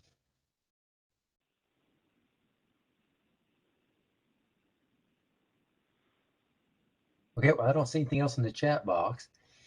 So thank you again, all the speakers for this session. Appreciate your time this afternoon, and we'll take a short break until 3 o'clock, and we'll start our next session on emergency planning at 3 o'clock. Thank you all. Thank you. Okay, looks like it's 3 o'clock, so we'll go ahead and get started. Welcome everyone to the last session of the day, the Emergency Planning and Community Right to Know Act session. Our first presenter up is Sissy Jacob with EPA headquarters. So if Sissy, if you are ready, I'll go ahead and turn the floor over to you. Thank you. Thank you. Good afternoon, everyone. Again, my name is Sissy Jacob. I work in the EPA headquarters in DC within the Office of Emergency Management. Our head office is Office of Land and Emergency Management. So I'm in the Regulations Implementation Division within OEM, am in the chemical branch. I manage the EPCRA non-313 provisions and Circle 103 program. I have experience with EPCRA for over 30 years. So I've been with the hotline. That was my career. That's where I first started. And now I work for the agency. And here we are. So today, I want to give you an overview of emergency planning for hazardous chemicals under the Emergency Planning Community Right to Know Act. I'm going to cover the facility reporting requirements as well as the implementation responsibilities for tribal, state, and local agencies. So for those of you who are new, here is why and when EPCRA was created. And I just wanted to play a short video. It's a long one. Excuse me? I'm sorry, this is Karen. We're not seeing your screen. Huh, thought I was sorry. That's okay. I think you stopped sharing earlier. Oh my goodness. See if I can.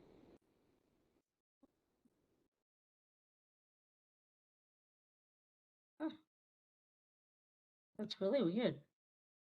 Can you see me now? Can you see it now? Now we can see your presentation. Yes. Oh, okay, cool. All right. See the slideshow. Okay, do you see that one? Yes. Perfect. Okay, cool. I don't know what happened before. Anyway, so I'm going to play a quick short video. It's a long one that CSB, Chemical Safety Board, created.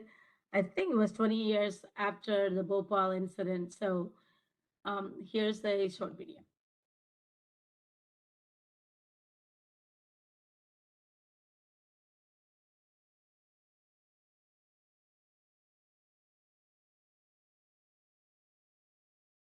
December 2nd, 1980. Sissy, we're not seeing it. No. Ay, okay. I guess probably I will just give up on that one. I don't know why it doesn't show. Okay, but you still see my screen, correct? Yes, yes. Okay. All right, I'll just talk about it. Maybe, because I will leave my slides with you. So if you want to share that with the attendees, you're more than welcome. Okay, and maybe they can watch it on their own if they like. Okay. Yes, that'd be great. Anyway, okay, cool. So there were two major incidents that happened in mid-1980s that raised concerns about the lack of local emergency preparedness and the availability of information on hazardous chemicals and their potential hazards.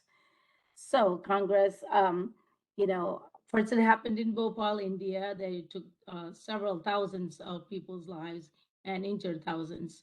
So, and then soon after, the same Union Carbide facility that located at the Institute of West Virginia had a similar accident. So, and then luckily no one died at that incident, but 100 people were hospitalized. So Congress got, really, it was concerning. So they didn't want something like that to happen again. So they passed the Emergency Planning and Community Right to Know Act in 1986. And prior to EPCRA, there were a few state and federal programs there to respond to releases, but there were no programs at that time that mandated community preparedness for chemical emergencies. So EPCRA was enacted as part of the Superfund Amendments Reauthorization Act in 1986, which was part of, which amended the CERCLA program, Comprehensive Environmental Response, Compensation, and Liability Act. So CERCLA provided authority from 1980 on for federal cleanup of abandoned toxic waste sites and response to releases of hazardous substance and oil. And the Title III of SARA is also known as the Emergency Planning Community Right to Know Act. So EPCRA, when it enacted, it established new authorities for emergency planning and preparedness at the state, tribal, and local level. So it also requires community right to know, and toxic chemical release reporting. Okay. So, so basically, the purpose of EPCRA is to prepare and protect the community, including first responders, from chemical accidents, and provide access to potential hazards to citizens in the community. And facilities have a major responsibility under the EPCRA to provide this access or submit reports under EPCRA to the state, tribal, and local agencies. And then these agencies would provide access to the chemicals that are reported under EPCRA. Okay, so for EPCRA to be implemented, EPCRA created these organizations at the state, tribal, and local level because tribal emergency response commissions and tribal emergency planning committees are the point of contact or that are closest to the community. So you will be the main focus for the EPCRA implementation. And of course, there are other stakeholders, that's like EPA. Our responsibility is to publish regulations, the list of chemicals that will fall into this program. And then industry, their responsibility is to report the chemical handling usage and any releases of chemicals reported under each provisions of EPCRA. Okay. So, as you know, there may be many businesses that handle hazardous chemicals, such as wastewater treatment plant. They may have chlorine on site, community pools, and maybe other businesses or industry, manufacturing or metaplating facilities, printing stations. They may also all handle hazardous chemicals. And if any of those facilities have a release, the state, tribal, and local agencies must act to protect the community. So that is why the law places full responsibility in your hands. Okay. Okay, so there are two key players in the EPCRA program. It's the Local Emergency Planning Committee and the Tribal Emergency Planning Committee. So the Congress listed the representatives from within the community to be part of this LEPC and TPC organizations. As you can see, it includes even the facility owners and operators, and the local environmental groups, health, law enforcement, hospital, firefighters. So all these groups will come together that are more familiar with what is in the community, come together to plan and protect the community. And the statute also, as I said, make sure that the facility owners and operators are part of this group. All right, so there are 4 major provisions under EPCRA. Each of them has different requirements, different substances that are regulated, and of course, the notifications or reports are also different for each of these major provisions. The first 3 bullets, the Office of Emergency Management manage that, and I'm the program manager for those 3 first bullets, the provisions. And the last one is the toxic chemical release reporting, the EPCRA Section 313. Maybe many of you are already familiar with, and presenter after me will be discussing that. And it is managed by the EPA's Office of Pollution Prevention and Toxics. Okay, so the first provision I like to go over is the emergency planning notification. It's under EPCRA Section 302. So as required, the EPCRA's main goal is emergency planning. So if this provision provides information on potential risk in the community to state, tribal, and local agencies to initiate preparedness and planning on chemicals that has potential immediate concern of chemicals that are present at the facilities.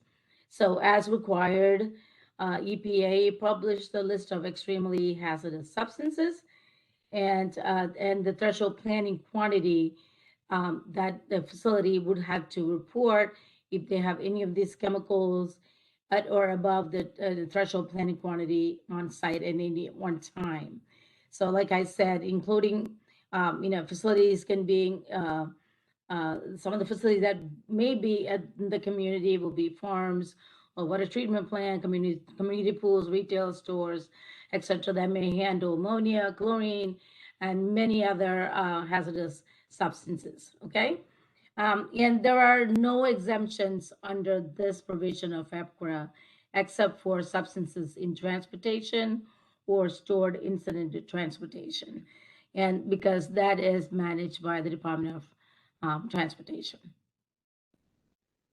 Okay, so unfortunately, I cannot share, for some reason, the video cannot be shared with you, but I did provide the YouTube link because there was an explosion around 10 years after, or maybe 20 years, sorry, after EPCRA was passed. I think it was in 2006, I believe.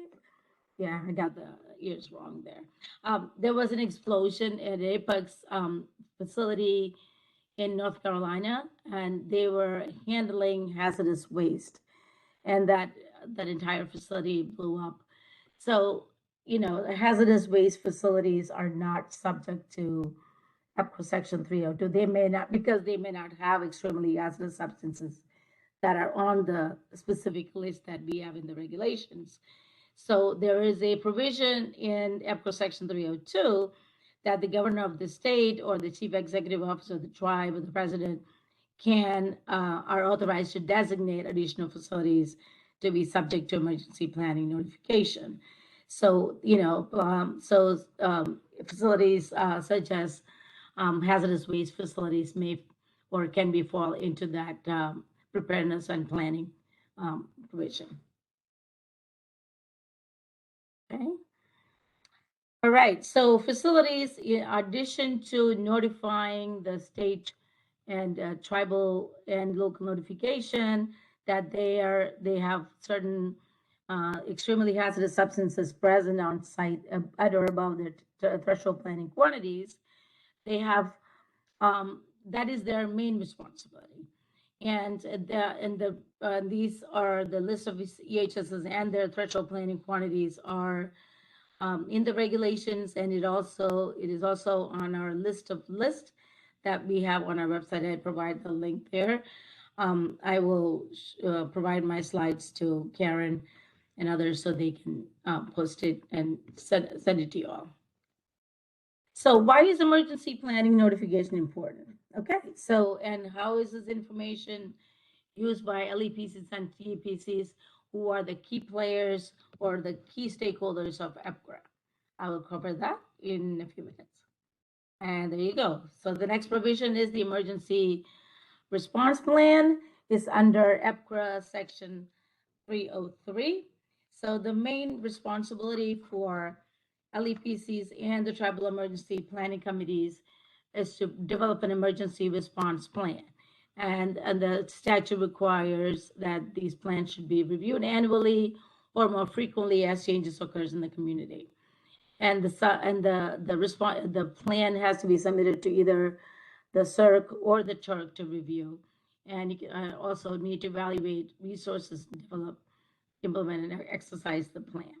So, there's tremendous amount of authority given to the Tribal Emergency Planning Committee and the Local Emergency Planning Committee.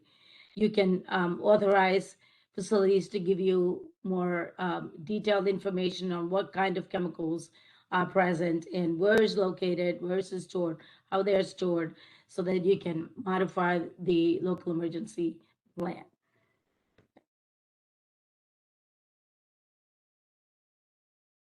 Okay, so these are the contents that should be in the emergency response plan. I'm not going to read the slide. Again, these are all in the statute, and I can share my slide as well. So basically, some of the things that should be in the emergency response plan is identify the facilities that have extremely hazardous substance, and and the methods and procedures on how to evacuate the community, or whether you want to tell them to shelter in place, and then as well as methods and schedules for exercising the plan. Either it could be tabletop exercise or field type exercises. So these are all the elements that should be, at least it should be included in the local emergency plan. Okay, so facilities have additional responsibilities. They have to provide a name of a representative to be the facility emergency coordinator, which means that if something happens in a facility nearby, that the facility, the first responders have to contact someone at the facility to say, hey, you need to do such and such, shut off this, shut off that, or make sure that you're on call to get any information that is needed to respond to situations nearby or within the facility itself. So the facility emergency coordinator plays a key role in responding or planning at for the community emergency plan. And also the statute requires the facility representative, this facility emergency coordinator or someone else, to in the local emergency planning process. So you can always reach out, tribes can always reach out to facilities in your region to help you plan for the chemical emergencies, because they are at best, because they know the chemicals that they handle and the hazards that these chemicals might potentially cause, a havoc in the community. So always include the facility owners or operators. You can either have them lead the organization, the Tribal Emergency Planning Committee, or the Tribal Emergency Response Commission. If you want to have them be part of your organization, we encourage you to do that, because they may be able to provide training for the first responders, firefighters, or provide training equipment or response equipment. So those are some of the things that, we always encourage LEPCs and TPC to do. And they have the technical expertise, so they can help you explain to the community, hey, what they should do in an event. They should stay indoor, close all the doors, or drive away from the hazards. So those are the things that they can help in putting it all into the plan. And when we talk to many LEPCs or the state, they say that tribes are part of their organization. So if tribes do not have enough resources or the technical expertise, you can always join your neighboring LEPCs. And also, some states told us that they have a seat for the Turk or the tribe in their CERC organization. So there's a relationship that you can build with the state. We encouraged tribes to, have an MOU with the state or with the neighboring LEPCs to help with or to assist you in preparing a plan or responding to an incident. Those can be done, and you just need to have that relationship with them. If you all need help, you can always reach out to me or your regional tribal coordinators, and they will make that connection for you. Okay. So lack of knowledge or misunderstanding of the EPCRA provisions. I also provided another video of a fire that happened, an explosion that happened at a fertilizer company in West Texas. So firefighters, not knowing the hazards of the ammonium nitrate, unfortunately, they lost 12 firefighters lost their lives, and also 3 members of the public. And the entire, facility exploded, as well as, damage by nearby homes and nursing home. Luckily, it happened in the middle of the night, or I think maybe or late evening, that schools were not open. Otherwise, who knows what the, devastating effect would have been. So this, always important to, talk with the facilities in your community to make sure that the community, the citizens are protected and firefighters are. Okay, so the next provision is the emergency release notification. Okay, so as I mentioned earlier, CERCLA wasn't put in place back in 1980, so that any releases of CERCLA hazardous substances and oil is to be reported to the National Response Center. So that was an avenue for federal response agencies to act upon whether they need to respond to such situation. But there was no mechanism to notify the state and local agencies under CERCLA as EPCRA. So EPCRA is kind of put a supplemental notification provision under EPCRA so that the community can be protected and the local emergency plan can be activated. So that's why the emergency release notification provision under EPCRA was put in place. But there are two the criteria that needs to be met to fall into the emergency release notification requirement under EPCRA Section 304. It has to be from a facility that produce, use, or store a hazardous chemical. And there's a release of an extremely hazardous substance that I covered earlier that we published the list of. It's called the EPCRA EHSs or CERCLA hazardous substance. And it has to be at or above the reportable quantity. So there's another reportable threshold that we have to deal with under EPCRA. First one was the threshold planning quantity, and then there's a reportable quantity. So these are all in that list of lists. We have, the statute that covers each of the provisions and the list, and the threshold planning quantity is called the list of lists. So this is what I was mentioning earlier about the CERCLA release notification. So that was, the provision under CERCLA Section 103 is for facilities and vessels to notify the National Response Center of any releases of CERCLA hazardous substance. And the list of CERCLA hazardous substance and reportable quantities are in the CFR and as well as in the list of lists on our website. Okay, so as I said earlier, EPCRA Section 304 supplements the CERCLA release notification. So it is an important provision to notify the state, tribal, and local agencies of any releases in addition to the National Response Center.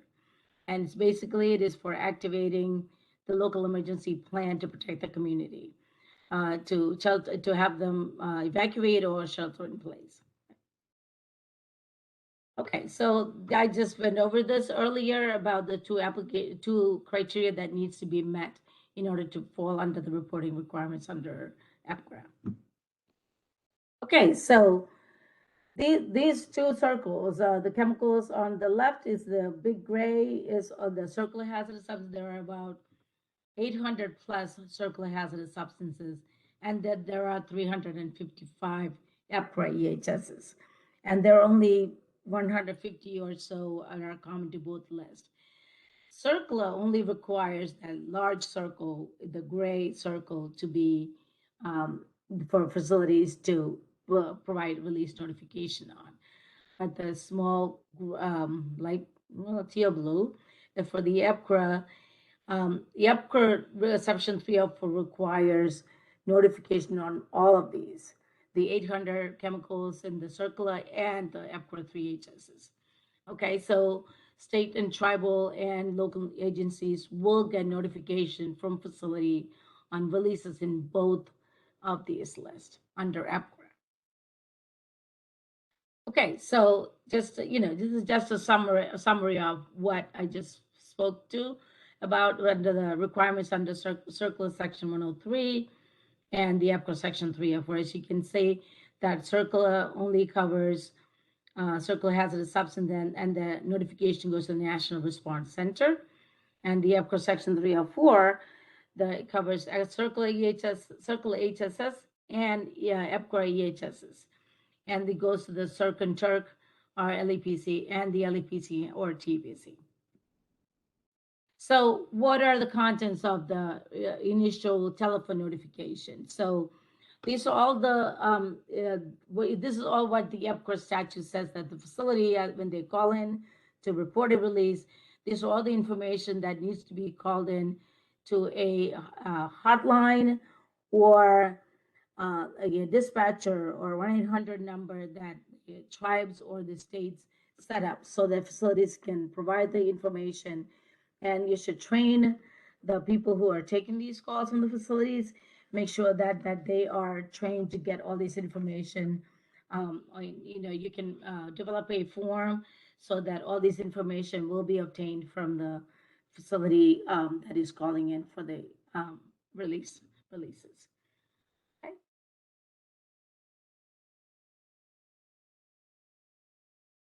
Okay, the EPCRA Section 304 also requires facilities to provide a written notification, and it's called the follow-up written notification. And for the federal EPA regulations, we said that within 30 days they can submit the information.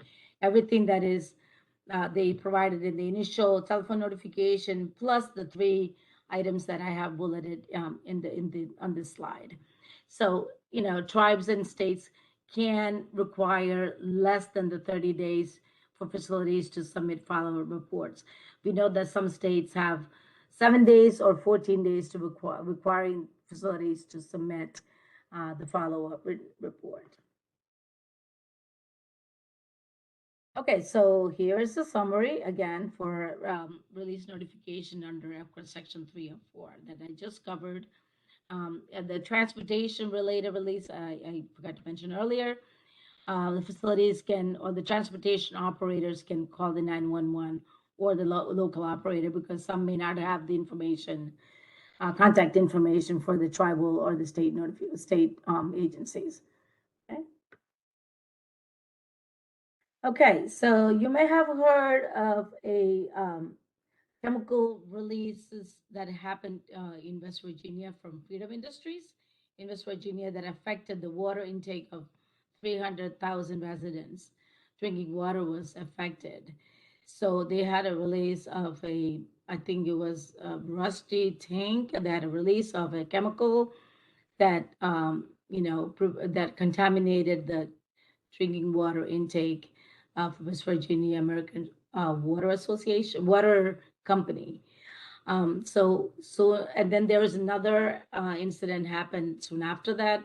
So Congress amended EPCRA Section 304 so that when the state, tribal, and local agencies get the reports from facilities that they had a release, that you need to provide that notification to the state drinking water agency or the community water system or the community water systems.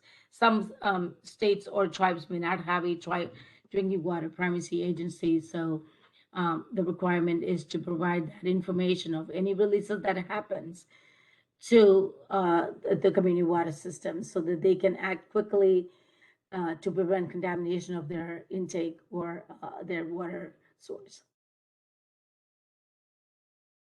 And here is the information flow. As I said earlier, the facilities would be submitting the release notification to the CERC or TURC, and then they are required to send that initial notification and the follow-up written report to the state drinking water agency, and they will in turn give that to community water systems.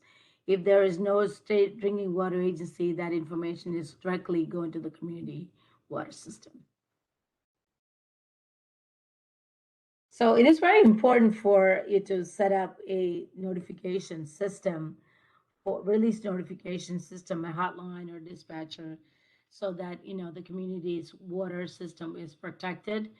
As well as, of course, about sheltering in place and evacuation, all that good stuff. So, if there isn't any notification system or dispatch set up, we encourage you to, start doing that.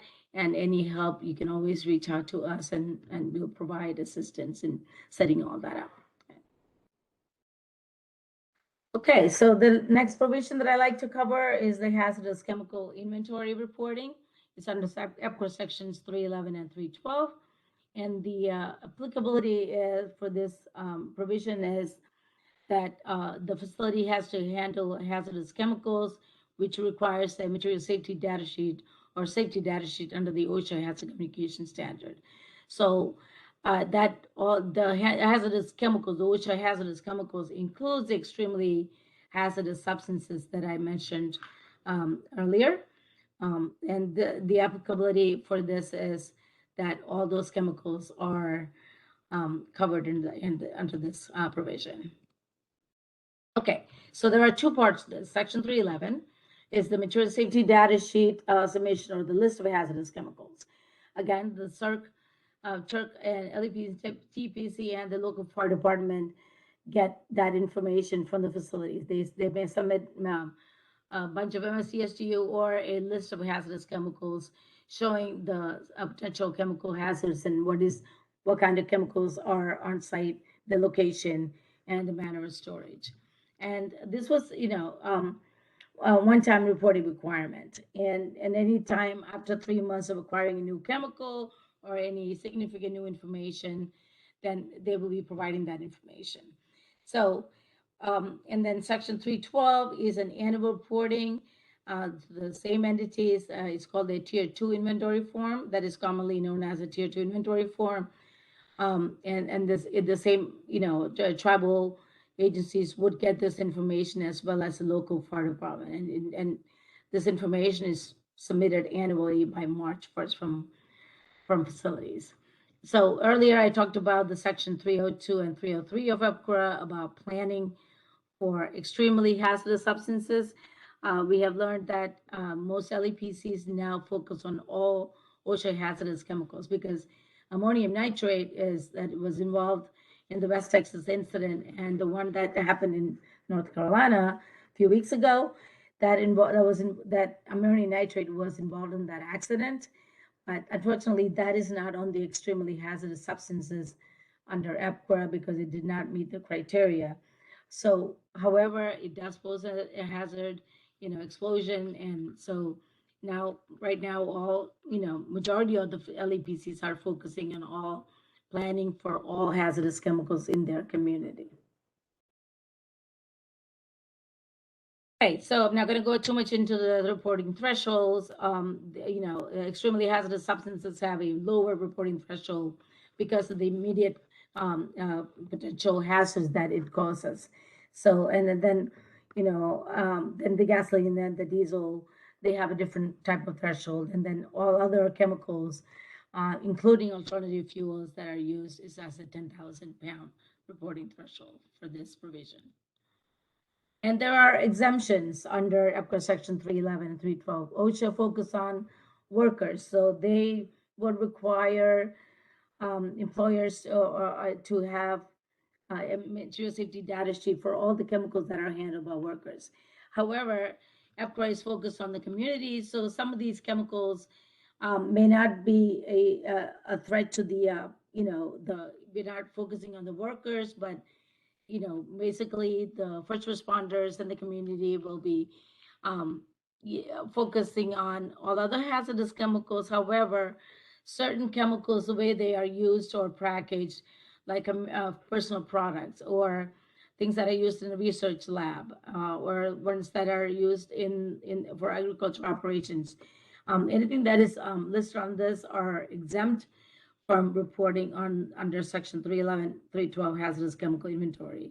Note that these exemptions are only for substances and not for the entire facilities. So a facility may be having, say, a research lab, they may have bulk storage tank of a chemical, and they need to report that. It's only the substance that are used just for research purpose is exempt from reporting. I just want to state that. Okay, so there are a hard copy of the Tier 2 form and instructions on our website for facilities to use. And a lot of states, I should say, they use the Tier 2 Submit, the electronic reporting software, and EPA and NOAA developed that software for states that we want to use that reporting software. So if tribes want to set up a program for for facilities to submit their tier 2 form, the hazardous chemical inventory requirement or the report. You may want to utilize the tier 2 submit, the electronic reporting software, or you can accept the hard copy tier 2 form. And here I just want to show you what the tier 2 form looks like. The first page of the form, the facility reports, the location information, as well as the owner operator, the facility emergency coordinator, tier 2 information contact, the emergency contacts, 24-hour contact. That all goes on the first page of the hard copy report. Okay. The second part of the tier 2 form is the chemical information, like the physical health hazards, the name of the chemical, whether it's an extremely hazardous substance, whether it's solid, liquid, gas, and method of storage and maximum amount on site. All that goes on the second part of the tier 2 form. Again, this is an annual reporting requirement. So firefighters should, first responders and planners should focus on all the chemicals that are reported, annually to them, so that there's a situation arise in any of the facilities or nearby, you will be prepared to protect yourself and the community. Okay, so EPCO Section 312 has a provision. It allows for a department to conduct on-site inspection of tier 2 facilities. So it is very important that, LEPC and TEPC as a group, as an organization, that you can visit your local facilities and conduct an inspection of where they have the chemicals stored and how they are stored, so that you get an idea on what kind of safety system that they have, so that any middle of the night something happens, you know who to call, and then you should have a log of the facility emergency coordinator phone numbers that will be useful for you to get in touch with if something happens in the middle of the night or during the day that you need to coordinate response and evacuation. Okay, so as I mentioned earlier, since the tier 2 form is submitted annually, most of the LEPCs are focusing on all OSHA hazardous chemical, not just the EPCRA EHSs, which are only 355. Other OSHA hazardous chemicals could be over, pure chemicals or mixtures that could be over 800,000 different products. So you get this information annually from facilities in your community. So it is important that if you want to get, we are encouraging you to plan for all hazardous chemicals. And you can, do an outreach to the facilities. They may be able to help you plan for these chemicals. Okay, so as I mentioned earlier, the incidents that happened in the West Virginia Freedom Industries, the Congress amended EPCRA Section 312 under the America's Water Infrastructure Act. This is for community water system to get access to the tier 2 information. So they may request, we need to see tier 2 information for this facility, that facility, that we provide, that will fall into our water intake, whether their output or the releases that will affect our water intake.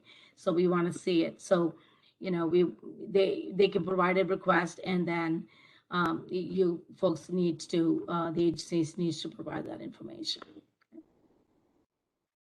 Okay, so facilities also can claim trade secrets on the specific chemical identity that is reported under, Section 302 or 311, 312, and 313, provided that they submit a trade secret package to EPA.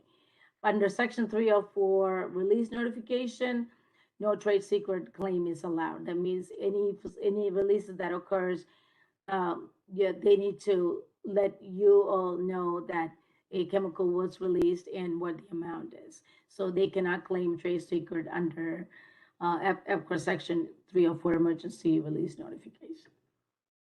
But there is a provision for them to file trade secret claims. And EPCRA also requires state, tribal, and local agencies to set up procedures and processes to provide access to the public. Citizens may want to come in and say, hey, I want to know what's in the facility that is in my backyard. I want to know what kind of chemicals that they have. I want to see, their inventory. I want to see what kind of chemicals they have and potential hazards.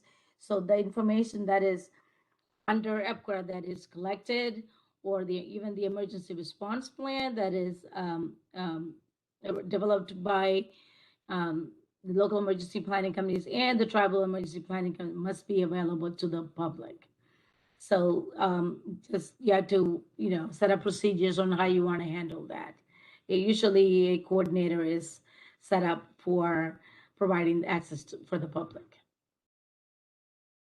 Okay, so there are, of course, enforcement authority for EPA and for any person that may also take action against facility owner operators. Citizen can take, or citizen group can take action against a facility operator for not complying with EPCRA. And you'll also have that ability to take action against the state and tribal agencies can also take action against facility owner operator. Or you can request assistance from EPA and we will be able to help you with that. Okay, so here's a summary of everything that I just covered under EPCRA for each of the stakeholders and their responsibility under NAR 313 provision of EPCRA, from EPCRA section 302 to EPCRA section 312. Okay. All right, so I want to share some technical resources that we developed. So anyone that is new to the program, or got tired of listening to me just now for the last half an hour or so, or maybe more, I don't know, I can't even keep an eye on my clock. So there is a EPCRA intro video that you can watch. It's like 15-20 minutes, a quick overview of what is EPCRA and why it was created, and what you can do to educate others, a new member of the Tribal Emergency Response Commission, or the Tribal Chief Executive Officer of the tribe, or the president, that they can get familiar with what is EPCRA and how important it is. And we also developed a comprehensive online training for implementing agencies. It is a very long training because it's about 400 slides, four or five different modules and lessons, but you don't have to take all of it at once. You can click on, you can take one or two slides, or 2 lessons, and then come back tomorrow, day after. And there's a program embedded in that training to hold the place in for you when you come back to take the training. Okay. And lastly, I want to mention that just maybe 4 months ago, we developed a national LEPC TEPC handbook. And it's a supplemental to the online training, or it can be a standalone for state, tribal, and local agencies to get familiar with emergency planning for hazardous chemicals. And it is a large document. However, here's what the content is. So we have two parts to it, and then appendices and resources. Okay, the part 1 has the EPCRA, the statutory text, and the implementation responsibilities for state, tribal, and local agencies. It also had the statutory and regulatory requirements for facilities, and interpretation of some of the requirements. We have exemptions, examples, FAQs, and we also have overview of other EPA regulations in that handbook. And part 2 contains the guidance and resources for implementing EPCRA. And we also have an overview of other federal programs in that part 2 as well. And the Appendix B has appendix and resources. They have sample emergency plans, bylaws, commodity flow studies, and all these are included in the part 2. Okay. So you don't have to flip through all 200 pages. So what we have is we provide links to each of the chapters and the appendices. So you can just click on any link and it will take you right to the, I don't know if you can see the link that we provide for each of the sections or the chapters, so users can pick and choose what they want to review. Okay, and here's the part 2. Same thing, we have provided a link so that you can choose anything that you want to go through in learning more about it, and you can practice the same in your region. And the appendices, again, links provided for anything that is in this like sample emergency plan, example of what an LEPC, TPC member should be, and and suggest a profile of the LEPCs and TPCs. So these are all very good to focus on when you are setting up your program, and you may want to review it. So, and then any questions you have, you can always reach out to me. And we have other technical resources. NASPO is one of the, members, the organization that I want to bring out to you to talk to you about. It has tribal representatives on their board. And I know that I have met many tribal representatives from New Mexico. There's Pueblo, Laguna tribe. They usually come to that tribe, is the NASPO meeting. And so, I encourage other tribes to get in and be a member of that NASPO. They hold annual meetings twice a year, annual meetings, and there's one in April, and then they have another one in October timeframe. And it's very good because many federal agencies, we go there and we provide, what is new in the regulatory area or our guidance of policies. So we have, very good relationship with the NASPO, and we encourage all of you to join that organization. Okay, so of course, our website has a lot of information, and then fact sheets. And here's a quick fact sheet that we developed and a quick guide on EPCRA. And then we have a hotline, a call center that is set up for anyone to have any questions on EPCRA and its implementing regulations. And of course, you're free to contact me anytime and get any information that will help you. And I can connect you with the state or LEPCs that have a robust program if you want to take on your own, or you can have an MOU sign up. And I know that some tribes have MOUs already developed. I can get a hold of those, and you can, ask the state to implement part of the LEP, certain provisions of the EPCRA program, or you can, go ahead and have them do full implementation, or you can take it on your own. Okay. So any help in this, you can always reach out to me, and I will do my best to connect you with folks. Thank you very much. Okay, are there any questions for Sissy?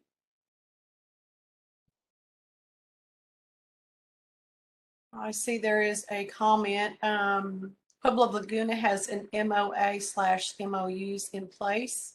Oh, cool. Okay, great. Yeah. So as usual, if anyone thinks of a question later, you can send it to me, and I'll be happy to forward it on to Sissy. And also, if anyone would like a copy of her presentation, please just let me know, and I will send that out to you guys. And we're also recording this, so once the summit is over, usually takes me a couple of weeks, and I'll have everything loaded on the iTech YouTube channel, and I will send that link out once I have everything loaded. So I don't see any hands raised, and I don't see any other questions in the chat box. So thank you, Sissy. We appreciate all the great information. We appreciate you coming and presenting to us today.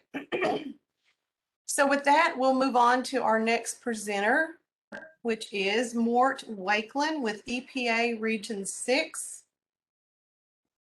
If you are ready, Mort, I will turn it over to you. Okay, can you hear me okay? Yes, I can. Okay, let's get this thing started. Where is it? It's here.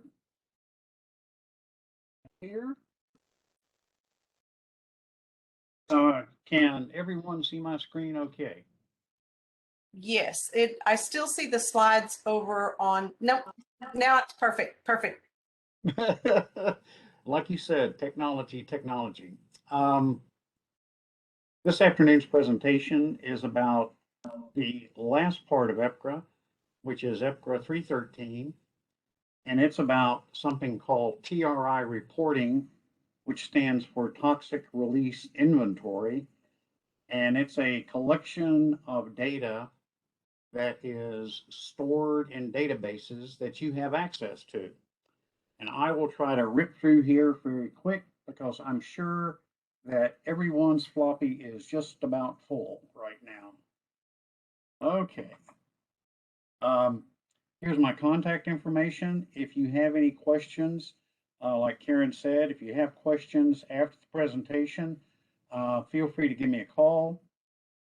Feel free to send me an email, and I'd be happy to answer your question as best I can. Mort, yes. I'm sorry.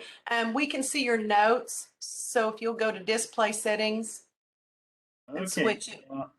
Actually, It was showing correct a minute ago, but it just kind of switched. Okay, now what do I do? Go to display settings. Okay, now I'm in my slideshow, so stop it. No, just at the top, it says display settings and there's a little arrow beside it. You click on that. I don't see that. The only thing I see is my slide. Okay, you may need to stop sharing and reshare. Okay, here I am, and reshare. Yeah, yes. Go to the top of the screen and stop sharing.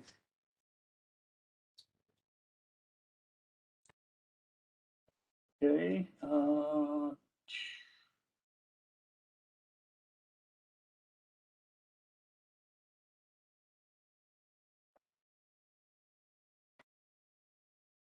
I'm going to close the window. Probably that's a bad idea.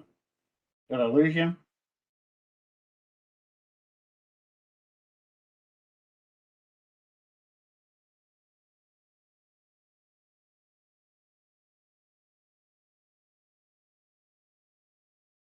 Can you hear me? Yes, now go ahead and share your screen again. Okay, share it again. Okay, Yeah. Here we go. Yeah.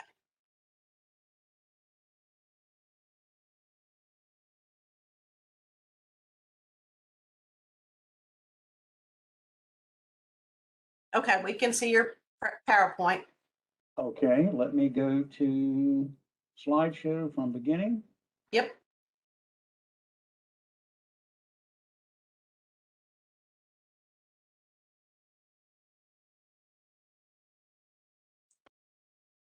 Any better? It's still showing the slides on the, there it goes. It shows your notes just for a second and then it switches to the correct screen. So it's on the correct screen now. Okay.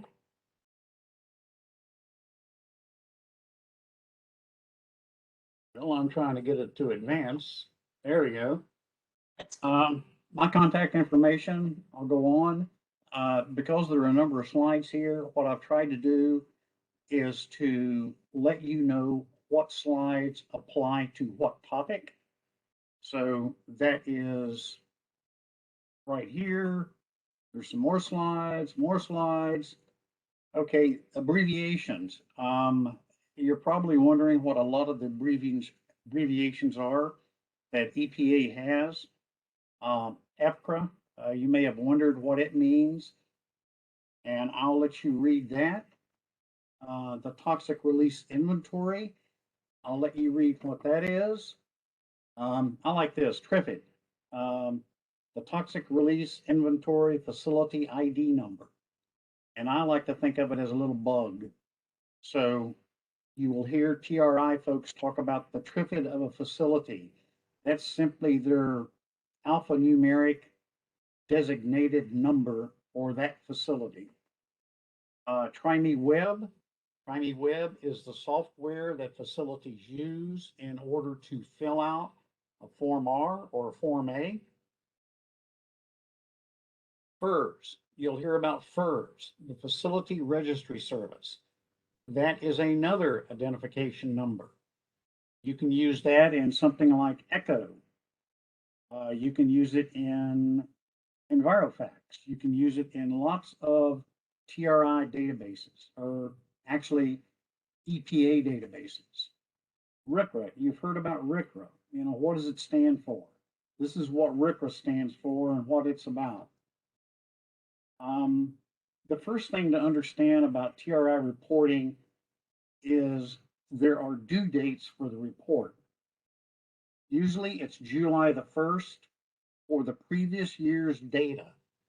So it gets a bit confusing. So for the reporting year 2020, those reports were due July the 1st, 2021. 2021 reports are going to be due July 3rd, 2022. So why the difference? Why the difference in dates between July 1, July 2, and July 3? It's very easy. It's the fact that the 1st falls on a Saturday, and like a good government and the IRS, we make the reports due the following business Monday. If it's Sunday, the July 1st falls on Sunday, then we make the due date the following Monday, which would be July the 2nd. This is a compilation of all the due dates and reporting years for the past 5 consecutive years. And as you can see, it starts out 7/3/2017, 7/2/2018, and then 7/1/7/1/7/1, meaning that all those dates for 7/1, they were in the middle of the week. Okay, there are 3 criteria to report to TRI. The first is that the facility has to have more than 10 full-time employees, or the equivalent of 20,000 hours worked by all full-time, part-time, and contract employees.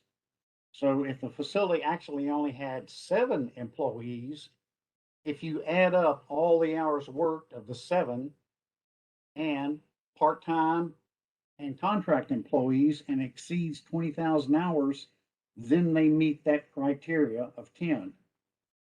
The facility has a primary NAICS code that's listed in the CFR in the Code of Federal Register, and I will talk about NAICS codes a little bit later, about what they are and where you can find them.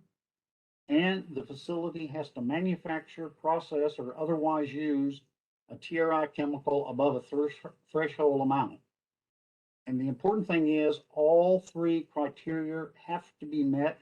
If not one criteria is met, the facility does not have to report to TRI under the law, which is EPCRA 313. There are thresholds for reporting. In other words, pounds of the chemical used. There are regular run-of-the-mill TRI chemicals. There are PBT chemicals, persistent bioaccumulative toxins, and we just added PFAS chemicals. Oh Lord, and I hate to pronounce this, per and polyfluoroalkyl substances. And I'm not going to say that again. It's a mouthful. That's why we say PFAS. For regular TRI chemicals, it is based on, the threshold is based on its activity. Its activity is defined as manufacturing, process, or otherwise using. You can see here what the threshold is. If a facility processed toluene, let's say, over 25,000 pounds a year, they would have to report the releases of toluene and how toluene was waste managed over the year. This is not a live compilation of data. This is by year. For PBT chemicals, it depends on the chemical or the threshold. Dioxin-like compounds are the worst, therefore their threshold is the least, only 1/10 of a gram in a year. The next set of chemicals, mercury and mercury compounds, and there are others, 10 pounds per year, and the other set of chemicals, including lead and lead compounds, 100 pounds per year. And the interesting thing to note is, in this situation for these chemicals, the activity is the same regardless of whether it's manufactured, processed, or otherwise used. The threshold for lead and lead compounds, say, 100 pounds. PFAS chemicals. These are also 100 pounds per year, and they are like the previous PFAS chemicals in that all the activities have the same threshold. And activities, I mean manufacturing, process, and otherwise using. Those are 3 activities that are common to TRI reports. Okay, what is TRI? Basically, it's just a resource of data. And that data is amounts of the chemical released and amounts of the chemical waste managed. And this is across the entire United States. And don't forget, not every facility has to report to TRI. They have to meet those 3 criteria: employee threshold, use of the chemical, and in a primary NAICS code covered in the federal regulations.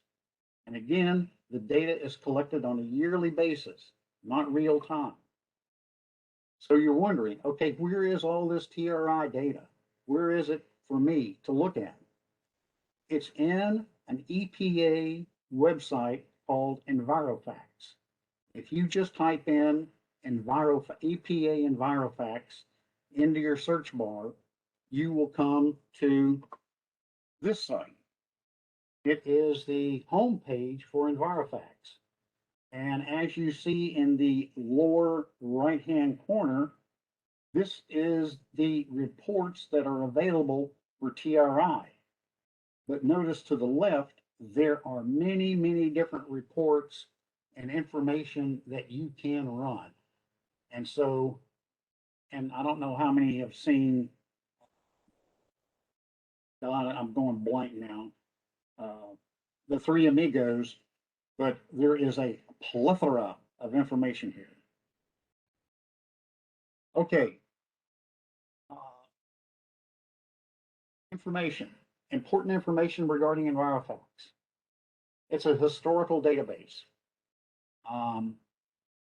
The database contains all facilities that have ever reported to TRI, including historical facilities and currently reporting facilities. When you pull information from EnviroFacts, you need to look at and see when the last report was, and this is in a different, sorry about that.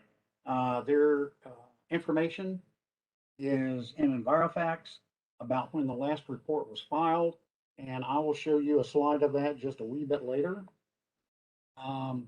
There's a quirk of EnviroFacts, and this is something to be very aware of.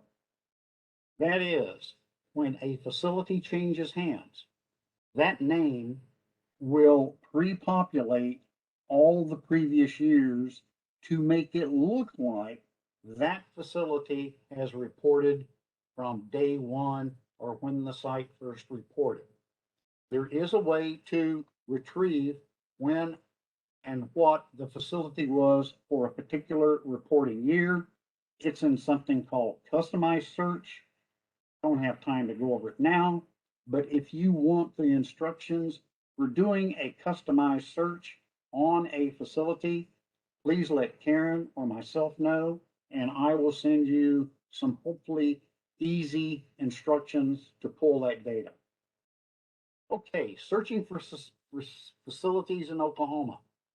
Okay, on the home page of EnviroFacts, we would select what we call Easy Search.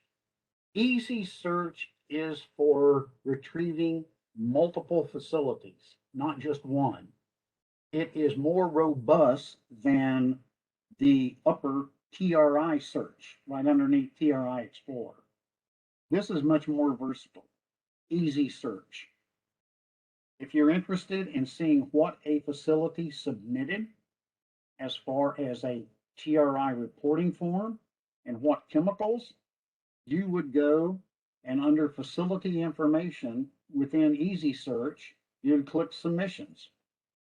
And then you would pick reporting year, county name, state abbreviation, and here I wanted to simply count all the facilities, the TRI facility IDs in a particular county. And so when you come to the actual search screen and enter the search criteria, I simply entered reporting year 2020. The county name is Tulsa. The state abbreviation is Oklahoma. And I'd click search. And we came up with 86 facilities in Tulsa County for reporting year 2020. And so I wanted to check out the surrounding counties. So here around Tulsa, we have Creek, and I don't know really how to pronounce it, Omologi, Muskogee, and Wagner. And all you would do while you're in Easy Search, and after you finish the top search, which is 86 facilities for Tulsa, just hit the back button and you'll be back to the search screen. And then you would enter Creek County and hit the back button, Wagner County. Hit the back button, Muskogee County. Back button, Omologi County. And you can see here that by far, Tulsa County has 86 TRI facilities. Okay, now say we want to find those 86 facilities. So go to the scroll to the bottom of the search input screen and click search. And this is in TRI search. We are in TRI search. Sorry, I didn't make that clear. So we've changed gears in midstream. So we've gone from Easy Search to TRI search. But note, we had 86 facilities before, but now we've got 230 entities. Why? Okay, in our geography search, there was no option for reporting year. So what you actually pulled was all reporting facilities and historical facilities that have ever reported to TRI. And how do we know that? If we look at the output for forms submitted in TRI search for Tulsa County, look to the right, and it says last form. These facilities, they reported their last form back in '87 when TRI reports were first done. You may be interested in that, you may not. You would just simply scroll down to find the most current reporting year, which is 2020. And you can extract that information. You can download that information. Okay, so if you scroll down and here you have the information, you see when the last reporting form was made. In this case, these facilities reported last in 2020, which is the most current reporting year. Okay, this facility, Sterling Specialty Chemicals in Sand Spring, Oklahoma. Notice the number of forms they have, 689. That is a bunch. Okay, when you click on facility report, this pops up. It gives you what's called the facility information report. This first screen is facility information. Then you have chemicals reported, pollution prevention, waste management, releases, water releases, transfers, and classic view. So this is a one-stop shop for finding out about that particular facility. Okay, here, if we click releases, we can see a bar graph from 2011 through 2020 based on the color, and then look at the legend. You can see what color has the most releases, and if I interpret it right, I think it's 1,2,4-trimethylbenzene. And then you can go into the report and actually find out the number of pounds that were released. Here, under TRI facility report, here's where you can get your data downloaded. So simply click on that, follow the directions, and you can download the data. Here is a map of what we call the McGirt reservations in Oklahoma and the TRI facilities superimposed as little blue dots. So this is just to give you an idea of where TRI facilities are on the McGirt tribal reservations. Now, when you go into Envirofax, the first thing you will see are 6 search criteria. You can search on a facility, you can do a geography search, you can do a tribal search, you can do an industrial classification code search, you can do a chemical name search, and the lastly thing is that the search values you want to search on, and you'll see here that TRI facility information only is checked. If you think perhaps that the facility does not report to TRI, you want to click the radio button, use multi-system facility information. So using TRI search, again, there are various selections. The facility selection, if you click the drop down, that you can search on either the facility name or the TRI facility ID. I do this all the time. I'll paste in the TRI facility ID, but forget to change facility name to facility ID, and it doesn't find anything. And the reason it doesn't is I picked the wrong type of search. Geography search. You can search on zip codes, address, city, county, state, whatever you please.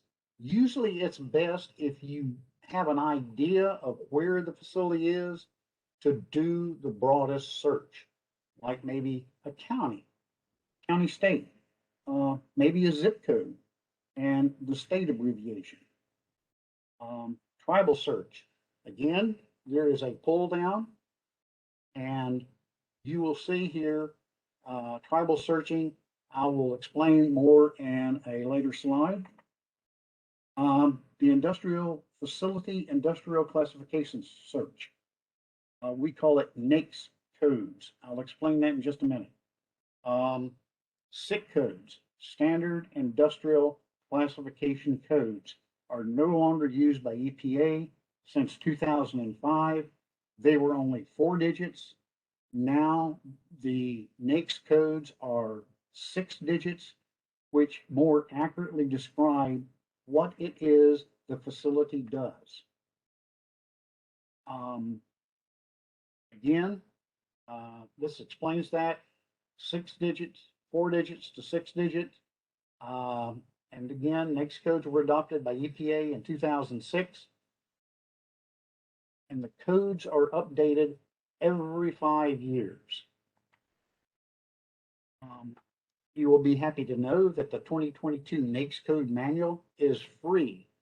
And there is the link to the free NAICS code manual.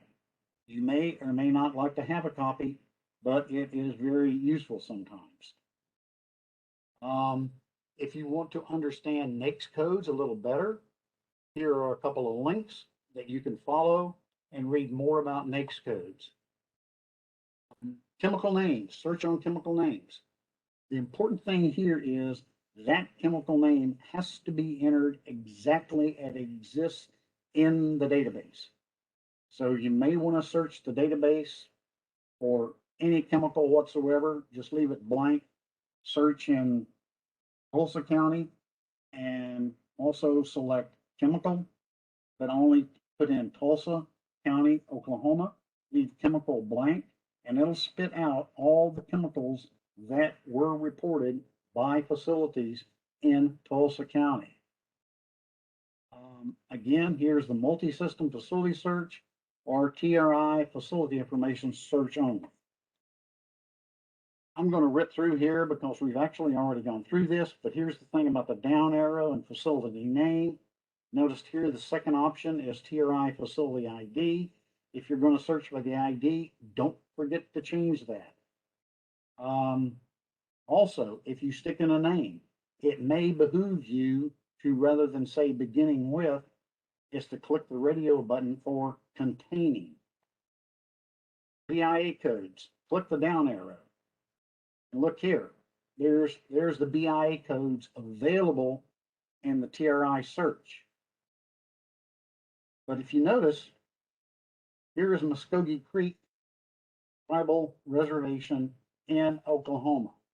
And look at all the TRI facilities in that tribal land search. Notice when we look in the BIA tribal codes, at the very bottom, there are only 3 Oklahoma tribes listed: Choctaw, Eastern Shawnee, and Ottawa. Why is that? That is because there are none of those TRI facilities you saw plotted have written in their BIA code on the form R or A. And in fact, headquarters is helping me out. Our TRI tribal coordinator is sending letters to all TRI facilities in Oklahoma, asking them if they're on tribal lands, and if so, to please insert their tribal code. These are the McGritt tribal lands in Oklahoma. There are 6: Cherokee, Chickasaw, Choctaw, Muskogee Creek, Quapaw, and Seminole. So these McGirt tribal lands, apparently there was a re-evaluation of the tribal boundaries, and this is what resulted from the McGirt decision. Okay, here is the Cherokee Reservation, and here are the TRI facilities on that reservation. Here is the Chickasaw Reservation, the Choctaw Reservation, the Muskogee Reservation, and the Quapaw Reservation, and lastly, the Seminole Reservation has 1 TRI facility. Okay, you can breathe a sigh of relief. This is the end. Here are additional EPA resources. You're free to check these out as much as you like. There's several screenfuls of these, and that's it. So thank you very much. So does anyone have any questions for Mort? Woohoo! This is Philip with the Chickasaw Nation. I don't have any questions. I just to give a shout out to Mort. He's been very helpful to me. We have a TRI release where we're going to build a child care facility in He helped me kind of work through some of the issues I had, and he's actually helped. I actually emailed him today, so he's helped me again. So, Mort, I appreciate your willingness to help out when needed. Glad to anytime, Phil. Just write, and I will try to help out as much as I can.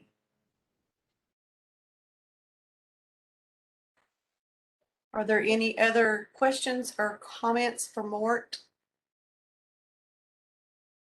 I don't see any in the chat box just yet. If anyone would like to unmute themselves or raise their hands, you feel free to do that, or put your question or comment in the chat box. Or if you think of a question after the fact, you can always email me and I will be happy to forward it. Or if there's any questions for Sissy at this time, we have time to take those also.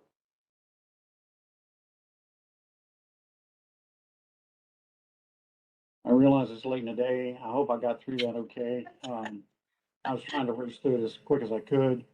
So apologize if something wasn't clear. Again, if it's not clear, please write me and say, Mort, I don't understand this. Why did you say this? Or why didn't you say that? And I will hopefully answer you in understandable terms. And thank you, Karen, for putting on this summit. I think it's very important. I applaud all the attendees, and so I thank you so much. Oh, thank you. We appreciate you coming and presenting today. And, we appreciate all the presenters today and everyone that has attended today. So if we don't have any questions, one last time, I don't see anything in the chat box. So with that, thank you, Mort. Thank you, Sissy, for presenting for us today. And with that, we'll end this session. You guys, we'll end it a little bit early. So don't forget to join us again Tuesday, starting at 9 a.m. for the last day of the session. Of the summit, sorry. We've got some more good sessions. So everyone have a good afternoon and a good weekend, and we'll see everyone on Tuesday. Thank you so much. Everyone have a good weekend. Take care.